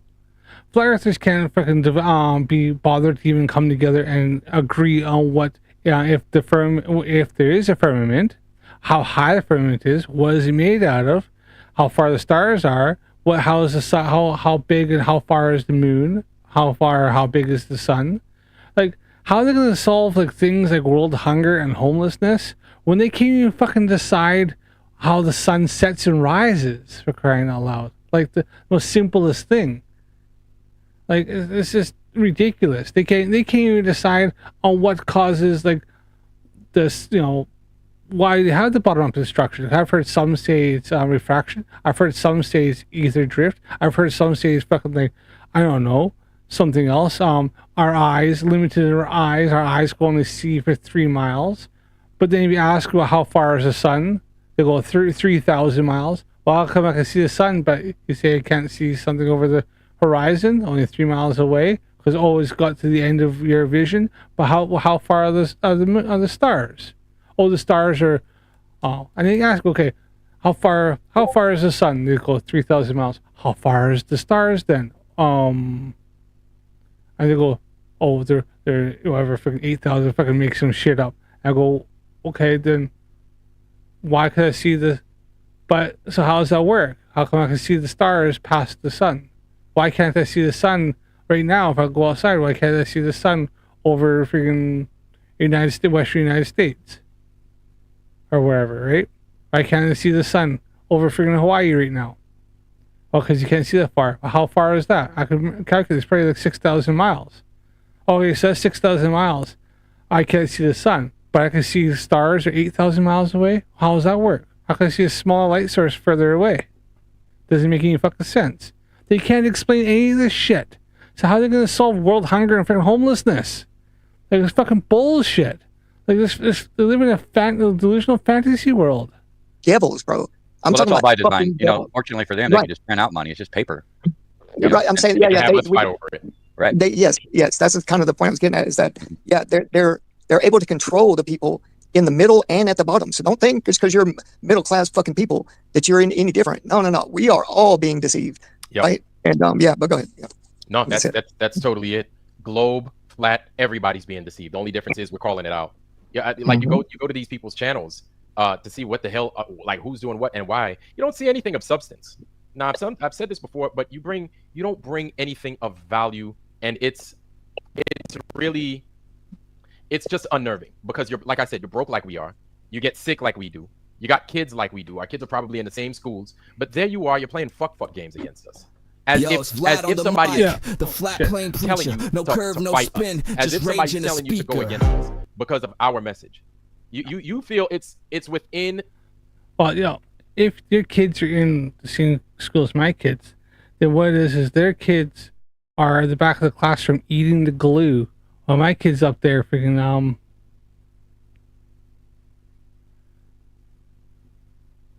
yeah. As Lindsay just said, the sun is 865,000 miles, or 1.4 million kilometers in diameter, and they think it's under the dome. That's fucking weird, isn't it? So them seeing that they live next door, or like our kids, their kids go to the same school as our kids. Yeah, the only problem is their kids are in the special class that has like plastic scissors, and they have the big crayons that that they make sure they keep a nice dull edge on. They don't get too pointy, and that the glue is made sure that it's non-toxic when they eat it. Meanwhile, people who know that there's the globe and the kids are educated enough are sitting there in science class doing like university, science 101, or doing freaking like if you're from Canada, doing like science 20.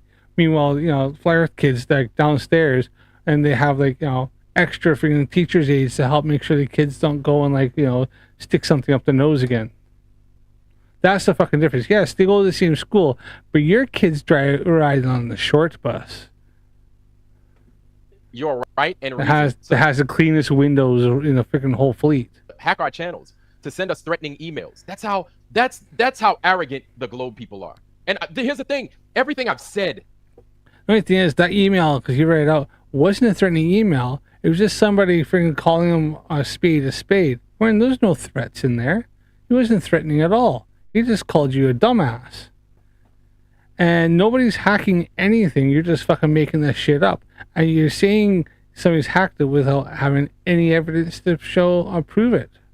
From now to the past is true. The typical flat especially earther. when it comes to people of the globe. Okay, all right. You have 1 or 2 that don't do that, or 3 or 4, sure, whatever. But your nasty ones will do that. Yep. Flat earthers, we don't do that. That's the thing. There's a consistency about us, and you guys consistently do the same fucked up shit to globe people. You see, YouTube are globers. There you go. End of fucking discussion. But look at where we are. The vast fucking majority. It's so goddamn bad. They got to put a disclaimer. By the way, y'all know flat earth ain't shit, right? They got to do it so bad that they have to limit the people that sub to your shit. They have to put you in a corner of goddamn YouTube. That's how powerful. Dude, I had the disclaimer under my fucking videos, and I debunk your shit. I got like freaking 183 freaking subs. So if you're gonna stop you freaking whining and bitching, you freaking little bitch ass. Like, come on. Fuck. Every single Flat Earth debunker still has the freaking Flat Earth, the Wikipedia thing under our videos. It's treated the same. Powerful our shit is. So really, I could put cat videos up and probably get more fucking subs. Really, you could go ahead and you could make little pageants of 7-year-old girls and put that on YouTube and say that that's okay. But as soon as we start talking about the flat earth, now that's a problem. You could go ahead and you could talk about how, Because flat earth, he forgot it about flat smacking. Yeah. The thing is, flat earth is misinformation. It's false. It's not backed by any kind of empirical science or any kind of facts or data. It's just feelings and freaking misconceptions. So yeah, you get debunked. You get sat in your naughty corner, and you get your little pointy hat that says dunked on it until you can fucking figure out that you're talking shit. you want to be a guy and then you want to go out and start fucking blowing domes and suck pipe as a dude. They want to go ahead and they want to push that. They want to say that it's okay. But as soon as you start saying, hey man, this is what I found in the Bible. This is what the world, I feel it is. The earth is flat. Now you're dangerous. But the guy that says to your kids, go suck some dick, that motherfucker's... See, now he's going a bit homophobic here. not dangerous. But we're the ones that's dangerous. Do you see what it is I'm talking about? Yeah, it just means you're over the target, you know, that we've already Yeah. seen that from our enemy. Anytime that they're going to go to the extreme, that means we're right where we need to be. Yeah, globe earthers. This is what it is. This is what it is. This is a fight for your minds as well. We're doing our best to break free from y'all's knowledge. Dude, you don't need to fight for my mind. Fucking hell. My mind's fucking well fucking beyond yours, right? It's the opposite. I'm here to make sure that, not to freaking convince the flat earthers, the people who are like deep into the cult, like this lot. I'm here to make sure that other people find these videos, and if they kind of hear these guys and start thinking, oh, well, what are they talking about like that, and then look into it, they realize that everything they're saying is a fucking lie and is bullshit, and there's everything they say there's no evidence of. They're lying because there's loads of evidence of it. It's factual, empirical, and demonstrable that the Earth is 100% a globe orbiting around the sun in the Milky Way galaxy, and space is real. 100% can be proven. Nonsense. A lot of people are going to be like, you're homophobic. Look, I'm not afraid of nobody, man. Everybody knows Says all that shit and then says he's not homophobic. Fuck. and loves a person that lives a different lifestyle and stuff like that, but you don't necessarily have to agree with it. But now you've got kids of your own. When you have kids, the whole reason people have fucking kids, actually the way this world works, your parents made you, right? Your grandparents made your parents. Congratulations. Why? Because you can say these things. Why is that a big deal? Because your parents found a way to get together. All right, we're going to go past this a little bit because he goes all homophobic here for a while.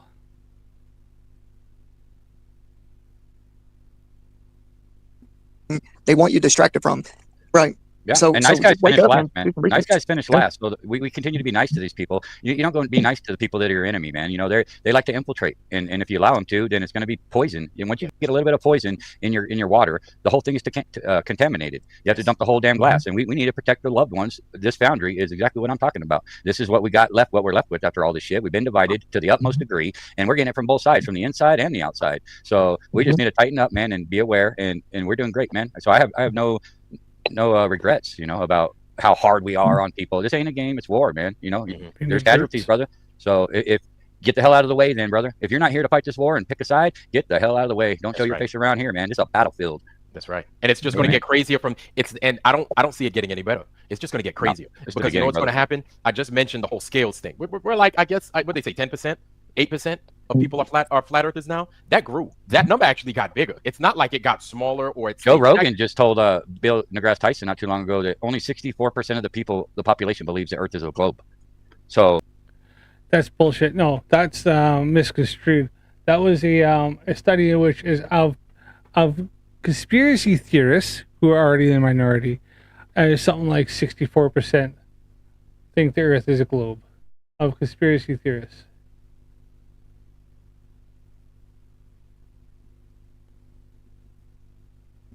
Flat earthers have a hard time fucking reading these freaking stats.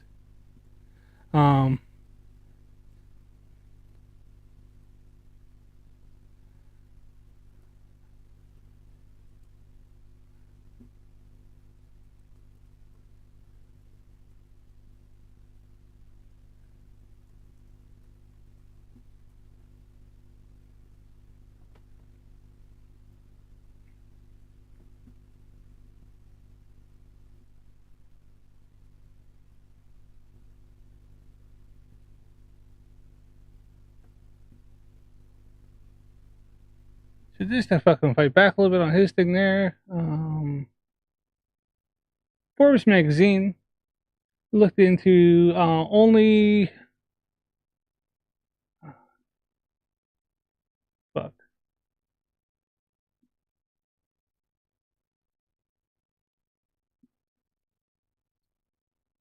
only 2/3 of American millennials believe the Earth is round. 2/3 of American millennials, only the young freaking stupid kids. And it said, survey found 2% of Americans firmly believe the Earth is flat, with interesting different segments of age, religion, and income. Where you get a lot of people who are just more susceptible, or either the young and susceptible to like all these like TikTok trends and shit like that, right?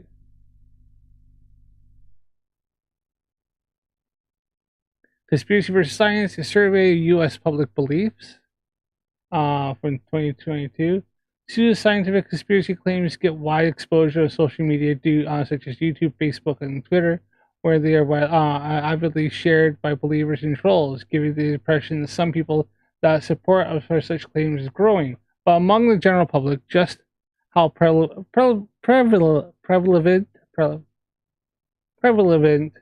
are these such beliefs? On a nationally representative survey, we asked whether people agreed, disagreed, or were unsure about the following conspiracy claims: the Earth is really flat. Did NASA fake the moon landings? Do COVID-19 vaccinations implant people with microchips for tracking? And for the comparison, we asked similar questions about some basic scientific facts, such as whether Earth is billions of years old. Acceptance of or openness to conspiracy beliefs was significantly higher among certain subgroups, including millennials and supporters of ex-President Trump. Conspiratorial thinking or conspiracist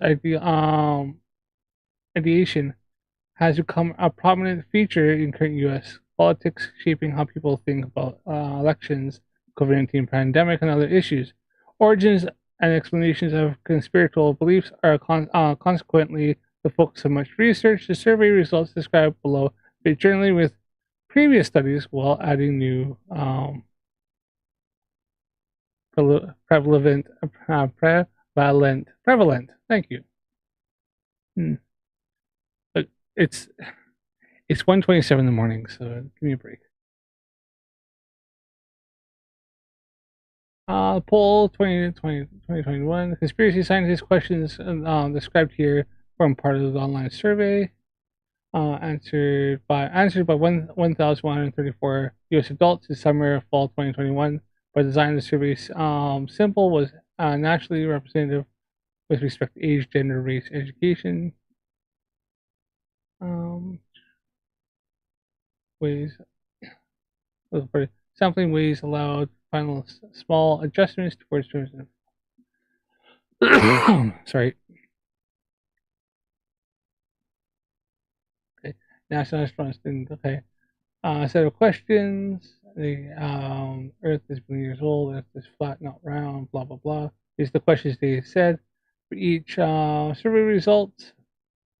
Figure 1 chart. Charts represent responses. Charts responses of 4 of these questions. 3 false conspiracy claims: vaccination, microchips, flat Earth, moon landing fake. 1 scientific fact: the Earth is very old. Agreement with conspiracy claims is not high, ranging from 9 to 12%, and agreement and disagreement from 71 to 80%.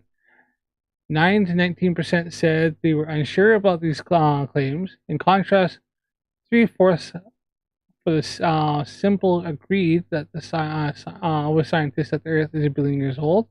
A sum of the 17% unsure might agree Earth is quite old, but be certain about the numbers.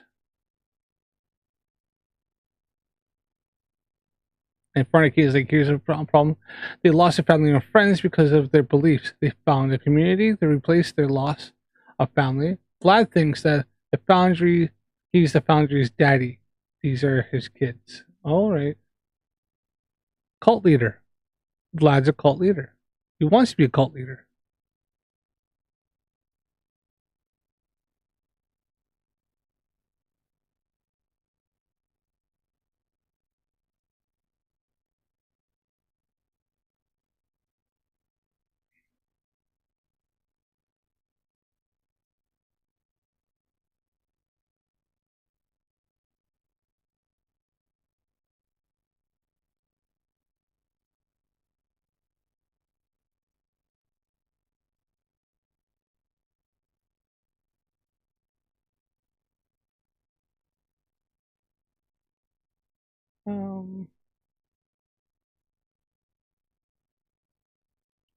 So if you look at this chart here, responses to 4 conspiracies are scientific statements by whether respondent approved, disapproved of X President Trump.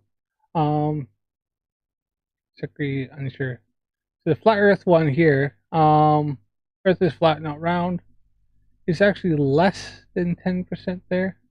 Or no, it's agree, unsure, disapprove.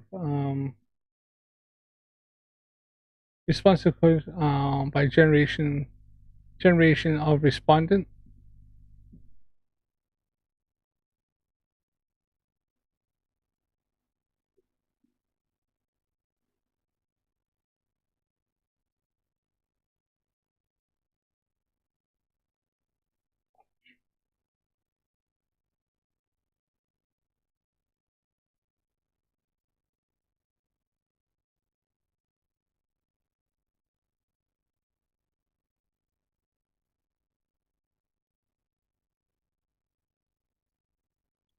Sorry about that. Earth is flat. So GI, silent, early boomers, less, late boomers, even less, believe. Gen X's, unsure, and they go up to just millennials, and then Gen Z's are actually falling. So if you look at this, as you go down the generations, it's got Gen X, the millennials believe that, more believe the Earth is flat. But as you go to Gen Zers, it's starting to go back down, the trend. So we have to see it later on. But this generation is a lot lower than the millennials. I mean, you gotta think, sometimes flat Earth is like, it depends on how they, how they worded it, and then how they accepted different things. So let's see, get to the end of this one here. I don't know where the other percentage is. Maybe they think we live on a turtle or whatever, but their numbers are always wrong. We got to keep that into consideration. I think there's a lot more than they're going to admit. Here's Right. another thing I'm actually learning in real time in person. There are people not from here. Well, what I mean by not from here is like not originally born in the U.S. that always thought the world was flat. They don't understand why people call it a globe. Right. I mean, They don't- 64% of people that believed it was a globe. So they have the advantage of people that believe it's a globe. So I don't know if I misspoke there or not. I was kind of high when I said that. there are people that are like, yeah, it's flat. The Earth is flat. Like these people are like in their 50s and stuff like that. They might be from Eastern Europe. They might be from Asia somewhere, and then they're just like, yeah, the Earth is flat. Of course it's flat. And then when they No, in fact, look at the study. Seems like the older generation, less of them believe the Earth is flat. It's only like the conspiracy-minded they say Gen Xers and stuff like that, millennials, that will actually believe that the Earth is flat. That was it, or more did than normal. Funny enough, the large majority think that the Earth is billions of years old. Of all of them. look at globes, they don't understand. Doesn't that say something? They're looking at a globe and they're confused. They're like, I don't know why they do that. Like they sincerely don't get it. Yeah. Their scientific approach to that is it's so big. It's like, yeah, real scientific. It's so big. That's your answer, bro. Yeah. It's so big. Right. At some point you figure we'd be able to see this curve somewhere. Yeah. At some point. Yeah, like 8 inches per mile. Yeah, like that. And they haven't changed it yet. They haven't changed 8 inches per It's mile. because they can't. Their entire model revolves around it going. They have to base it around that circumference. If it changed at all, there goes the day that everything that they base everything off of has to go to those maths. That's why they cannot change it. They want to change it real bad because we keep proving that it's been falsified. But they and can't. then they're like 69 miles per degree, 69 miles per degree. And I'm like, here we go with the sorcery. Really, right? dude? You're No, they've never disproved that. One, the 8-inch mile squared is based on a parabola, and it's only accurate up to 1,000 miles, and it's also it doesn't account for the atmosphere because we have an atmosphere. Fucking believe it or not, flat earthers. I know you hate to think of that, and it does affect light. And then the 1 degree per 69 miles is much more accurate, and that has to do with like the measurements of like astronaut of doing like celestial navigation and such like that, or other things. Oh, feel sad for them missing. Lindsay's like, I feel sorry for them missing out on everything that space exploration has to offer. We have touched the sun with a Parker probe, and they ask us how we measured it. Yeah. But fact, freaking university in the 1950s actually used strong radio waves to measure the distance to the sun and back.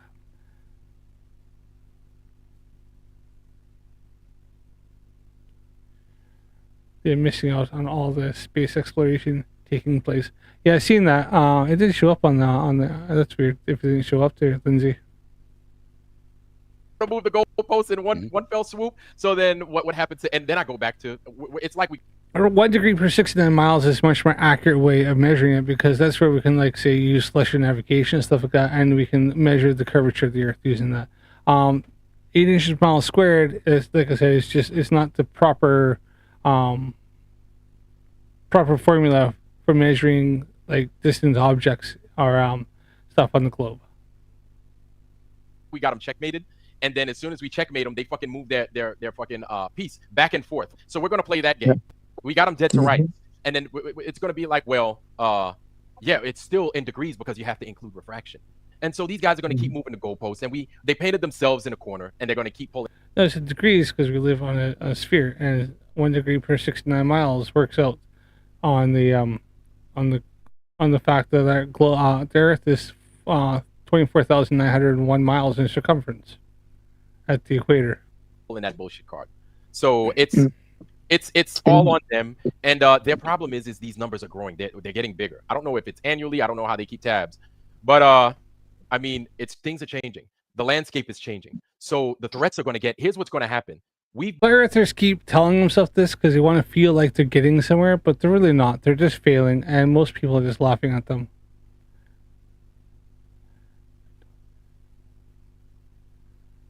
Lindsay, it just must be freaking YouTube playing a little bit funny. I've had that happen with mine. We've gone from being a joke You give it some time, they're going to start doing false flag operations and stuff like that. Guys, listen, we see this stuff from miles or years away. We know how they fucking operate. Amen. The only problem is everybody else doesn't even know the fucking party's happening, but we've been at this fucking party before. We're at the party right now, right? Flat Earth is a joke, and TFE even exposed it a lot more. It has been exposed, but it just put more exposure on just how ridiculous Flat Earth really is. Just early. These guys won't fucking wake up until a false flag happens. Oh, by the way, he was a flat earther too. Wow, who would have guessed it? Well, we need to start rounding up these flat earthers because they destroyed this launch pad at fucking NASA. How the fuck did this motherfucker do that? You know what I'm saying? It was a flat earther. Yeah, right. So because our numbers are growing, because people are becoming aware, they need to put a kibosh on us. And the tune is going to change. Right now, it's just.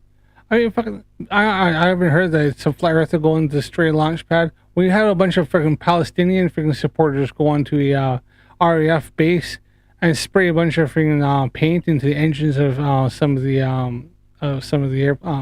jet engines of the transport aircraft. So, yeah, fucking people do stupid things who are part of cults.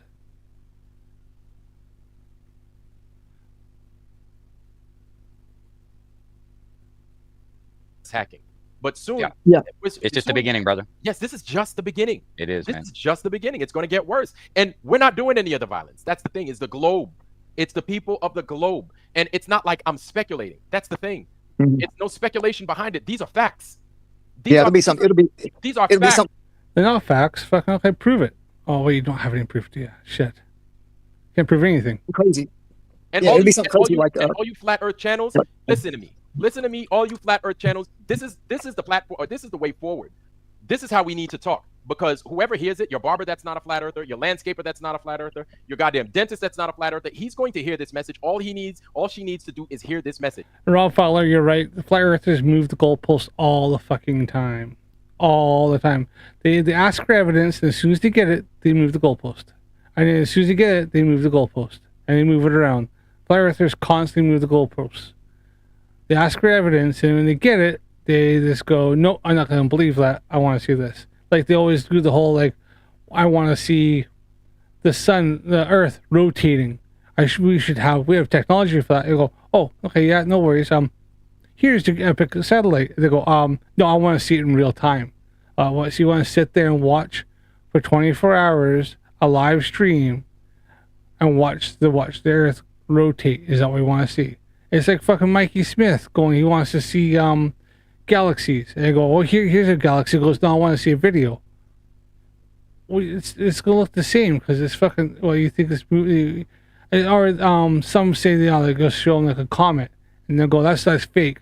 Why? Well, because you should be streaking across the screen. It's like, how fucking fast do you think this is in comparison? Something very, very far away is moving, but because it's so far away, it's not look. It's like seeing the galaxy spinning. Mikey thinks he's going to see a galaxy doing this. It's not. It's for us to go around the Milky Way galaxy. For us to do one revolution, it takes over a quarter of a billion years? Like, fuck.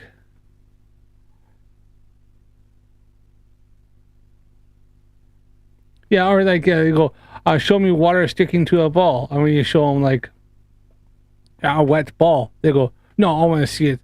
No, simulate for the globe. And then they want to see you pour it over, and it should have like thickness. It's like, well, look in scale, this ball here, the amount of water on this ball is to scale to how much it is on the Earth. And they go, no, it's fake.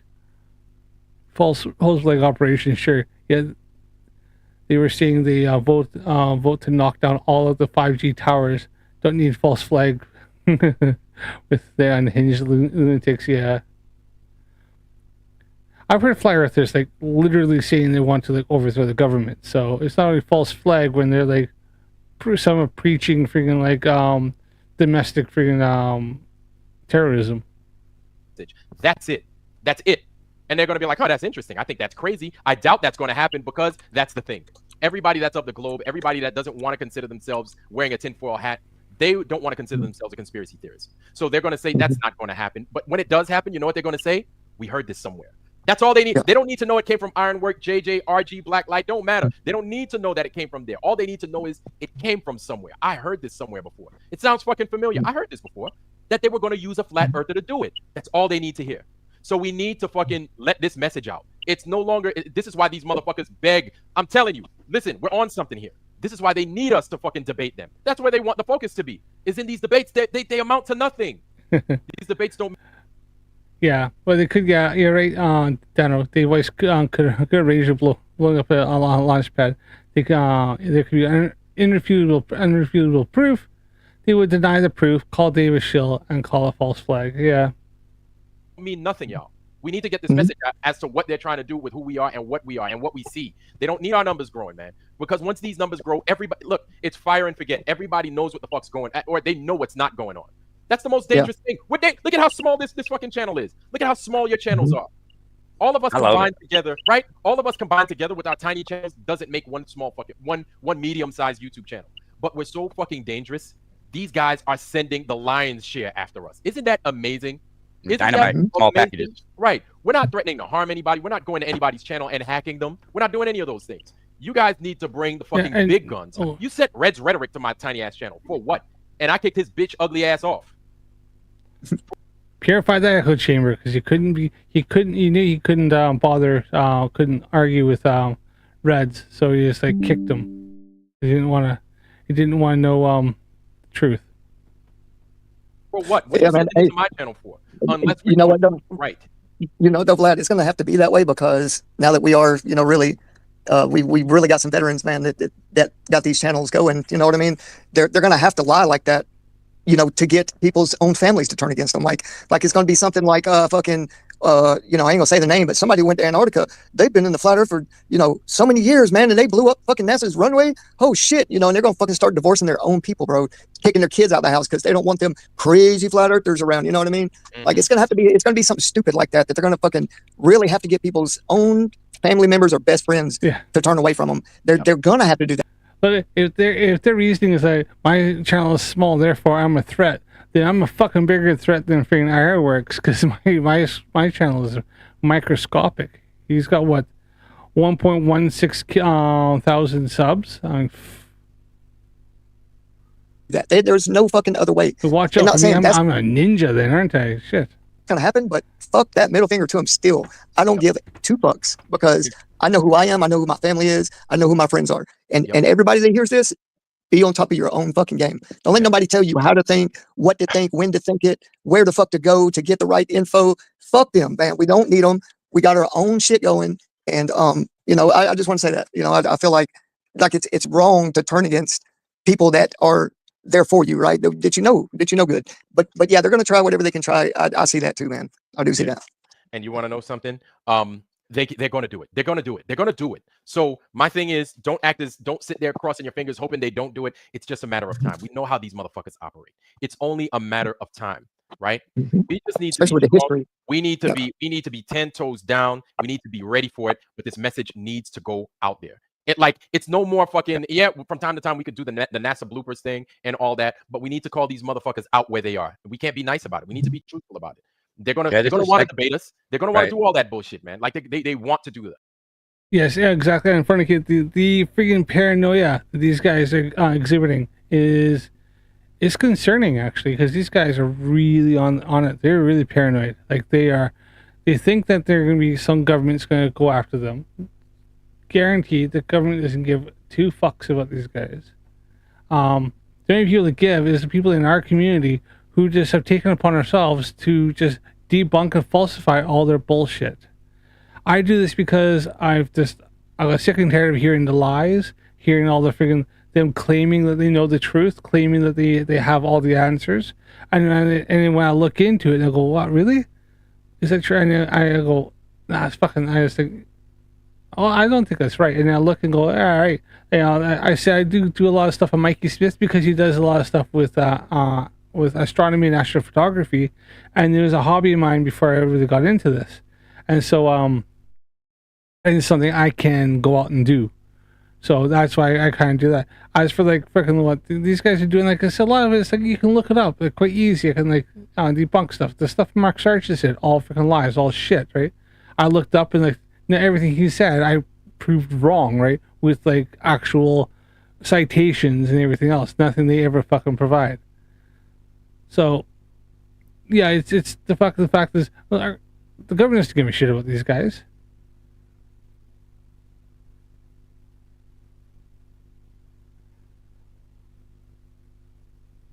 Yeah, you're going to make it very personal of why you do this. Well, you explained a bit to me why you're doing it, and you're doing it obviously for ones to help put the stuff out for your kids.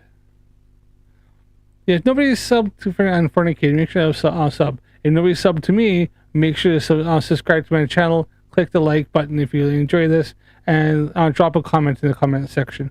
It helps me out, helps out push my channel out there. I'm trying to get out, try to get bigger, try to get the expose these lying freaking grifters, these people spreading false information, and make sure to get out there. If anybody's looking into this, looking into Ironworks, looking into all this stuff, that maybe they can find my channels as well, my stuff, where I can like help debunk and maybe push people away from joining this delusional cult. They want to waste our time. We got to call them out because time's running out. They know it. They smell it. They feel it. So in order to beat us at the finish line and meet us at the finish line, is for them to do that whole false flag thing. I don't know how they'll do it. I don't know how they'll do it, but they'll do it. They'll probably bring the kids into it or the women somehow. You know how they are. They like to reverse engineer everything, brother. And that's why I hate to even use children. But ultimately, man, I keep saying it. This is about the children and about humanity as a whole. So, you know, what better thing to open your eyes and be more vigilant with your information. Man. It's not a game. And we're obviously not bad people, man. You know, it might appear like when these guys get under our skin and shit, but we're just defending exactly what I just said. That's right. And you know what? It's not like we go on the attack for globe people. That's a result. Like, you got to understand, you're talking about we're not cordial or whatever it is. Fucking no, like, you guys fuck with us. You guys come and fuck with our channels. That's the only reason we're talking bad about y'all. I mean, aside from the fact that y'all don't know what the fuck you're doing and you're hiding shit and you're deliberately doing what it is you're doing. It's not like it's a mistake. This is all done because it's deliberate. It's all on purpose. Yeah. So you guys can help yourselves. You choose not to, but instead you choose to fight us. So we're fighting two battles. We're fighting the big one. We're fighting the one against you. Yeah, Plus, I know. not to mention the fucking shields that we have within the community that we have to deal with. Yeah. So they're undermining our intelligence to quite some degree as well, because you know they come in here and act like they're going to lecture us or whatever, which is just laughable. That just shows you don't understand how the hell we got here in the first place, you know. And without us, they're absolutely nothing, man. I think I've said it before, but who wants to listen to somebody push a globe? You already learned that shit in elementary school. No, they have nothing without us, man. If there's no flat Earth, there. I know. They believe they're suppressing them. They're suppressing themselves because people just listen. There's no globe push. A lot of times, a lot of the views these guys get on their channel is like people who are just watching it to debunk everything they say and just falsify their shit. Yeah, you're in your own intelligence. Exactly. That shit. So they literally are just taking off at the legs if we don't allow them to have our attention. Yep. And I think that's war. They don't need to have their fucking attention. I can get on here, look at their videos, and debunk everything ourselves. I fucking don't need them to have us on their channels. All it does is you can see is that there's this little echo chamber that they can't address their lies. And what I try to do on my channel is I try to show the evidence. I try to hear they say and go, oh right, fucking here you are, boom, here's the information. They lied, here's my proof. Oh, they lied, here's my proof. Oh, that's a lie, here's my proof. And that's what I try to do. Oh shit, I need to stop clicking that. War started, bro. To be honest, I think this war started when they brought the. Really kicked off when they brought the Department of Education in. I mean, how could you not think that? Because you got every city or every town, let's say, county lines, right? Instead of city lines, county lines, building 2 or 3 schools within that boundary, and then getting every fucking kid brought to that one school or 2 schools. You know what I mean? Like they really fucking kicked off the war then. That's when they wanted our kids' minds, not just our minds. Well, you know me and the way I think about that. Yeah. You know, when they've had a reset, then they were able to write history and script everything from that moment on. It's scripted. So when you say they bring into the education system, it's already all plotted. You know, when you look at these Illuminati card games and undermine them. It's an education system is only showing education based on what's scientific facts and evidence, not just belief and misunderstandings. That makes no fucking sense. Why would you teach somebody something that can't be proven in education? Everything's happening that's in those cards is just indicative and validating that yeah, this shit's all scripted, man, and then nothing is organic. It wasn't like we could trust the timeline on anything. Oh, when the treaty was brought up or anything they say, man, it's just all a way to control their narrative. You know, so it's very difficult to not take that into consideration. Yep. Yeah. Because we're so forced to believe that shit. You just automatically go right to, yeah, this happened in this year, or this happened that year. Like, even if it did, how organic was it? How do you know it wasn't planned with the reset? You know, because they get to write everything that's going to happen from here on out. They get to write it like it's a damn script. Yeah, So, that's a good point. That's a good point. really You know, with the book, with the not saying this is like the major thing, but you know, they also had the book burnings. That way, if they did find, you know, hey, if you find books, bring them to your local library. We'll take care of them. Man. Something like that. You know, I told you what they do around where I live or where my parents live.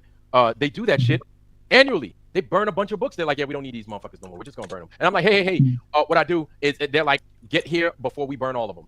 And they're like, as many books as you can carry. You know what I'm saying? So I show up with 2 sea bags, and every year I would do this. So basically, my parents' library in their house, their whole basement and their den and stuff is like books from shit that I went every year, and I would just go to these motherfuckers, and I would just show up. Amazing. Boom. That's amazing.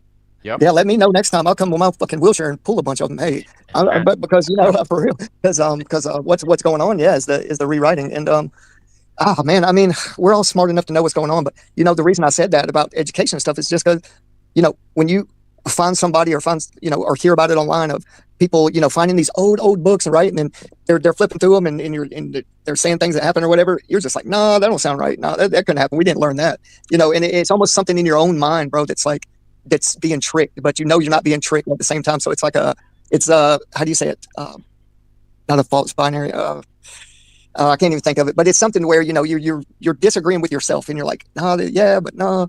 You know, and so this is what happens. Yeah. Some of the old books that pop up still to this day, and you're just like, nah, somebody faked that. But it's like your own shit being tricked. Yeah. You know how? I fucking on about.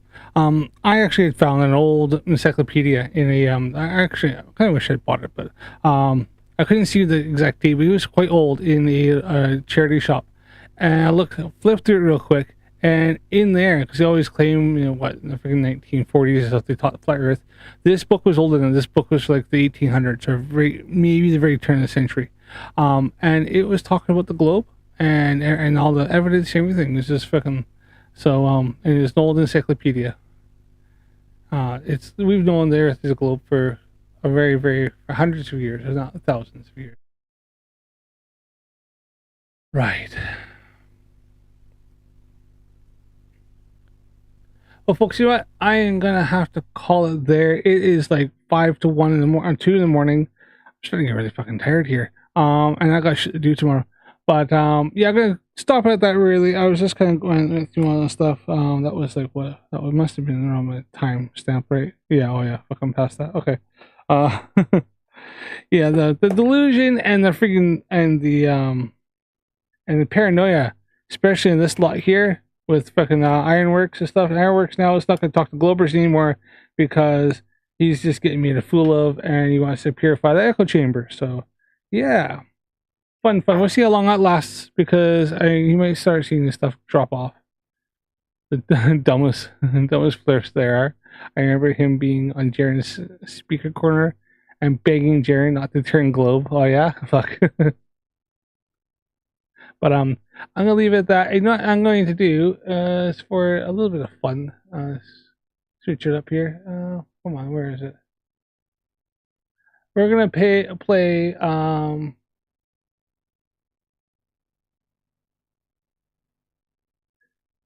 Calder's song again about Ironworks, since Ironworks is here. So let's check it out. On the mic, the flat plane preacher, no curve, no spin, just rage in a speaker.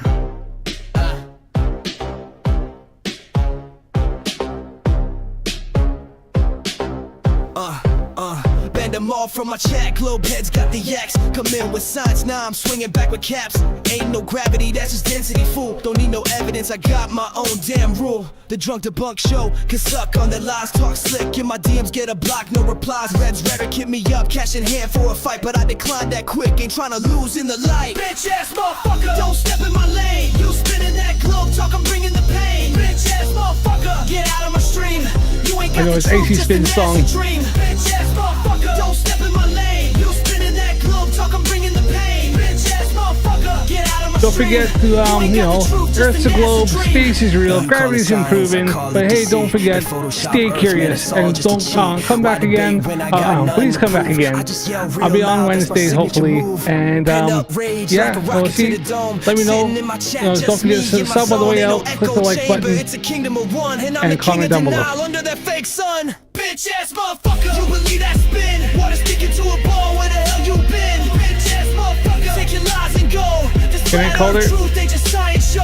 Bitch ass motherfucker, you believe that spin? Water sticking to a ball, where the hell you been? Bitch ass motherfucker, take your lies and go. This flat earth truth, they just science show. Why you run from the truth? Cause I got no proof. Why you bet on the chance? They were spitting facts. I ain't wrong, I'm just loud, yelling to the void, standing proud. So take your globe and shove it, nerd. This plane's my world, spread the word. Bitch ass motherfucker, that's the final word. Bitch ass motherfucker, that's the final word. Bitch ass motherfucker, that's the final word. Bitch ass motherfucker, bitch ass motherfucker. All right, good night, everybody. Thanks for coming. See you.